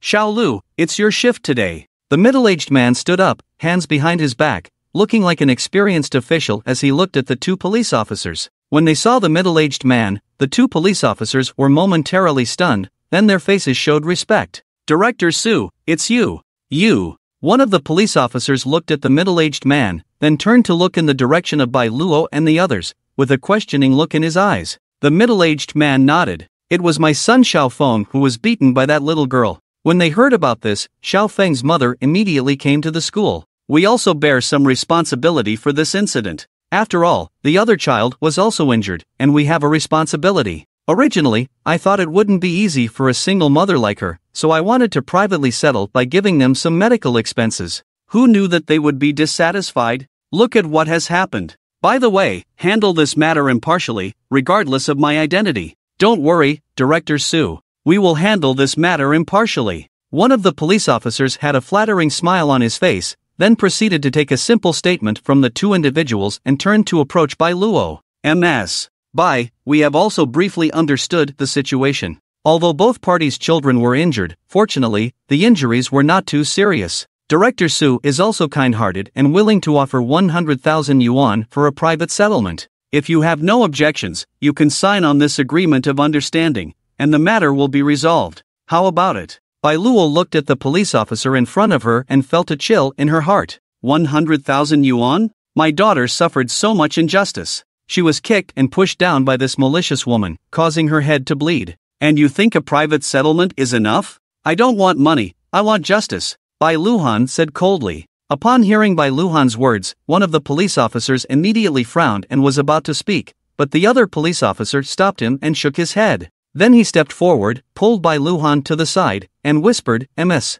Bai, actually, the evidence we have collected so far, including testimonies and physical evidence, is somewhat unfavorable to you. We understand that it's difficult for you to bear the pain of your child being injured, but we still suggest that you accept 100,000 yuan to buy supplements for your child and take good care of her injuries. Otherwise, if we really have to pursue this further, the current evidence will be even more detrimental to you. Officer, I appreciate your kindness, and I know that you genuinely want to help us. However, my daughter is truly innocent. She has suffered so much injustice, and as her parents, we must seek justice for her. We don't care about money." Bai Luhan gritted her teeth and shook her head. "Well, fine." The police officer sighed and then turned to look at the middle-aged man, shaking his head. "Officer, I know you don't believe me, but the kindergarten has surveillance cameras. I request to investigate the surveillance footage. Then everything will be revealed." Bai Luhan looked at the two police officers. Before the two police officers could speak, the principal Tian, who was standing aside, suddenly spoke up. I'm sorry, but these days our Sunshine Kindergarten's surveillance equipment is under maintenance." "So, impossible, I don't believe it. How coincidental that your surveillance equipment is conveniently under maintenance." Bai Luhan interrupted Principal Tian, her face filled with grief and indignation. "Oh, since Ms. Bai doesn't believe it, then in front of the police comrades, we can take Ms. Bai to the surveillance room to check." A sneer appeared on Principal Tian's face. Seeing this, Bai Luhan realized what had happened. She also remembered what Principal Tian had gone to do when he walked to the side earlier. He went to destroy the evidence. These people in front of her were clearly colluding to distort the truth and bully her and her daughter. Bai Luhan knew that all the evidence must have been destroyed. Even if they checked the surveillance now, it would be useless. "Ms. Bai, I'm sorry, but based on the evidence we currently have, it really isn't enough to prove the fact that Mrs. Su assaulted your child. Since both parties' injuries are not severe and they are young, we will not impose any administrative or civil penalties on either side. If you don't agree with our mediation, you can choose to pursue legal action to defend your rights." After speaking, the two police officers walked towards the middle-aged man. "Director Su, we'll leave now." "Okay." The middle-aged man nodded with a smile. After the two police officers left, he looked at Bai Luhan. "Humph, you failed to steal the chicken and lost the rice. Now, you've saved 100,000 yuan. He turned around and left with the woman beside him. No, my daughter is innocent." Bai Luhan stumbled, tears filling her eyes. She just wanted to seek justice for her daughter. Why was it so difficult? Everyone was bullying them. Mom, please don't cry. It hurts Xian when you cry." Xinjia saw Bai Luhan crying and couldn't help but cry too. "My daughter, I'm sorry. Mom is useless." Bai Luhan hugged Xinjia, and Xinjia hugged her back. The two of them cried in each other's arms. Seeing this scene, Teacher Li's eyes flashed with sympathy, but Principal Tian frowned. "Ms. Bai, please settle your daughter's medical expenses and take her away. Also, please don't come to our kindergarten anymore. Our temple is small and can't accommodate a big Buddha like you." After speaking, Principal Tian turned around to leave. "Why?" Ms. Bai suddenly spoke up. Why? Dean Tian frowned and looked at Bai Luo. "Dean Tian, Teacher Li, both of you are women. One is at the age of being a grandmother, and the other is at the age of being a mother. You both have children in your families, right? If your children also suffered grievances, would you still do this?" Bai Luo shouted with a torn heart, her eyes seemingly about to shed blood. Upon hearing Bai Luo's words, Teacher Li staggered, while Dean Tian sneered, "I'm sorry, Ms. Bai, I don't know what you mean." After speaking, Dean Tian turned and left. Why? Just because you are a single mother, while the other person is a director and one of the board members of Sunshine Kindergarten. Ms. Bai, please leave. You don't need to pay for the treatment fees anymore. And please don't come to Sunshine Kindergarten in the future." Teacher Li glanced at Bai Luo and also turned away. After a long time, Bai Luo turned her head with a vacant gaze and looked at Xinjia. She reached out and hugged Xinjia, murmuring continuously, Xian. Let's go home. Now, the whole world is full of malice towards them. Only home, the home with Chun-Yi, can give them a sense of security. Only there will they not be mistreated or bullied. Bai Luo walked out of the kindergarten, holding Chenjia, and disappeared at the street corner. Only intermittent sobbing could be heard. Daddy. Daddy, where are you? Everyone is bullying mommy, bullying Xian Xian. Daddy. Xian Xian is so wronged. So uncomfortable. Daddy. Where are you? Shenyi, Daddy is at odds with the whole world. In front of the screen, all the viewers saw the scene and couldn't help but have tears in their eyes. Anger. A deep anger, especially when they heard Chenjia's intermittent calls. Their hearts were breaking. How can they treat Bai Luo and Chenjia like this? Although I didn't see the surveillance footage, I believe Chenjia wouldn't lie. This malicious woman actually treated a 6-year-old child so cruelly. As public servants of the people, when their own children commit crimes, instead of stepping forward to take responsibility, they actually aid and abet them. Her husband, her father, abandoned his family as an undercover agent, willingly sacrificing everything to fight in the darkness for the country and the people. But his wife and child have suffered grievances and bullying. If Chenyi knew all of this, how painful would it be for him? Animals, how can these people be called human beings? They are animals. Everyone has joined forces to bully Bai Luo and little Xian Xian. Have they lost their conscience? They just want justice. Why is it so difficult? How helpless and pitiful Bai Luo and little Xian Xian must be now. Everyone is bullying them, subjecting them to endless grievances. Such scum are simply unworthy of being public servants of the people. And that old witch, Dean Tian, just to please this person surnamed Su, had the surveillance footage deleted. She deserves to die. Listening to little Xian Xian's calls, my heart is breaking. Shenyi, please come back soon, come back and see your wife and daughter. They have suffered so much grievance. Two figures disappeared at the street corner in front of the Sunshine Kindergarten. The sky was covered by dark clouds, gradually darkening. Boom! Lightning cut through the pitch-black night, accompanied by thunderous roars, sending shivers down people's spines. The sky grew darker and darker, enveloping everything in darkness. At first, it was just a tentative low growl, like a lost child sobbing quietly in a corner, hoping for someone kind to come to their rescue. Once hope turned into despair, the sobbing transformed into desperate cries, tearing at one's heartstrings, filled with sorrow and desolation. Thousands of miles away, lying in bed, Shenyi covered his chest as a sudden palpitation arose. He lifted his head and looked towards the direction of Daxia. The feeling of palpitation grew stronger and stronger. He got up, put on a coat, and walked to the French window. Outside the window, the summer sun was scorching, and the air seemed slightly distorted. However, he couldn't help but tighten his clothes, as a chill rose from the depths of his heart. 2 more months passed, and Chenyi's injuries were mostly healed. The wounds on his stomach and legs had already closed, leaving behind purplish-red new flesh. Soon, this new flesh would gradually darken and eventually become scars. Boom! The sound of car engines roared as the long convoy slowly departed. 3 days later, at the border of Daxia, Shenyi turned around and looked at Luosha Yeka, the leader and second-in-command of the Western evil spirits. I'm leaving Chiangmai province to you two to take care of. I don't need to teach you how to handle it. I hope you won't disappoint me. Big brother, rest assured. Luosha and Yeka nodded heavily, their rebellious faces filled with deep respect. Shenyi nodded, and boom! The car engines roared as the convoy split into two, with one heading towards Daxia and the other towards the Chiang Mai province of Taigua. 2 days later, in County M, an ordinary Volkswagen parked outside a building. A figure got out of the car. Lao Lu, you're finally back. Uncle Kai, who had been waiting, stepped forward and gave Chenyi a hug. Then, he and Chenyi walked towards the building. In the hall, Uncle Kai's face was full of anger. Lao Lu, you have no idea. During the time you were away, I was struggling alone. These Daxia police officers were like wild dogs smelling shit. They went crazy and caught us. In just a few months, they raided more than a dozen hideouts.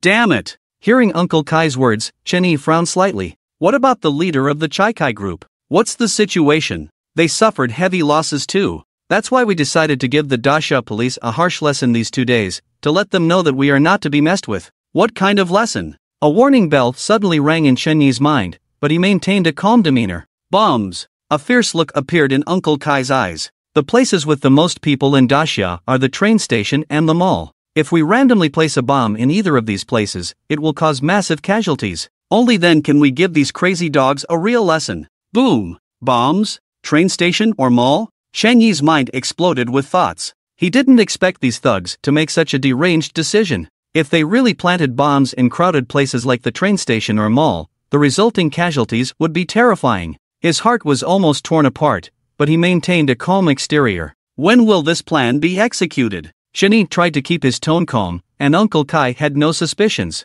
At noon today, when the crowd is the largest, Changhua East Station, let our people go there. And the Wanhao Mall, Chakai Group will arrange their people there. At 12:30, we will detonate the bomb at the station first, and then Chakai Group will follow by detonating the bomb at the mall. This time, I will definitely give them a painful lesson. After speaking, Uncle Kai's face showed a relieved smile. He then picked up the red wine in his hand and drank it all. Yes, we must teach them a painful lesson. I'm a bit tired from the journey, so I'll go rest upstairs. Don't bother me unless it's something important. Shenyi cooperated and revealed a sickly grin, then stood up and stretched lazily, heading upstairs. You rest well. I'll make sure they don't disturb you. I guarantee that as soon as you wake up, you'll see this feast on the news. Uncle Kai smiled, and Shenyi nodded. Step by step, he walked leisurely towards the upper floor. The first floor was the hall, the second floor belonged to Uncle Kai exclusively, and the third floor was Chenyi's territory. Once on the third floor, Chenyi slowly closed the door.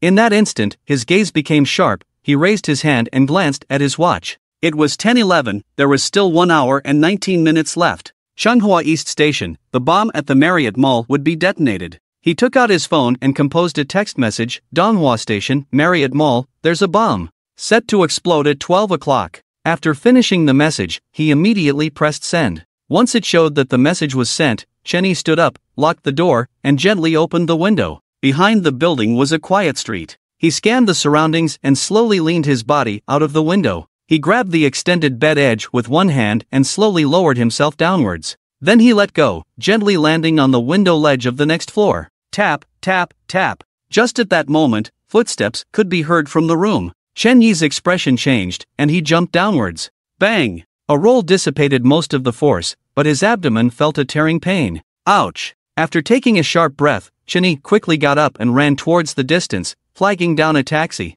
Driver, hurry, to Changhua Station. Driver, please hurry. I'm in a rush, Chenyi urged repeatedly. Sir, we have to wait for the traffic lights. The driver frowned and then spoke. Chenyi reached into his pocket, took out a stack of money, and handed it to the driver. Driver, if you can get to the station within half an hour, this money is yours. Sir, please sit tight. I've been wanting to run this red light for a long time. Vroom. The roar of the car's engine echoed as the driver stepped on the gas pedal, speeding away like an arrow. Meanwhile, at the Dasha police headquarters, Ouyang Chen looked at the text message on his phone, and his heart suddenly became heavy. He hurriedly made his way to the headquarters, and a few minutes later, the news spread. Ouyang Chen, is this information from your informant again? The informant who personally shot our comrades? Are you trying to make fools out of us? That's right, Chief Ouyang. This is clearly their conspiracy, to make us suspicious of everything, to make the people in the city panic, or to make us lose our composure, giving them a chance to take advantage.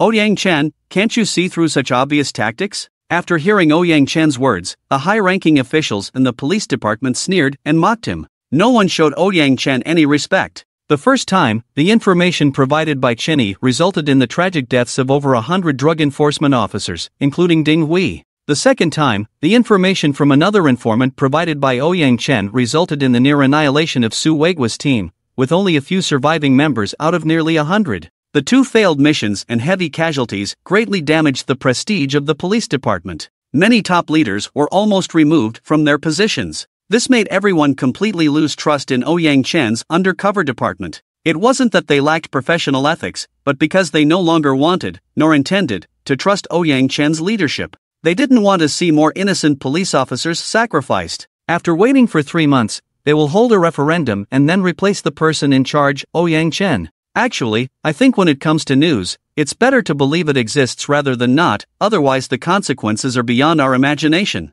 Suddenly, a high-ranking official spoke up. Ouyang Chen turned to look and quickly expressed gratitude. Yes, places like train stations and shopping malls with large crowds are too densely populated. If there really is a bomb, it's truly unimaginable. Another high-ranking official chimed in. One after another, high-ranking officials voiced their support for Ouyang Chen. Finally, all eyes turned to the head of the Dacia Narcotics Bureau, Lin Chang. Lin Chang furrowed his brows, his square face revealing no emotions. After a while, he suddenly spoke, his deep voice giving off a sense of calmness. Indeed, if there really are bombs at the train station and shopping mall, we cannot afford to ignore them. The consequences would be too great for us to bear. Immediately issue orders. The police in County M should immediately control the Donghua train station and the Wanhao shopping mall. Local fire departments and ambulances should depart immediately. The Su Tao team, currently on a mission in County M, should participate in the search and defusing of the bombs. To avoid unnecessary panic, immediately contact the Railway Bureau and suspend all train operations at Donghua train station, citing a railway disruption as the reason.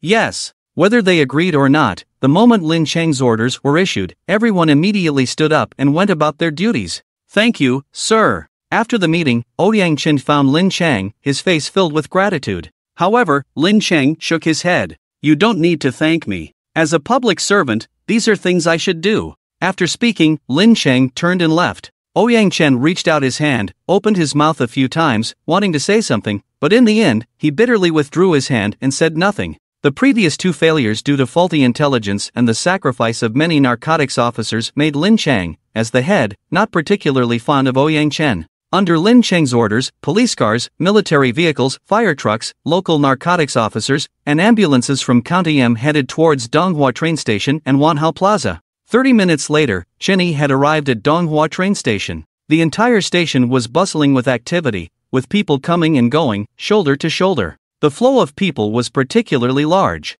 If there were a bomb, the casualties would be extremely severe. Chen Yi first circled the entire ticket hall, but found no suspicious individuals. He casually bought a ticket and entered the waiting hall. The waiting hall was not as noisy as the ticket hall, but there were still a lot of people. In waiting halls 1 and 2, there were 5 rows of people crowded together, queuing up to board the train. Attention all staff, train number 326 is about to arrive. Please prepare to receive the train, the station broadcast announced. Chen Yi glanced at his watch. It was already 10:55, still 1 hour and 5 minutes to go. Chen Yi quickly walked around the waiting hall, searching every nook and cranny for suspicious individuals. None.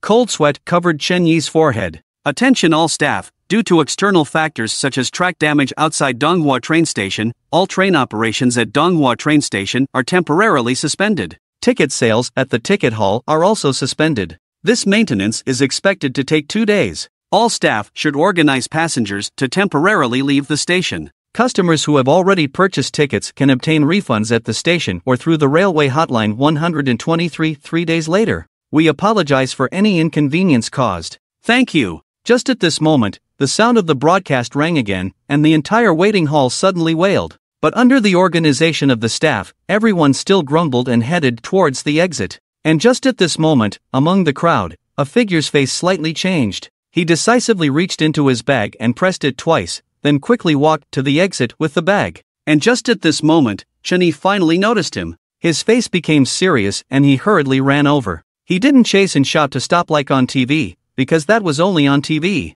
Besides alerting the enemy, it had no effect. However, after the figure put down the bag, he quickly disappeared into the crowd. This action further confirmed Chen Yi's suspicion. His face changed drastically, and without hesitation, he ran over, picked up the bag, and opened it. A timed bomb was rapidly flashing inside, with a countdown of 3:32. Less than 3 minutes, and it was rapidly ticking away. At the moment he saw the bomb, his pupils contracted sharply. Whoosh! Cold sweat instantly covered his whole body, making him feel icy cold. Even though he had received professional training, at this moment, he still felt his limbs stiffening because he was surrounded by people. In less than 5 minutes, the bomb would explode. Now, countless passengers who had already entered the platform inside the station were retreating, while the passengers in the waiting hall were rushing outside. Calm down, Chen Yi, calm down. Chen Yi quickly told himself in his heart to stay calm. Woo, and just at this moment, urgent alarm bells rang outside, and fully armed police quickly rushed into the station.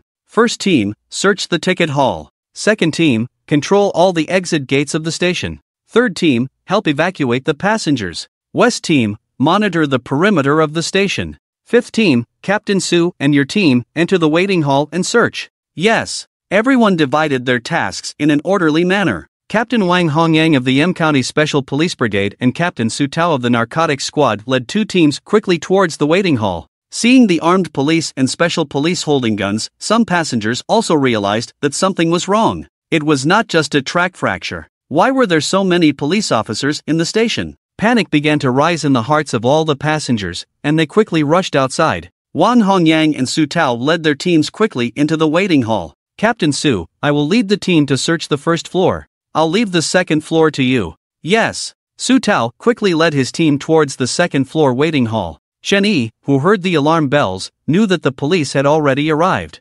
Soon, Su Tao had led his team to the second floor. At this moment, Chen Yi turned around and ran towards the back. He could only go down to the first floor of the waiting hall. Now, with the crowd rushing to the second floor, it was extremely chaotic. It would be impossible to evacuate everyone in 2 minutes. There were only a few people left on the train platform. Disarming the bomb with bare hands was simply a dream. That was only a plot in the TV show, and it only applied to bombs from the World War II era. The amount of TNT in this bomb was enough to flip the entire second floor if handled carelessly, and Chen Yi would be completely destroyed. Sir, the train has already stopped running. Please leave the waiting hall. A railway staff member saw Chen Yi running towards her and immediately smiled and reminded him, "Get out of the way. I have a bomb in my hand." Chen Yi shouted loudly. The staff member was stunned for a moment, then smiled and said, "Sir, please don't joke around." Chen Yi immediately took out the explosives from the bag, his eyes red and ferocious. "Get out of the way." The staff member suddenly exclaimed in shock, her face pale as she stepped aside. Chen Yi rushed in, then followed the boarding passage towards the platform. Step by step, Su Tao and his team had just reached the second floor when they witnessed the scene. He quickly caught up with them and shouted, "Police comrades, help! Help! A thug just broke in, and he has a bomb." Hearing the crew member's words, Su Tao was shocked and said, "You leave here first, everyone follow me." The crew member hurriedly stumbled away, and Su Tao led his team into the room. At that moment, Chen Yi rushed to the platform, and several crew members who were preparing to evacuate were startled when they saw him. But when they saw the bomb in Chen Yi's hand, they all screamed and ran away. Hearing the screams, Su Tao and his team quickened their pace. Just as they exited the passage, they saw a person running quickly into the distance. Several crew members collapsed in fear on the ground, screaming desperately. Faced with such a scene, ordinary people could only scream and do nothing else. Seeing this, Su Tao chased after the person while shouting, "Stop! If you don't stop, we'll shoot." However, Chen Yi pretended not to hear and continued running while watching the bomb in his hand counting down. There was only 1 minute and 21 seconds left. No, he needed to go further. The crew members who collapsed on the ground had no chance of survival if the bomb exploded at such a close distance. The nearby residential area outside the railway fence would also be affected. The scene of the police catching the criminal quickly caught the attention of the people inside the residential area next to the station. They shouted and gathered at the windows, pointing at Chen Yi and Su Tao and the other police officers. "Damn, real police catching a fierce criminal? This is like a scene from a movie," exclaimed a couple. "Honey, come and see, the police are arresting someone," a woman exclaimed in amazement, quickly calling her husband over. Her husband walked over and immediately turned on his phone, saying, "Are they filming a police action movie? Tisk tsk, come on, police comrades, catch this bad guy," shouted an old man, not minding his own business. "Police uncle, go for it, take down the big villain. By yubu, shoot him, big villain." A little boy held a toy gun and made by yubu sounds while pointing it at Chen Yi. Seeing this, Chen Yi's face was full of frustration and discomfort, but he still shouted at the top of his lungs, "Go inside. All of you, go inside. This is a bomb, a bomb. Ha ha, this bad guy is so stupid, so what if you have a bomb in your hand? Beat this scum to death." Suddenly, a man fiercely threw an ashtray at Chen Yi. Bang! Whether it was accurate or just a lucky shot, the ashtray hit Chen Yi's head hard. Chen Yi stumbled, almost falling down. He gritted his teeth and groaned in pain. Blood instantly flowed down his face, obstructing his vision, but he continued running forward. "Fellow villagers, it's time for us to act bravely and kill this bastard." In an instant, residents from both sides of the residential area grabbed whatever they had at hand and threw them at Chen Yi. Ashtrays, vases, thermos bottles, baseballs, eggs, vegetable leaves, and even kitchen knives. Bang! Chen Yi's body was a mess. A vase hit his shoulder hard, causing his hand holding the bomb to shake, almost dropping it on the ground. Crack! Eggs were viciously smashed on his head, mixing with blood. A kitchen knife flew past him. The bomb had only 1 minute left. People in the residential area ahead stuck their heads out of the windows, holding various objects, waiting for Chen Yi to approach. "You all need to leave, go away." Chen Yi shouted in pain. The TNT bomb itself is powerful, but the amount of explosives prepared by the Kunsar group this time is even more terrifying. If it explodes, the blast radius can reach at least 10 meters, and the affected area is even larger, reaching a terrifying 50 meters. If these residents were hiding in their rooms, with walls as barriers, as long as Chen Yi doesn't throw the bomb over, these residents wouldn't be in great danger. However, now all these people have come out, and if the bomb explodes, the consequences would be unimaginable. Chen Yi shouted in pain, but everyone ignored him. Although the Great Xia nation stands tall among the nations of the world and is one of the most outstanding nations in the world, we also have many flaws. For example, not many people would give up this so-called once-in-a-lifetime opportunity, an opportunity to watch the excitement and beat a drowning dog. They are not afraid, but rather extremely excited, as if missing this opportunity to act bravely and patriotically would prevent them from showing their courage and love for their country. Objects flew through the air, fiercely smashing towards Chen Yi, hitting him hard. It hurts so much, but his heart hurts even more. My fellow countrymen, I am saving you. I am risking my life to save you. Please, quickly go inside, go inside. Tears streamed down Chen Yi's face, washing away the bloodstains, making him look like a ferocious demon. He felt wronged and suffered from the pain of not being understood, but more than anything, he felt sorry and self-blame for these fellow countrymen who were about to be harmed. Large drops of tears fell from Chen Yi's eyes, leaving 2 clear traces on his face, washing away the eggs and blood. His heart-wrenching screams were met with laughter from the residents on both sides. This bright laughter contrasted sharply with Chen Yi's heart-wrenching screams. The residents on both sides considered themselves as punishing evil and promoting good, defending justice as heroes. In the midst of the scene, Chen Yi ran desperately with a timed bomb, his face covered in blood, his expression ferocious like a hellish demon. In front of the screen, everyone watched this scene with a heavy heart, watching Chen Yi running desperately and in a miserable state under the attacks of everyone, watching him being hit by one object after another, blood flowing from his head, and listening to his heart-wrenching screams. They couldn't help but shed tears. Stop attacking him, he is trying to save you. A man clenched his fist and couldn't help but roar at the screen, his eyes turning red. He punched the table in front of him, instantly shattering it. The broken edge cut a large gash on his hand, blood dripping, but he seemed unaware. A true man doesn't shed tears easily, but at this moment, tears flowed uncontrollably. How he wished he could bear even a little bit of Chen Yi's pain. Please, don't hit him, don't hit him. I feel so heartbroken. A woman cried out in anguish. Stop it, you bunch of scoundrels. He is risking his life to protect you. In front of the television, an elderly man with white hair held his cane and struck the television, making a loud noise. His cloudy tears fell in large drops. The cane slipped from his hand and fell to the ground. An old woman beside him trembled as she stood up and picked up the cane, handing it back to the old man. Old man, beat them to death, beat these ungrateful wolves. Whoa, please don't hit Uncle. Uncle is not a bad person, he is a hero. Ultraman, please save Uncle, save Uncle. In front of the computer, a little boy cried as he brought his Ultraman doll closer to the screen, trying to use Ultraman to protect Chen Yi from the harm that was being thrown at him. He desperately pressed the Ultraman doll against the computer screen, against Chen Yi's head. Everyone knows that this is just Chen Yi's memory, all of this has already happened, and no matter what, it cannot be changed. But at this moment, almost everyone lost control. Everyone cried, listening to Chen Yi's heart-wrenching screams, piercing their hearts. It's painful. It's regret. It's heartache. They unconsciously tried to help Chen Yi in their own ways, fantasizing about helping this man who was being hurt. But everything is in vain. The harm is still inflicted upon him, and regret cannot be washed away. He is desperately trying to save everyone, while everyone is desperately hurting him. He walks on the edge of a knife, shuttling under bullets, calm and composed. But in the face of your harm, he cries heart-wrenchingly. It's not that he is not strong enough, it's that he feels so wronged in his heart. He protects us with his flesh and blood, without hesitation. But seeing this scene, I touch my conscience and ask myself, do we really deserve his protection like this? Chen Yi, if you can hear me, put down the bomb in your hand, run away, escape for your life. They are not worth it. Each and every one of you is attacking Chen Yi,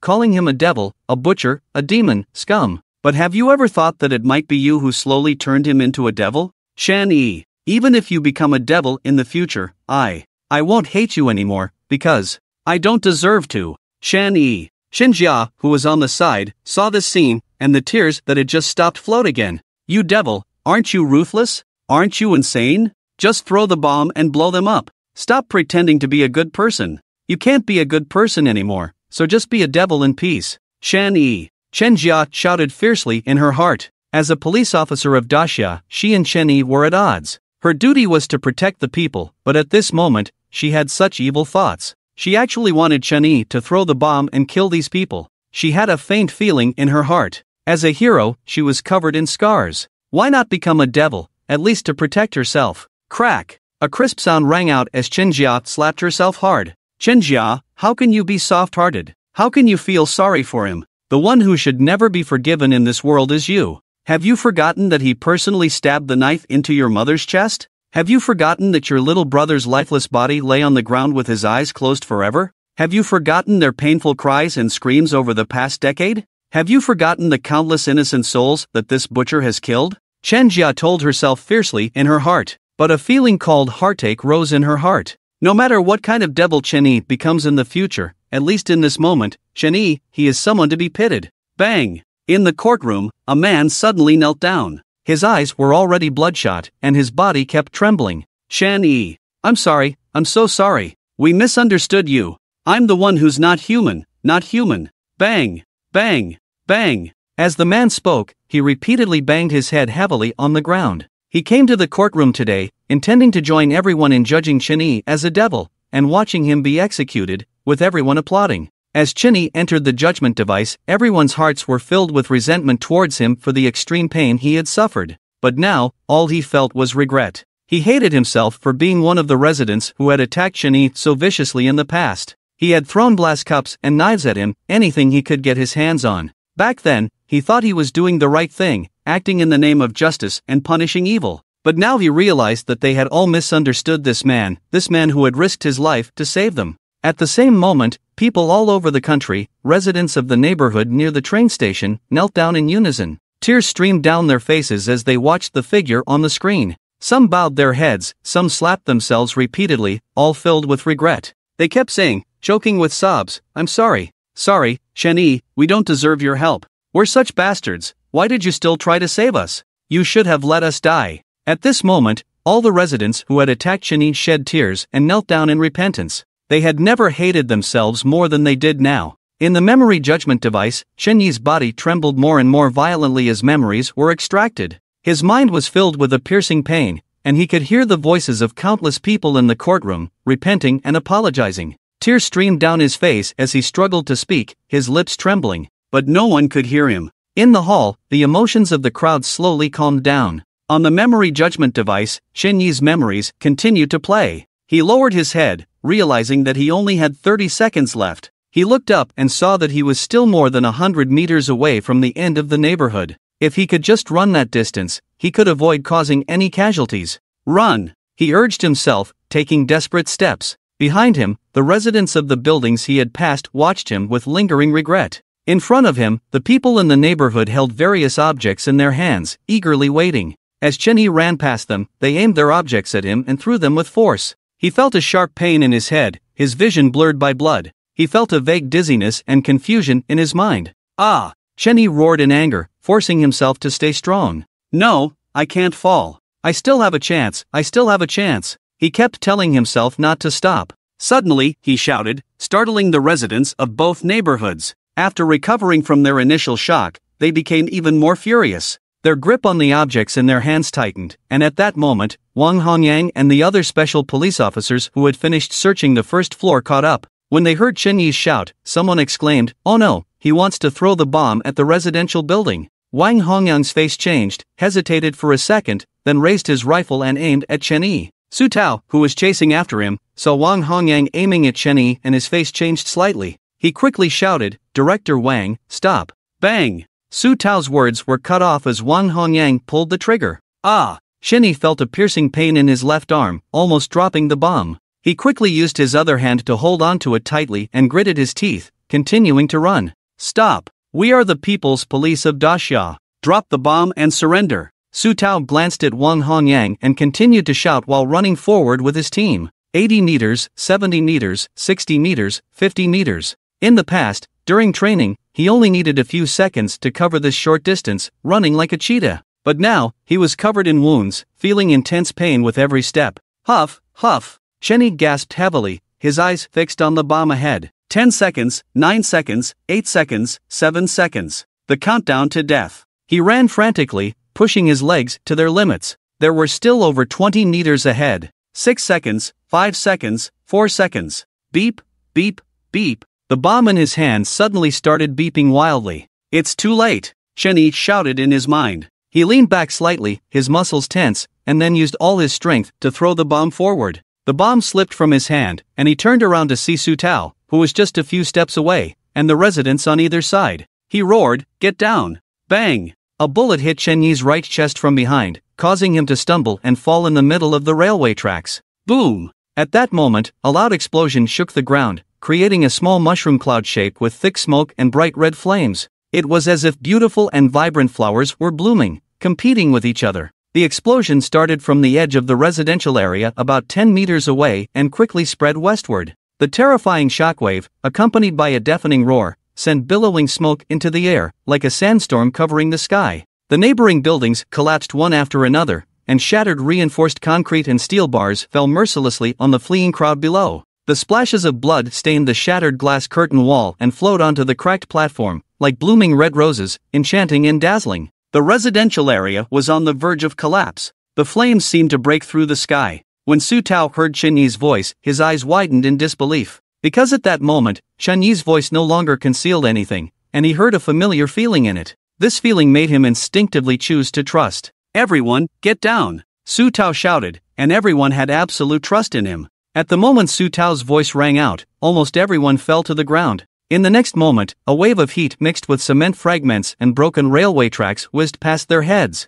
However, Wang Hongyang and the others who arrived later were not so lucky. "Ah!" Screams rang out as several unlucky ones were hit by cement blocks or pierced by steel pieces. Others were knocked over by the heat wave and slammed onto the ground. After a few seconds, the aftermath of the explosion finally subsided. Chen Yi slowly stood up, holding his chest wound, and Su Tao and the others also got up slowly. Everyone's gaze turned to the large pit in the distance, over 7 to 8 meters deep and more than a meter wide, filled with smoke. A sense of fear rose in their eyes. In the pit, smoke continued to rise, and large chunks of cement were torn apart violently, as if an earthquake had occurred. The nearby residential buildings had collapsed halfway, and the broken railway tracks pointed menacingly towards the sky. "Ah! It hurts so much! Help me! Someone save me! Oh my God, my leg! My leg is broken! This demon, he has caused us so much suffering! Help! Help!" In the midst of the residential building, the sound of agonizing cries echoed as figures lay in pools of blood. Some had shards of shattered glass embedded in their bodies, blood flowing profusely. Others were struck by massive chunks of cement, their flesh mangled. Some were thrown to the ground by the terrifying shockwaves, gasping for breath and on the brink of death. And there were those who, in the instant of the explosion, lost their balance and fell from the building, instantly consumed and leaving no trace of their remains. In Wang Hongyang's team behind Su Tao and the others, several police officers had already fallen in the pool of blood. Some were lying on the ground, unable to utter a word, only emitting hoarse sounds from their throats as blood continuously poured out of their mouths. Soon, they lost their breath. Chen Yi stared blankly at the scene, as if in a hellish realm. His eyes widened, almost on the verge of tears. He covered his chest, staggered, and his eyes were filled with bewilderment and self-blame. "I couldn't save them. I couldn't save them. It's all my fault. It's all my fault. If only I had run faster, if only I had thrown the bomb farther, if only I had come back earlier, if only I had found the bomb earlier. So many people wouldn't have died, so many people wouldn't have died. It's all my fault. It's all my fault." Chen Yi screamed in agony, pounding his head with all his might. Extreme grief surged from his heart. "Demon! You're a demon!" A man angrily shouted at Chen Yi, "You're a demon! Give me back my husband, give me back my son's life." A woman wailed heartbreakingly, tears flowing uncontrollably. Just moments ago, their family of 3 had been punishing evil and promoting good, relentlessly attacking Chen Yi. But now, their husband and child lay in a pool of blood, their eyes turned gray, devoid of any light. "You devil! The wheels of justice turn slowly, but grind exceedingly fine. You have committed countless evil deeds and will surely meet a terrible end. Devil, you won't die a good death. Devil, you will face retribution. Good and evil will be repaid in the end. Devil, your arrogance won't last long. Devil, they're waiting for you down below. You devil, you deserve to go to the 18th level of hell. Devil, I curse you to have no resting place in death." Many people were now in tears, their faces filled with boundless resentment.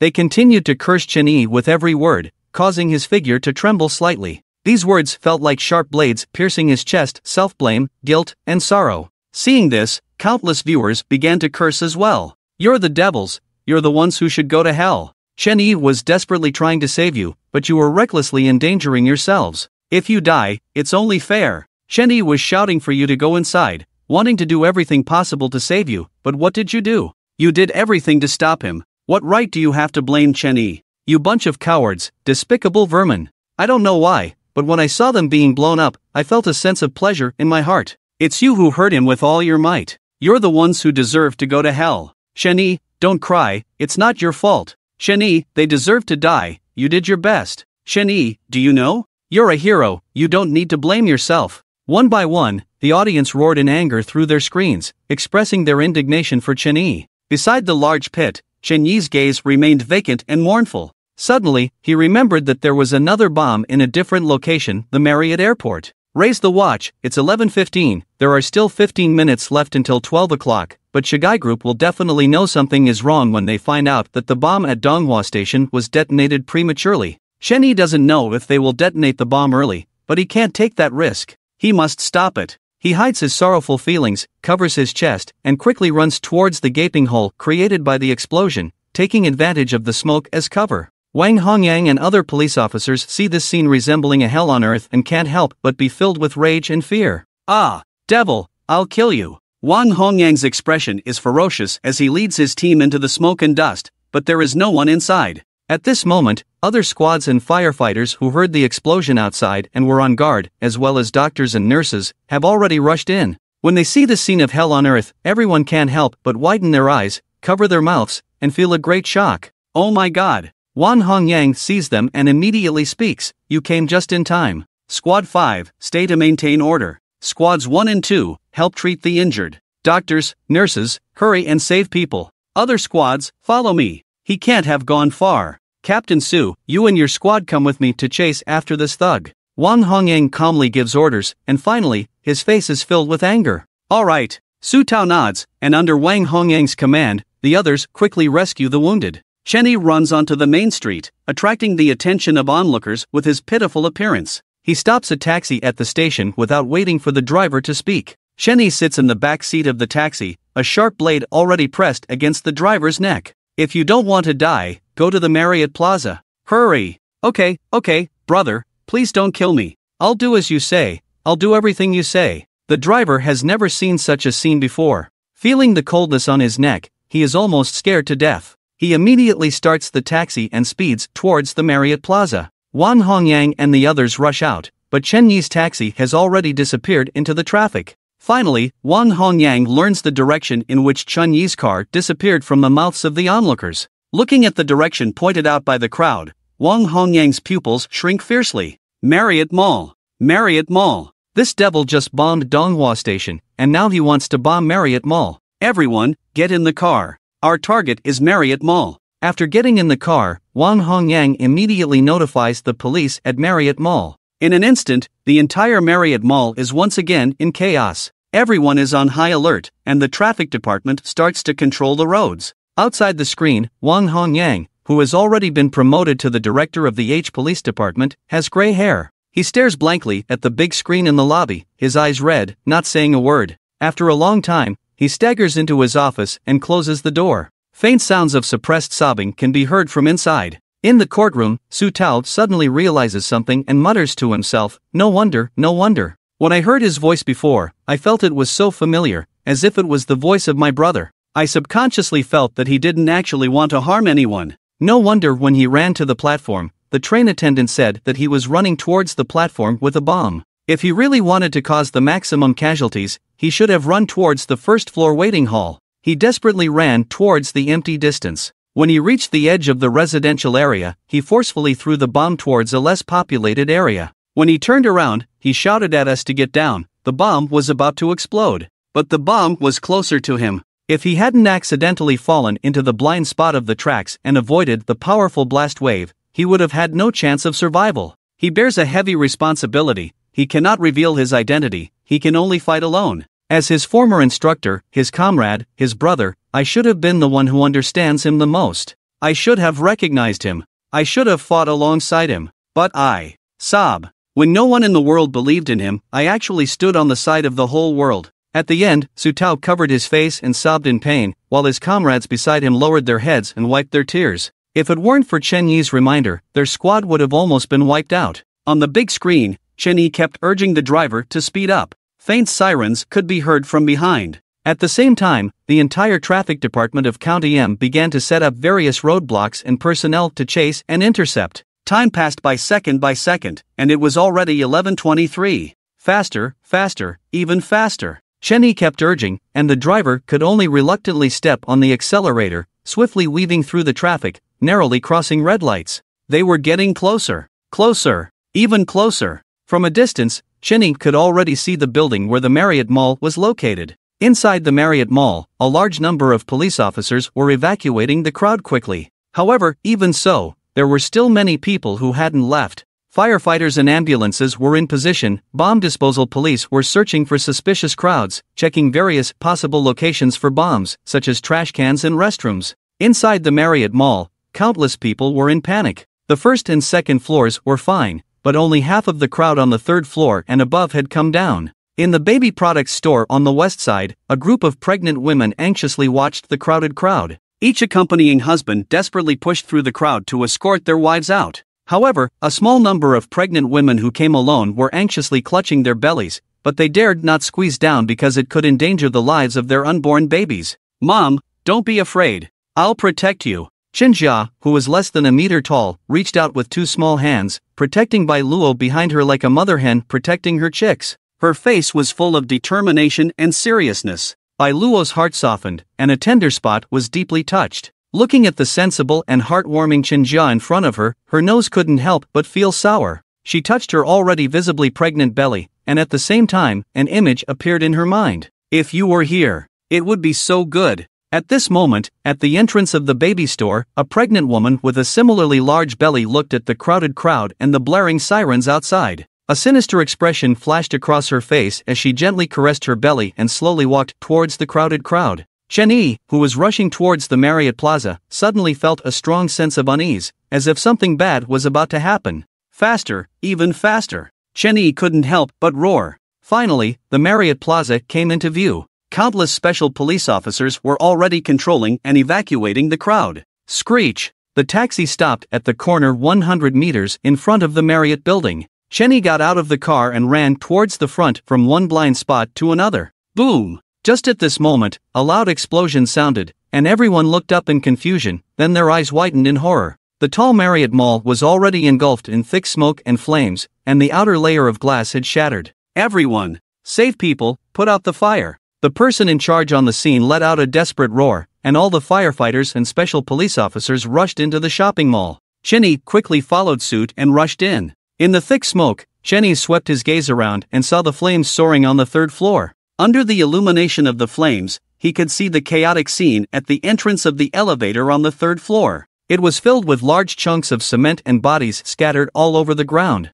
The crimson blood turned the scene into a hellish sight. The platform on the third floor had a large gap caused by the explosion, and the broken part revealed twisted and menacing steel bars. The elevator connecting the second and third floors had been blown apart. Behind it was a clothing store that was already engulfed in raging flames, licking the walls of the West Wing. "Help! Help!" Some severely injured victims lying on the ground were desperately wailing and groaning, shouting for help. The customers on the third floor and the West Wing, who were temporarily safe, were crying and shouting in despair. The scene was chaotic. "No! No, no, no!" Chenny shouted in despair. He failed to defuse the bomb at the train station, resulting in the deaths of residents on both sides and some police officers. Now, the bomb at the Marriott Mall had exploded prematurely, causing even more casualties. It was like a hell on earth, and it was all his fault. It was all his fault. Quick, quick, save people. Where are the firefighters? Put out the fire. The person in charge on the scene shouted at the top of his lungs.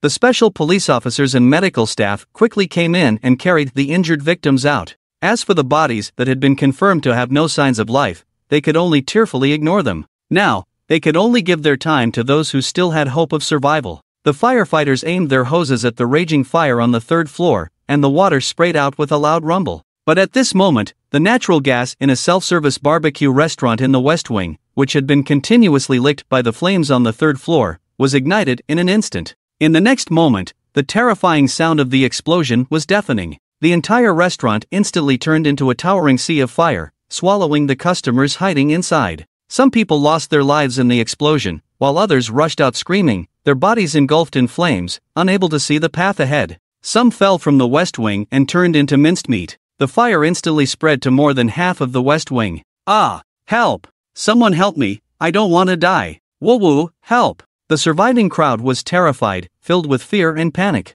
The sense of impending death made their hair stand on end, as if they were in an icy abyss. Their minds went blank, and they could only instinctively cry for help. Save people, save people.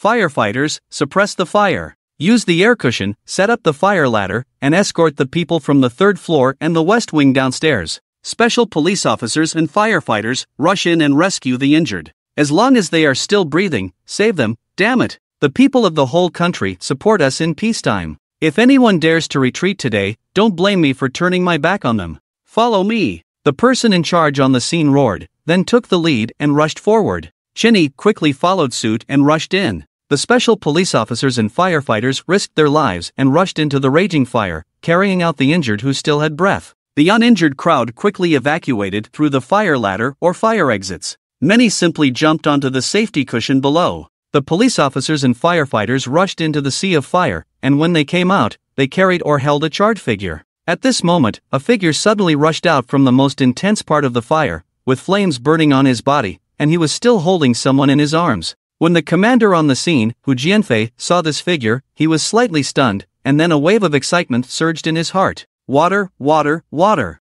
Spray him! Hu Jianfei shouted, and the firefighter next to him slightly adjusted the nozzle, then raised it and sprayed water onto the floor above Chen Yi's head. The water then fell down, drenching Chen Yi and extinguishing the flames on his body. He quickly tore off his burned clothes, revealing a red and blistered face and charred hair. Chen Yi handed the person in his arms to the special police officer who came to assist, then turned around and rushed back into the fire with wet clothes draped over his head. Hu Jianfei witnessed this scene and was slightly stunned. "Which department is he from?" he asked. "Commander, he seems to be a civilian who just followed us in." One of the police officers who had seen Chen Yi replied. The commander was taken aback by the news, his eyes turning slightly red. He clenched his fist and exclaimed, "Damn it! Look at that! He's a true hero of our great nation. Brothers, keep following me and charge forward. We can't take a step back, because behind us is the people. We must continue to fight." Hu Jianfei shouted. Seeing Chen Yi's bravery, Hu Jianfei felt his blood boil and a surge of energy rush through his body.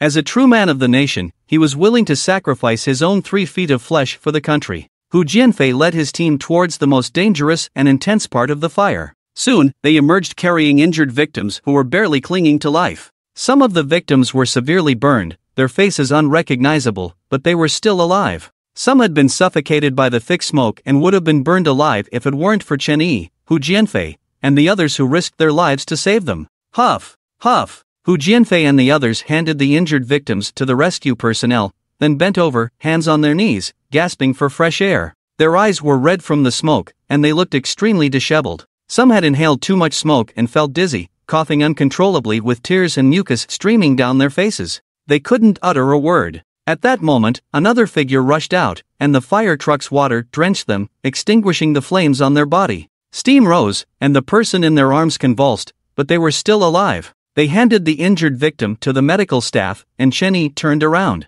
Just then, someone grabbed his arm. "Son, it's enough. There are no more survivors inside. Even if we rescue them, they won't survive," said Hu Jianfei, holding on to Chen Yi. Looking at Chen Yi's face, red and almost cooked, he couldn't help but feel a pang of pain. This child, he was only a little older than his eldest son. There might still be people inside. Chen Yi's eyes were red as he choked up. "There's no hope left. Give the chance of survival to those who are still alive." Hu Jianfei's voice trembled, his eyes also red. As police officers of the people, they should have stood in front of the people in times of danger. Even if they died, they should have died in front of the people. But now, so many people who needed their protection had died in front of them. They felt extreme heartache, self-blame, and unbearable pain that made it hard to breathe. Hu Jianfei knew that he should have risked his life to save people, but now all he could do was minimize the casualties and give the chance of survival to those who were still alive. "Commander! Commander, there's a nursery here with many pregnant women and children."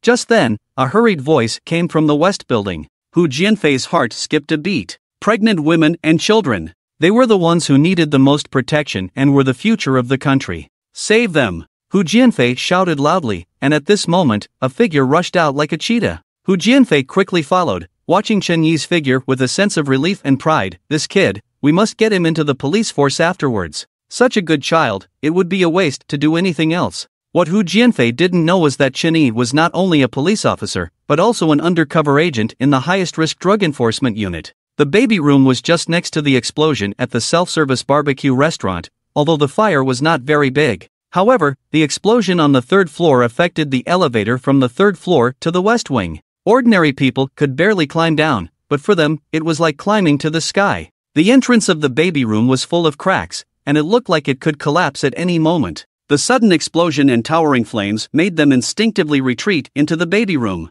Except for the pregnant women who had relatives accompanying them and managed to escape at the beginning, most of the pregnant women could only hide in the baby room, crying and screaming. Some pregnant women on the verge of giving birth were already lying on the ground, convulsing and weakly wailing. The amniotic fluid had started to break. Woo woo, my child, child, mommy is sorry, Woo woo, husband, where are you? I'm so scared. I don't want to die, my child hasn't been born yet, I want to give birth to my child. Each pregnant woman covered her belly, tears streaming down her face. Their unborn children were facing the threat of death before they could even be born. At this moment, the fire in the west wing, at the elevator area and the exploded self-service barbecue restaurant became more severe, rapidly engulfing the baby room in the middle. The fire demon showed its fangs and claws, ready to devour them. Helpless, they could only cry and pray fervently, clasping their hands together, begging for the salvation of Buddha and deities. But at this moment, Buddha and the deities still did not appear, only the fire demon continued to rampage, constantly harvesting innocent lives. Despair, powerlessness. The hope of life was gradually being devoured by the encroaching fire demon. It seemed that their lives were about to end here. They put down their hands, using their last bit of strength to protect the small lives in their bellies. They turned around, facing the approaching towering flames with their backs, even if it meant death. Women may be weak, but they become strong as mothers. They wanted to use their frail bodies to block the fire demon. If they were still alive for one more second, they would not allow their unborn children to be harmed. This was the last protection a mother could offer to her child. Whoa, mommy, I'm scared. Even the strongest and most sensible child was still a child. Chen Jia couldn't help but cry. Xian, don't be afraid. Don't be afraid, mommy is here. Bai Luo's heart was filled with fear as well, but at this moment, she still had to step forward to protect her child. She tightly embraced Chen Jia in her arms. Like everyone else, she turned around, facing the approaching flames with her fragile back. In her mind, a figure appeared. If you were here, it would be so good. It seemed that there was no hope left. The entire baby room was filled with despair and sobbing. The Grim Reaper held his scythe, watching intently. The eyes of the people became confused, dull, and devoid of the color of life. Death was finally approaching. And at this moment, figures rushed through the flames and broke in, like gods descending from the sky. They braved the flames and desperately rushed inside. There are still many pregnant women and children here. Fire trucks, spray water here to suppress the fire. Everyone else, do your best to rescue the pregnant women and children. Hu Jianfei shouted loudly when he saw a group of vulnerable pregnant women turning around and facing the flames with their fragile backs, listening to the desperate cries. Tears finally fell from their eyes in big drops. Don't be afraid. We are the Chinese People's Police. We are here. We are here. We are here. Each police officer, including Chen Yi, shouted with tears streaming down their faces. The pregnant women, who had closed their eyes in despair, trembled when they heard these voices. They couldn't believe their eyes when they saw figures in police uniforms running towards them from the flames. Everyone couldn't help but burst into tears, crying uncontrollably, tears flowing relentlessly. Woo, it's the People's Police, our People's Police. They have come, our saviors have come. We haven't been abandoned, The gods we prayed and begged for never appeared. Where there are no gods, they have come. In the midst of despair, they saw hope. In the darkness, they saw light. When they saw the figures in police uniforms appear, everyone was moved to tears and cried out in anguish, but at the same time, their hearts instantly calmed down. Because they knew that as long as the People's Police appeared, there was hope, and as long as the People's Police came, they would be saved. Chen Yi and the others rushed in, scanning the area, and quickly soaked their clothes in water, wrapping each pregnant woman carefully. They then escorted each pregnant woman and child out. Comrades, there are a few sisters here whose amniotic fluid has broken, please save them first. Several pregnant women who were supposed to be next clenched their teeth and spoke up. Although they were also pregnant, their condition was much better than the pregnant women lying on the ground whose amniotic fluid had broken or was about to break. At this moment, they chose to give the hope of life to the more critical pregnant women.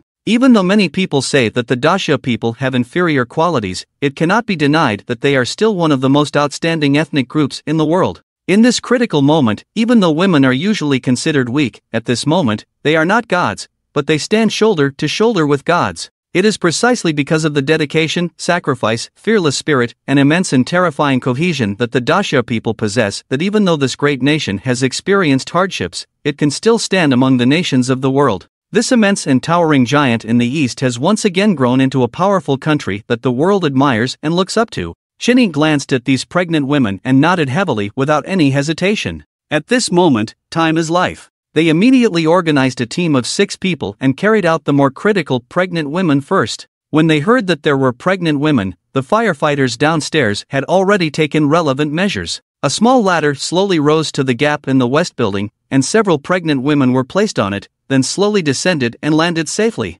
As soon as they landed, a group of medical personnel rushed forward, lifting the pregnant women onto stretchers and taking them to the waiting ambulances outside to give birth. Shenyi and the others returned again, and after 2 rounds, all the critically endangered pregnant women had been taken down. Then, Shenyi and the others escorted each pregnant woman out in order. The fire grew bigger and bigger, and the flames had already consumed almost half of the nursery, despite the suppression of the water hoses. The flames still raged fiercely. Crack! Just at this moment, there was a cracking sound from the wooden ceiling of the nursery. Shenyi looked up and his eyes widened in horror. Under the scorching heat of the fire, half of the wooden ceiling had already been burned through, and the main beam was about to collapse. Quick! Quick! Quick! Speed up! Hu Jianfei also saw the scene and immediately shouted desperately. Upon hearing Hu Jianfei's words, all the special police and firefighters immediately increased their speed. The pregnant women were also frightened and caused a small wave of screams. Don't panic, everyone.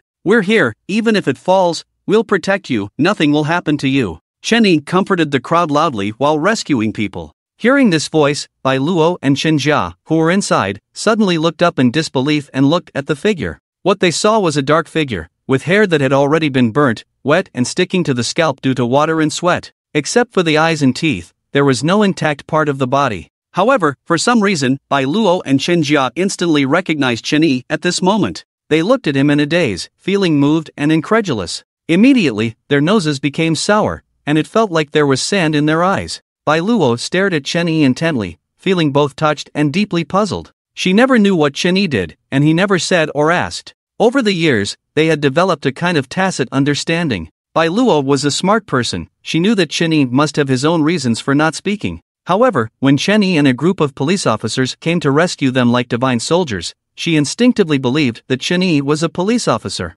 But if Shenyi was just a police officer, there was no need to hide it. But he wasn't a police officer. Daddy! Daddy! Daddy! Chen Jia looked at Shenyi with teary eyes, pouting her mouth, unable to hold back her tears as she cried out. At first, her sobbing was low, but her voice grew louder. She was calling for her father, the person she could only dream of, the person she and her mother missed, the man who was gradually fading from her memory. Even though Shenyi was in a sorry state and his face was barely visible, the connection between father and daughter made Chen Jia recognize him at a glance. He was her father. When Chen Jia's voice reached Shenyi's ears, he, who was supporting a pregnant woman and running outside, suddenly froze. His eyes were filled with disbelief and his heart felt as if it was being crushed by a heavy stone. His lips trembled uncontrollably, his mind went blank, and he slowly turned his head mechanically. When he saw Bai Luo, who was pregnant, and Chen Jia, who was calling out to him while being led by Bai Luo, the 2 women he should protect the most, looking at him helplessly with tears in their eyes, a loud bang echoed in his mind.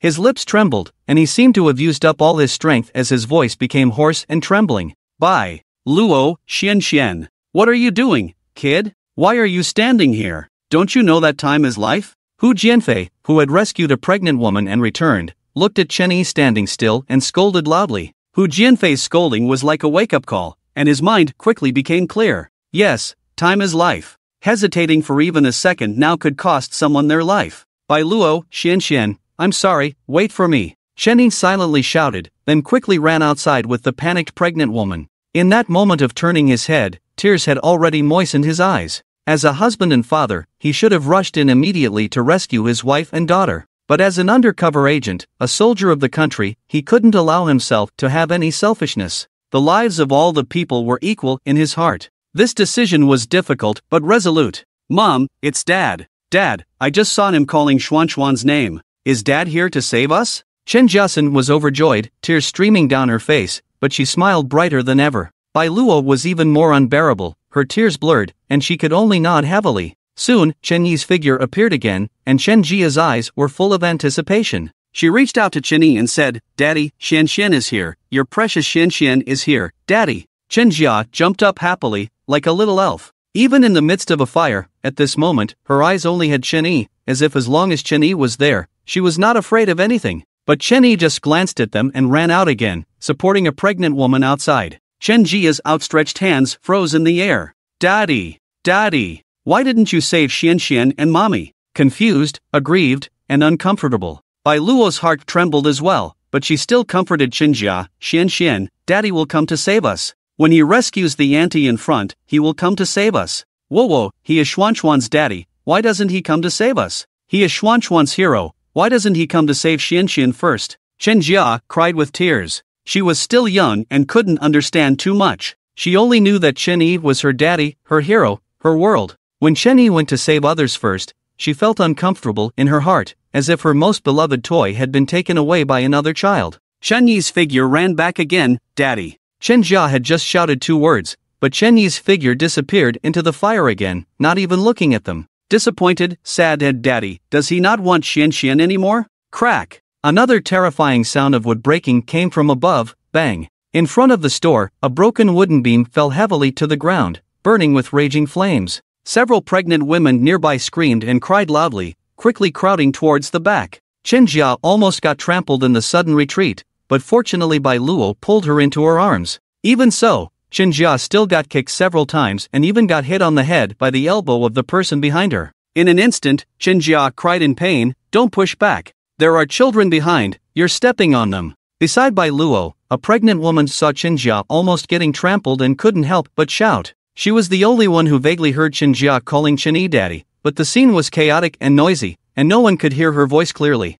Or rather, in the face of death, they heard it, but they still wanted to push back. Faced with death, no one could remain calm. Just now, some people desperately pushed forward to be rescued faster, but now that the front was filled with danger, they desperately retreated. They even thought, why not let Bai Luo and Chen Jia face death first? Whoa, Mommy, it hurts. Chen Jia in Bai Luo's arms raised her head, tears streaming down her face, several bruises on her forehead, which made Bai Luo's heart ache as if a knife was cutting into her own flesh. Stop pushing. Bai Luo finally couldn't bear it and roared in anger. She could tolerate everything, but Chen Jia was her weak spot, and someone had hurt Chen Jia, so she finally got angry. Faced with Bai Luo's anger, the people in front of her were terrified and gave her a few resentful glances. Why shouldn't we push? Are you blind? Didn't you see the wooden beam that just fell almost hit us? Yes, we just want to survive. Can't you people in the back move back a bit and make some room for us? Why are you howling? We didn't do it on purpose. We're standing in front of you, if anyone dies, it'll be us first.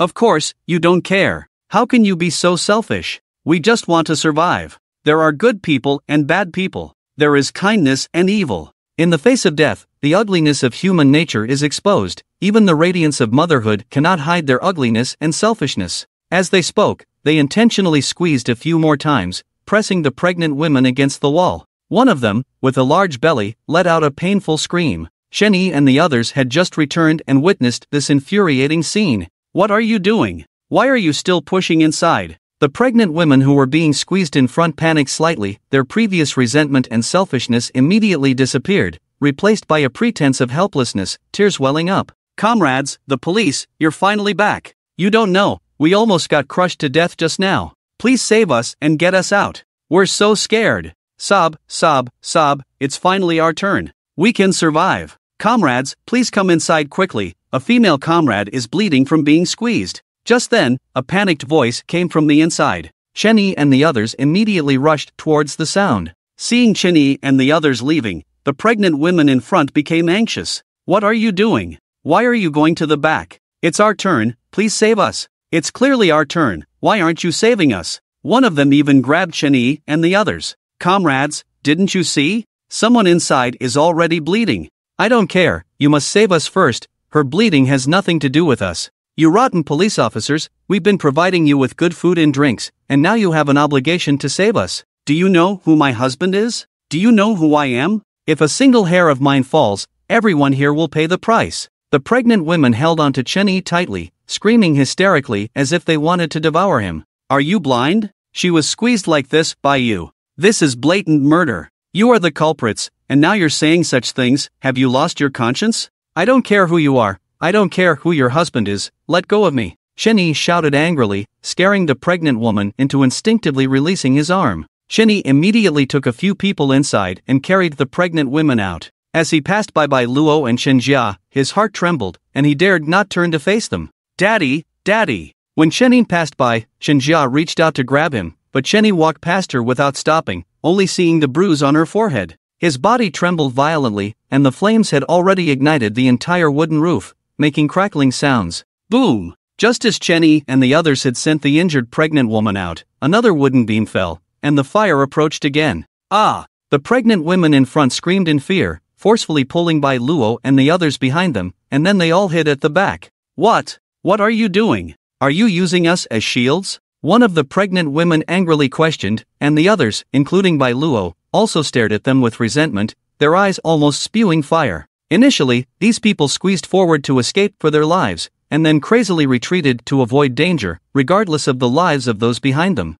They squeezed one of the pregnant women until she bled, and now they were using Bai Luo and others as shields in front. Jian Shou was despicable. Instantly, they provoked the anger of the crowd. What are you doing? What are you doing? Why should a few of us stand in front? We just risked our lives to protect you, and now you can't even shield us? Yeah, you guys are so selfish. A bunch of heartless jerks. Besides, we were originally at the back. It's only natural for us to hide at the back. Several pregnant women cursed arrogantly, like shrews. At this moment, Chen-yi and the others returned. When they saw Chen-yi and the others coming back, the pregnant women who were cursing immediately stopped and anxiously tried to move forward. Move aside, make way for us. It's our turn. However, the pregnant women blocking the front were very tacit and firmly blocked the way. Some even secretly elbowed them in the face. Chen-yi saw that Bai Luo and the others, who were clearly at the back, were standing at the front, with flames almost reaching them. Everyone was choked with tears streaming down their faces, coughing incessantly.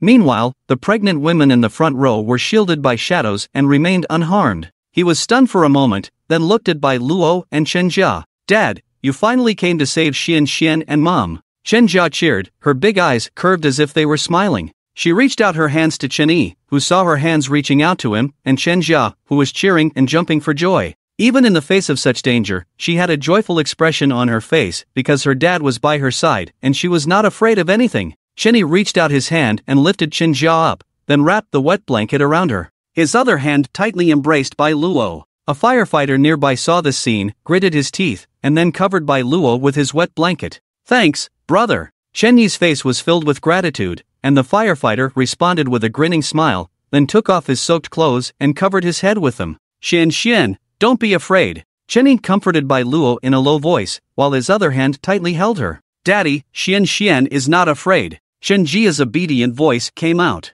Chen-yi carried both of them and rushed towards the curtain of fire. Even though they were wrapped in wet blankets, Bai Luo still felt a strong burning sensation. It lasted for nearly 6 seconds, and just when Bai Luo felt like she was about to be roasted, the pressure on her body suddenly eased as the blanket was torn off. White smoke kept rising from it. Looking back at the sea of fire behind them, they finally escaped. Chen-yi handed Shenjia to Bai Luo. He looked deeply at Bai Luo without saying a word, but Bai Luo understood. His eyes told her, take care of Xian. Then, resolutely, he plunged back into the fire. Shenjia climbed up the fire ladder from the west building to the first floor. Madam, child, you're safe. The medical staff below hurriedly came up to assist Bai Luo and Shenjia. Looking at the two who were rescued again, tears welled up in everyone's eyes. 2 more lives saved. Bai Luo and Shenjia were guided out of the mall by the medical staff. Looking up from outside, thick black smoke billowed over the entire Marriott Mall, with flames constantly erupting from within. Fire trucks arrived one after another, and water jets sprayed frantically at the sea of fire, gradually suppressing it. After more than 10 minutes, all the survivors were finally rescued. The fire inside the mall became more fierce. The rescue operation was over. Firefighters and police officers ran out of the fire one by one, lifting their wet blankets. Each person's skin was roasted red, even with a ripe feeling. There was a smell of grilled meat in the air. Medical personnel approached with towels, wanting to wipe their faces, but they hesitated when they saw their red faces, afraid of accidentally wiping off their flesh. Bai Luo held Xinjia and kept looking inside, searching. But after everyone came out, that figure had not appeared yet. In the corner of the mall, a figure looked outside through the thick smoke. His gaze fell on the person he had been thinking about. Looking at this woman with a big belly, holding Xinjia, constantly gazing, tears uncontrollably flowed from his eyes. Bai Luo. Xian, I'm sorry. He turned around and disappeared into the thick smoke. He wanted to recognize his wife and daughter, to hold these two girls who only had him in their eyes tightly in his arms. He wanted to loudly tell them, "Don't be afraid, I'm here." But he was a person who couldn't see the light. Shen Yi knew that after turning around, a slight mistake could result in his body being shattered. But some things had to be done, even if the wound hadn't scabbed over yet. As long as the country needed it, as long as the people needed it, he would go without hesitation. After finishing everything, he left again, without leaving a name, without leaving a face, unknown origins, regardless of where his tombstone would be erected. Walking on the edge of a knife, coming from between heaven and earth, Shen Yi appeared again, standing in the distance. He looked up in the direction of the Marriott Mall, then left. At the entrance of the Marriott Plaza, police officers, firefighters, and medical personnel all withdrew. Bai Luo's eyes kept scanning them, not him. Not Kim. Not Kim. Still not him. Bai Luo's heart began to panic. Boom! Just then, another explosion sounded from inside the mall. After the gas on the third floor of the restaurant was consumed, another explosion occurred. A wave of heat mixed with billowing smoke rushed towards them. Everyone couldn't help but step back several steps. Bang! In the terrifying explosion, another piece of the third-floor platform fell and smashed onto the ground. No! Seeing this, Bai Luo couldn't help but cry out in sorrow. She put down Xinjia and wanted to run inside. Hu Jianfei next to her grabbed her. "Comrade, are you trying to kill yourself?" No, he's still inside, he's still inside, he's still inside. Bai Luo cried heartbreakingly, reaching out towards the inside as if trying to grab something. Who's still inside? Hu Jianfei raised an eyebrow and quickly turned to look at his deputy. He said solemnly, "Su Jia, quickly check who hasn't come out yet." Yes. Su Jia ran off and came back after a while. "Report, Commander, all our brothers have come out." But, Su Jia hesitated for a moment. "What the fuck are you dawdling for? Speak up." Hu Jianfei kicked his deputy in the chest. But, the brothers said they didn't see the civilian who spontaneously joined the rescue come out. It seems like he's still inside. As the deputy spoke, his whole body trembled. Still inside, after the recent explosion, how could there be any chance of survival? Perhaps his remains were already gone? What? That kid didn't come out? Hu Jianfei jumped up, his eyes turning red. He rushed towards the mall, but the people around him tightly held him back. "Commander, don't be foolish. Let go of me, let go of me." Hu Jianfei roared with red eyes. "Commander, inside. There can't be anyone alive inside." Su Jia tightly held onto Hu Jianfei. "There can't be anyone alive? There can't be anyone alive." Hu Jianfei stopped struggling and stared blankly at the flames soaring in the Wanhao Mall. Even though the fire was being suppressed, it continued to rage. He was just a child. He had his whole life ahead of him, he shouldn't have died. It should have been me. Hu Jianfei choked, his eyes bloodshot. Su Jia and the others beside him also had red eyes. They deeply admired the brave figure who had just surpassed everyone.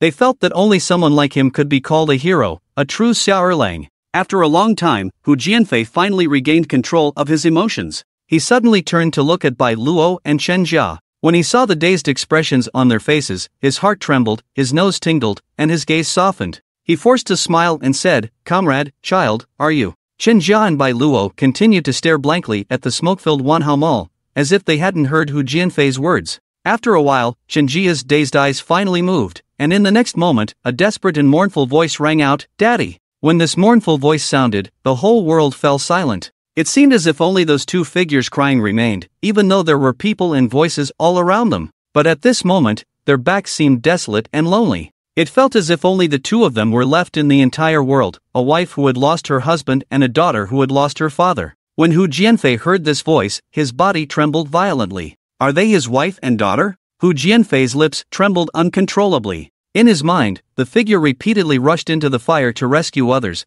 but it was always someone else who saved his wife and daughter first, not him. After a while, Shen Jia and Bai Luo stopped crying. Their eyes were filled with blankness and dimness. The world had collapsed. After their emotions gradually calmed down, Hu Jianfei walked over, his eyes red. Child, don't cry. Your father was great, he was a hero. You're about the same age as my granddaughter. From now on, you'll be my Hu Jianfei's own granddaughter. You have to study hard in the future and become a useful person for the country, just like your father. Or become a police officer who upholds justice for the people. On the other side, a figure appeared in the alley behind the Kunze group's villa. He struggled to climb from the first floor to the third floor, then closed the window. He walked into the bathroom and looked at his face, which was burned red in the mirror. When he gently touched it, a burning pain shot through him. He took off his outer clothes and then his undershirt. Hiss! Ouch! The tearing pain in his back made Chen Yi groan, almost screaming out. The scorching heat had practically fused his shirt with his skin.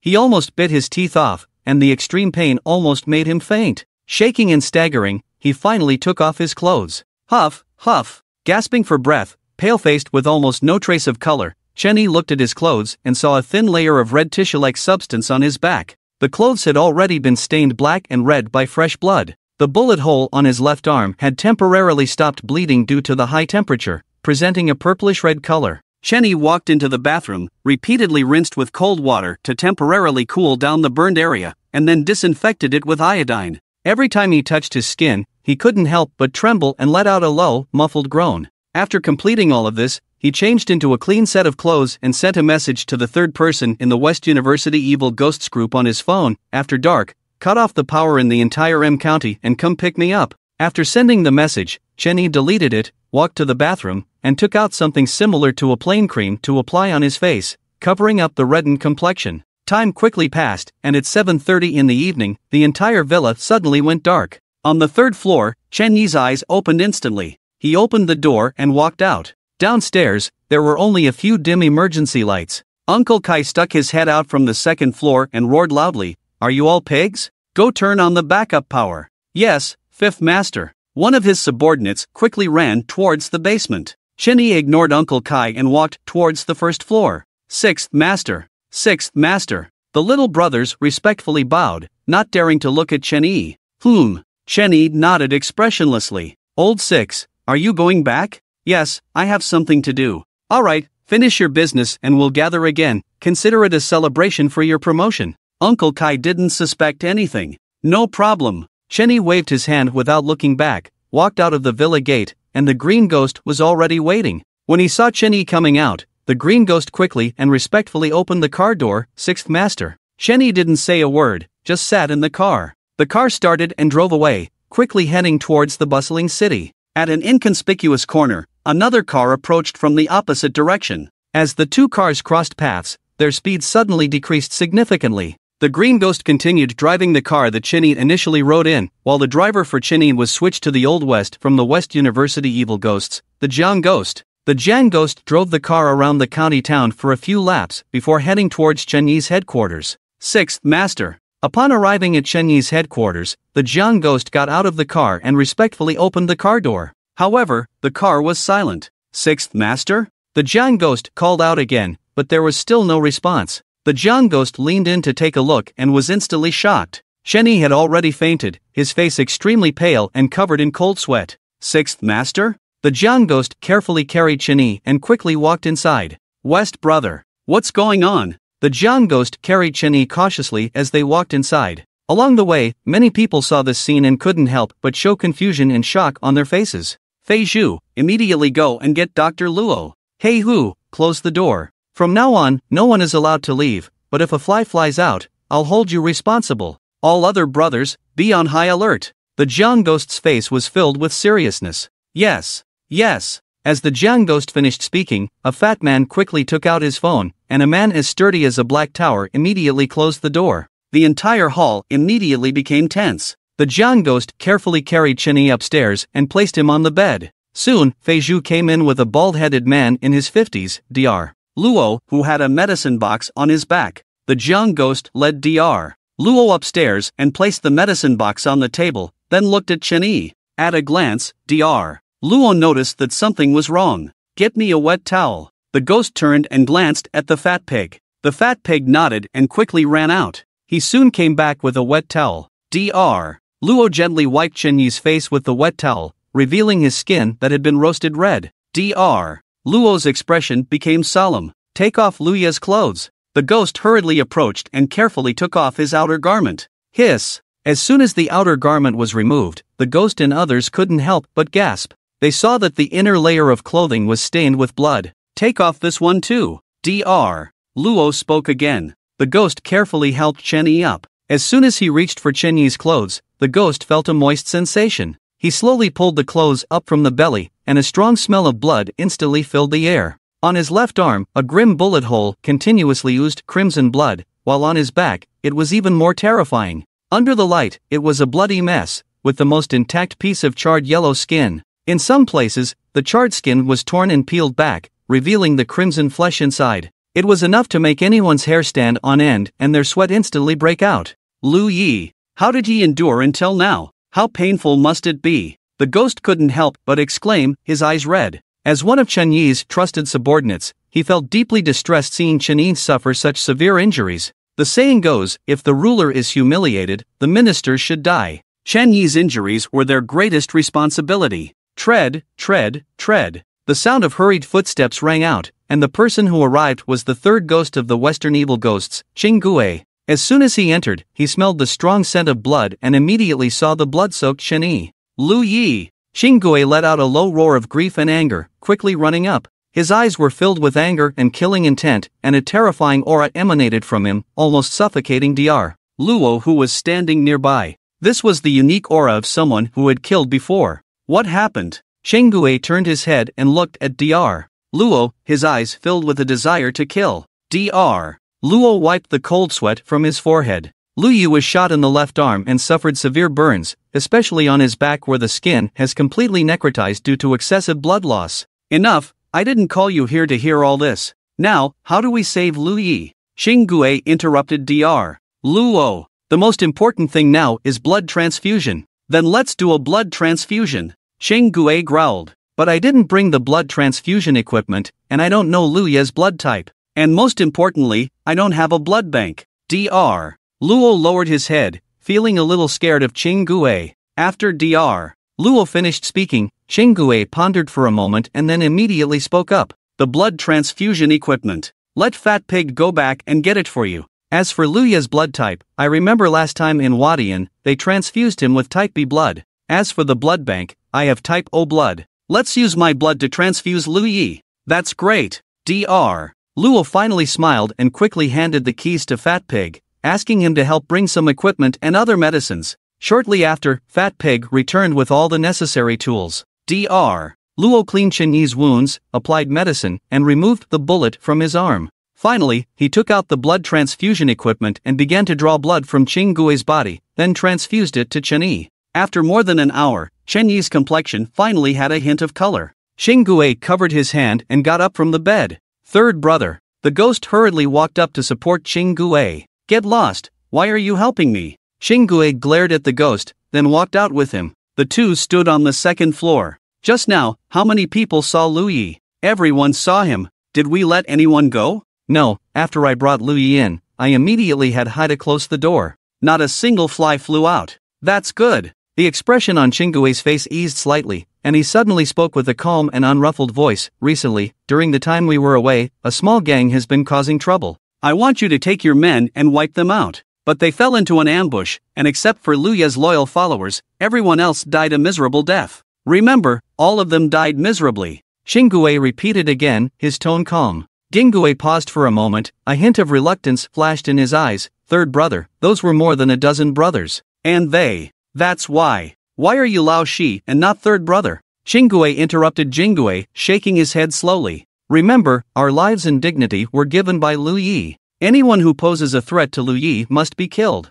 Do you understand? Qinggue suddenly looked up, his eyes shooting two sharp rays of light like swords, causing Qinggue to instinctively lower his head and not dare to meet his gaze. I understand. I understand. Qinggue's voice trembled, and Qinggue patted Qinggue's shoulder twice before turning and leaving behind only one sentence. If one day you also threaten Lu Yi, I will not hesitate to kill you. I will do the same. The next day, Chen Yi slowly opened his eyes. The light was dazzling. He closed his eyes and then opened them again. Ha! Suddenly, he instinctively sat up, his muscles tense, his gaze alert and sharp as he scanned the surroundings. After recognizing the familiar environment, he slowly relaxed and looked down at the bandages on his body, finally letting out a sigh of relief. Pang! Hearing the sound in the room, Chingue quickly pushed open the door and entered. When he saw that Chinyi had already woken up, a hint of excitement flashed across Chingue's face, and his eyes shimmered with tears. Lu Yi! You're awake! You've worked hard! Chinyi spoke slowly. It's my duty. Open the window for some fresh air, and have the kitchen prepare something light. Yes, Lu Yi. Chingue turned and walked out. Chinyi lay on the bed and took out his phone, casually flipping through it. He discovered that the entire internet was flooded with news about the explosions at the Donghua train station and the Marriott Mall 2 days ago. Almost all of the top 10 trending topics were related to these two explosions. Chinyi randomly clicked on a video, and inside the video was a female reporter holding a microphone. Hello, viewers. I am a reporter from Itai, Lu Siyu. I am currently at the scene of the Donghua train station explosion. It is reported that the death toll from this explosion is 13, with 50 severely injured and 50 lightly injured. Among them, 8 police officers were injured, and the other casualties were residents of the neighborhoods on both sides of the train station platform. We can't imagine how terrifying the mindset of the person who carried out such a horrific act is. They actually threw the bomb in the most densely populated area, causing such a devastating tragedy. Even though our residents bravely resisted, they ultimately suffered from the poison. Seeing this, Chen Yi's heart suddenly tightened. Below the video, there were countless people condemning Chen Yi. His hands began to tremble as he continued scrolling down. Suddenly, his gaze was drawn to a headline, #Marriott Mall Explosion, the weeping widow of an unknown hero sacrificed. Chen Yi clicked on it, and as the video played, a desperate and mournful voice rang out, Dad. The figure was lonely, the voice was mournful and heart-wrenching. Seeing this, Chen Yi couldn't help but burst into tears. He reached out his hand, wanting to touch Chen Jia's face, but all he felt was the cold screen of his phone. Hearing this cry, he opened his mouth and desperately moved his lips, finally letting out a hoarse voice, Hey! He promised, but she couldn't hear. After a long time, Chen Yi put down his phone, struggling to stand by the window, his gaze looking through layers of obstacles towards the small courtyard in the suburbs. I'm sorry, Bai Luo, I'm sorry, Xian. The previous Chen Yi died yesterday. From now on, only Chen Buming is alive. Bai Luo, forgive me, Xian, forgive Daddy. In this lifetime, Daddy owes you. In the next life, Daddy will be a cow or a horse. Suddenly, Chen Yi stopped, and he laughed at himself. Forget it. In the next life, you should stay far away from Daddy. Maybe in the next life, Daddy will still be an undercover agent? Stay far away from Daddy. I've caused you trouble in this lifetime. How can I let you suffer in the next life? Chen Yi laughed at himself, laughed, and tears flowed. 3 days later, in the evening, under a bridge in County M, Chen Yi leaned on the railing, a cigarette in his right hand, his eyes fixed on the fish swimming happily under the bridge from time to time. I heard. Fish only have a 7-second memory. How about being a fish in the next life? You said. Are there any gray fish in the fish? Ha ha. Before he could finish speaking, Chen Yi laughed at himself. After Chen Yi finished speaking, the fish in the water raised its head and looked at Chen Yi. It curiously looked at the strange creature above its head.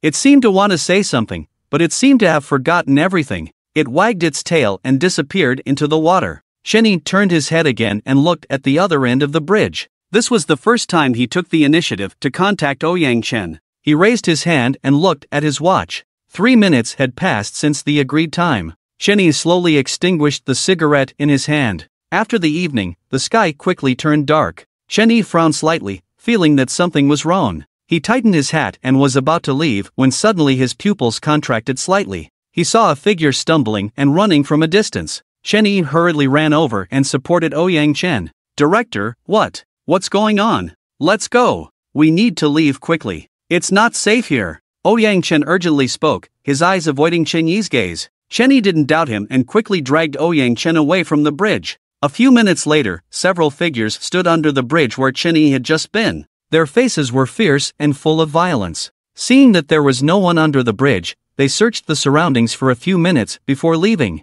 After more than 10 minutes, another wave of people appeared and searched. Boss, no one here. Captain, no one here either. Another half an hour passed before all the figures left. In a secluded alley in the suburbs, Lone Wolf, put me down. On Chen Yi's back, Ouyang Chen gently patted Chen Yi's shoulder, and Chen Yi put Ouyang Chen down. His back was already wet. Director, what's going on? How did you get so seriously injured? Chen Yi asked urgently. Ouyang Chen's eyes were red, filled with grief and anger. There's a traitor in our team. Traitor? Chen Yi clenched his fist tightly. You know, in the past 2 operations, the enemy knew in advance, causing heavy casualties to our team. This has led to suspicion towards you and a few other undercover comrades. Even in the last decapitation operation, they didn't allow you to be informed. As a result, comrades from other departments have lost trust in our undercover department. Everyone is saying that you have betrayed, that you have been corrupted by darkness, that you have become traitors to our country, but others don't know. I, Ouyang Chen, know.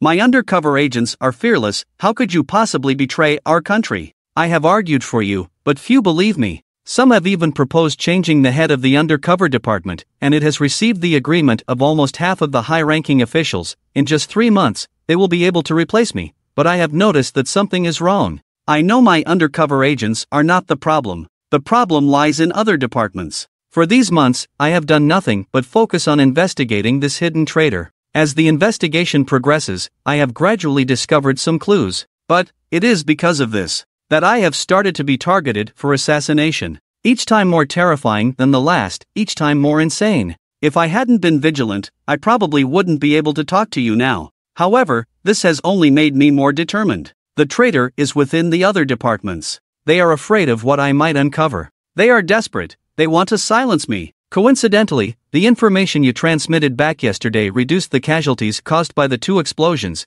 and many high-ranking officials have started to change their attitudes towards me. But after the meeting ended, not long after I left the department, I was chased and attacked. At the same time, what shocked me even more was that a message came from the higher-ups. They have found the traitor hidden within the team, and they have absolute evidence. I have seen that evidence. My eyes have seen that it is all true. It couldn't be more real. Do you know who that traitor is? Ouyang Chen suddenly looked up at Chen Yi, and Chen Yi shook his head in confusion. I don't know. Ha ha ha. Ouyang Chen suddenly burst into a chilling laughter. That traitor it's me. Boom. Ouyang Chen's words had just fallen, and Chen Yi's mind exploded. His eyes were filled with disbelief. In that split second, Ouyang Chen suddenly stood up, holding a gun in his hand. The dark barrel was aimed at Chen Yi. Ouyang Chen's face twisted into a grimace. Chen Yi, thank you for saving me. You really are a good person. So now, I'm going to send you on your way. Do you have any last words?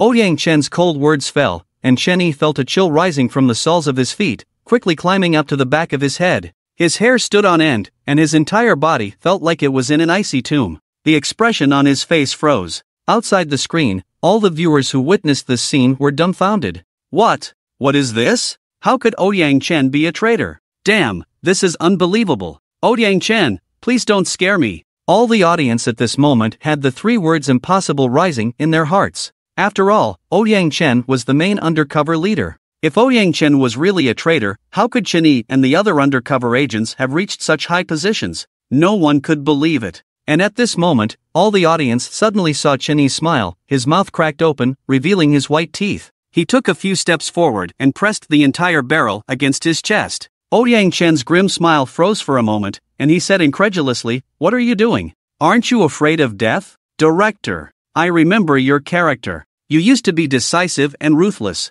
When did you become so indecisive? Or perhaps, you never intended to kill me. Otherwise, the time you had on my back would have been enough to kill me several times." Chen Yi grinned. You don't believe that I'm a traitor? No. I believe you're a traitor, and I believe they have enough evidence to prove that you're a traitor. But I don't believe you would betray our country. Even if the whole world doesn't believe you, I will still believe you, because what the eyes see is not always the truth. You taught me that. Ouyang Chen was stunned for a moment, his gaze fixed on Chen Yi. Chen Yi didn't back down, and their eyes met in the air. Ha!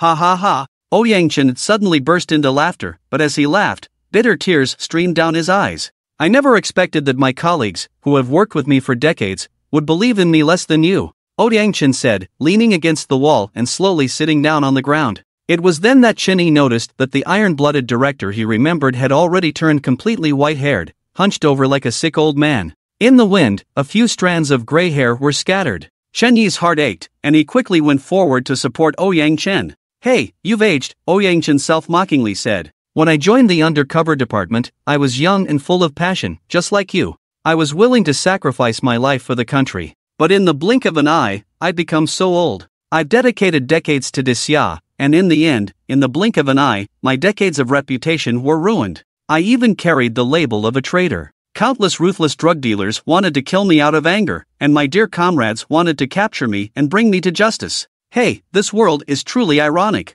Yang Chen muttered to himself, his face full of self-mockery. But Yang Chen suddenly turned his head and looked at Chen Yi, his eyes bursting with determination. But aren't we all like this as undercover agents? Look at you, how much have you sacrificed to infiltrate the Kunsa group, risking your life to gather intelligence? And in the end, you've become a traitor, damn it. The recent explosion at Donghua train station and the explosion at the Wanhao Mall, the idiot who ran with the bomb, that was you, right? You're so stupid. I sent you to be an undercover agent, not to go and die. Your responsibility as an undercover agent is to fulfill your duty, and yet they are all desperately trying to harm you, and you're still desperately trying to protect them. Why do you bother with such thankless tasks? Yang Chen cursed. I believe that if it were you, you would do the same. Chen Yi suddenly spoke, his gaze intense. Yang Chen was stunned for a moment, then cursed, you're talking nonsense. I'm definitely faster than you, and I would throw the bomb even farther. He. Hearing Yang Chen's curse, Chen Yi scratched the back of his head and laughed.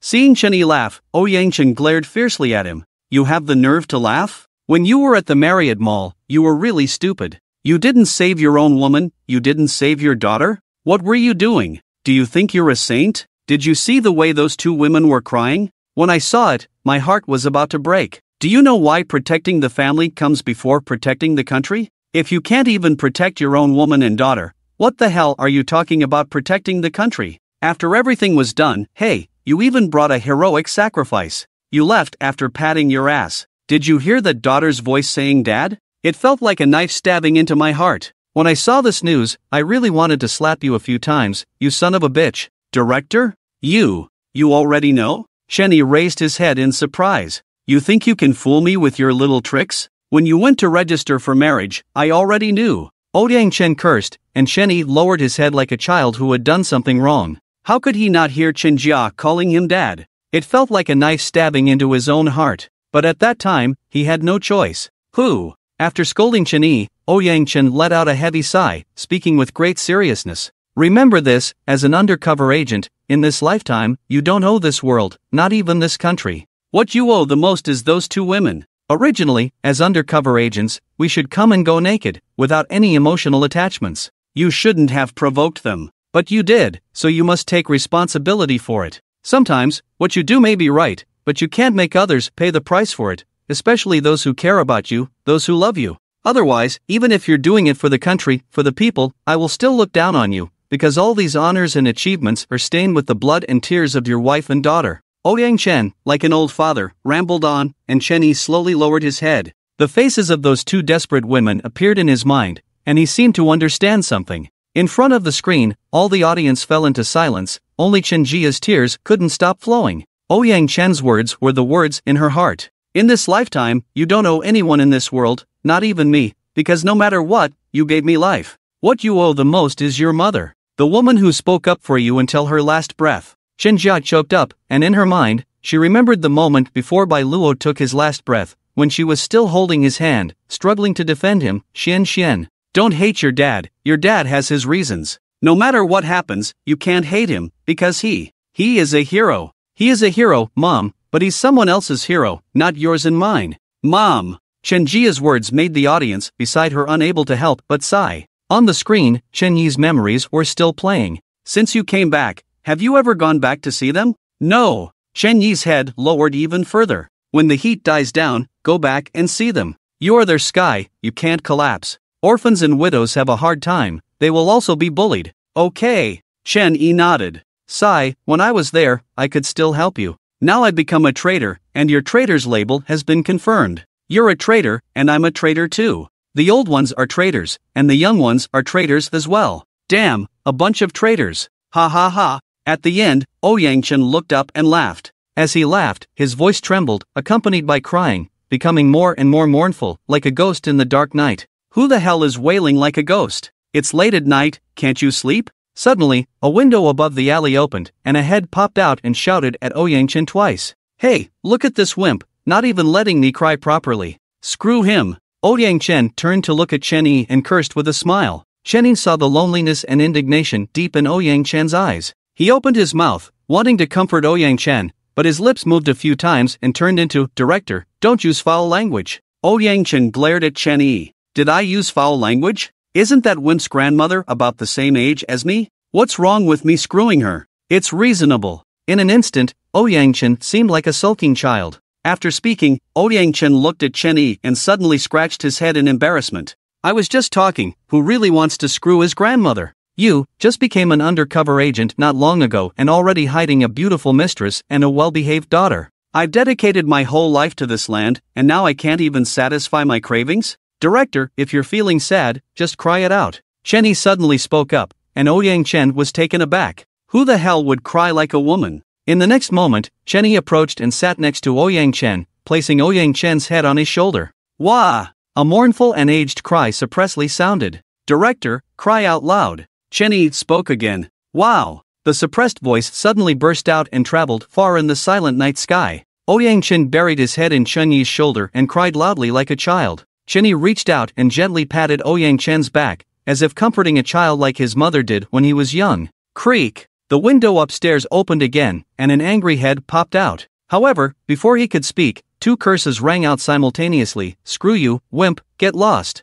As they spoke, two dark gun muzzles aimed at the window. The cold glint on the muzzles was extremely conspicuous under the dim streetlights. The man who was about to curse suddenly had his hair stand on end. Sirs, I'll leave you two alone. I'm going to sleep. The man's face wore a flattering smile as he quickly closed the window. As soon as the window closed, he slumped to the ground. After a while, he got up and walked to the shrine in the living room, took out 2 incense sticks, and bowed twice to the ancestral tablet. "Grandma, I'm sorry. I made you suffer just now. Ha ha ha, this little wimp is such a coward." The crying stopped, and 2 hearty laughs rang out simultaneously. Half an hour later, Ouyang Chen and Chen Yi returned to the bridge tunnel. The bridge tunnel was their contact point, and it had already been exposed. 2 groups of people had come to search today, but no one would have expected that they would boldly return to this place. This was what they called hiding in plain sight. Chen Yi held some hemostatic supplies in his hand and carefully placed them on the stone platform under the bridge tunnel. "Director, let me help you take off your clothes." Chen Yi reached out to Ouyang Chen. "Get lost." Ouyang Chen glared at Chen Yi but stubbornly took off his own clothes. "My clothes belong to me and my woman. No one else can take them off." Ouyang Chen cursed loudly, like a ruffian, which surprised Chen Yi. But upon reflection, it became clear that Ouyang Chen, in his younger days, was also an undercover agent fighting against those ruthless drug dealers for decades. He inevitably picked up some foul language habits. Ouyang Chen had just taken off his shirt, revealing his shoulders that were enough to move anyone. They were covered in crisscrossing scars and numerous bullet wounds. One scar extended from his arm to his chest, resembling a large centipede. Seeing these scars, Chen Yi couldn't help but feel a pang in his nose, and his eyes turned slightly red. "Don't fucking cry like a little bitch in front of me. I hate it when a grown man cries like a woman." Ouyang Chen glared at Chen Yi, as if forgetting that he was the one who cried the most joyfully in the alley just now. "Besides, these scars are my medals. They are much heavier than those hanging on the wall of honor. He. Ouyang Chen gently touched the scars on his body with pride in his eyes. "Don't be deceived by their ugliness. In my eyes, scars are the marks of a man. A real man should have some scars. These things are much more attractive than those whining sissies on TV, or those idols who beg for forgiveness while still doing drugs, right? Except for appendectomy scars," Ouyang Chen added as an afterthought.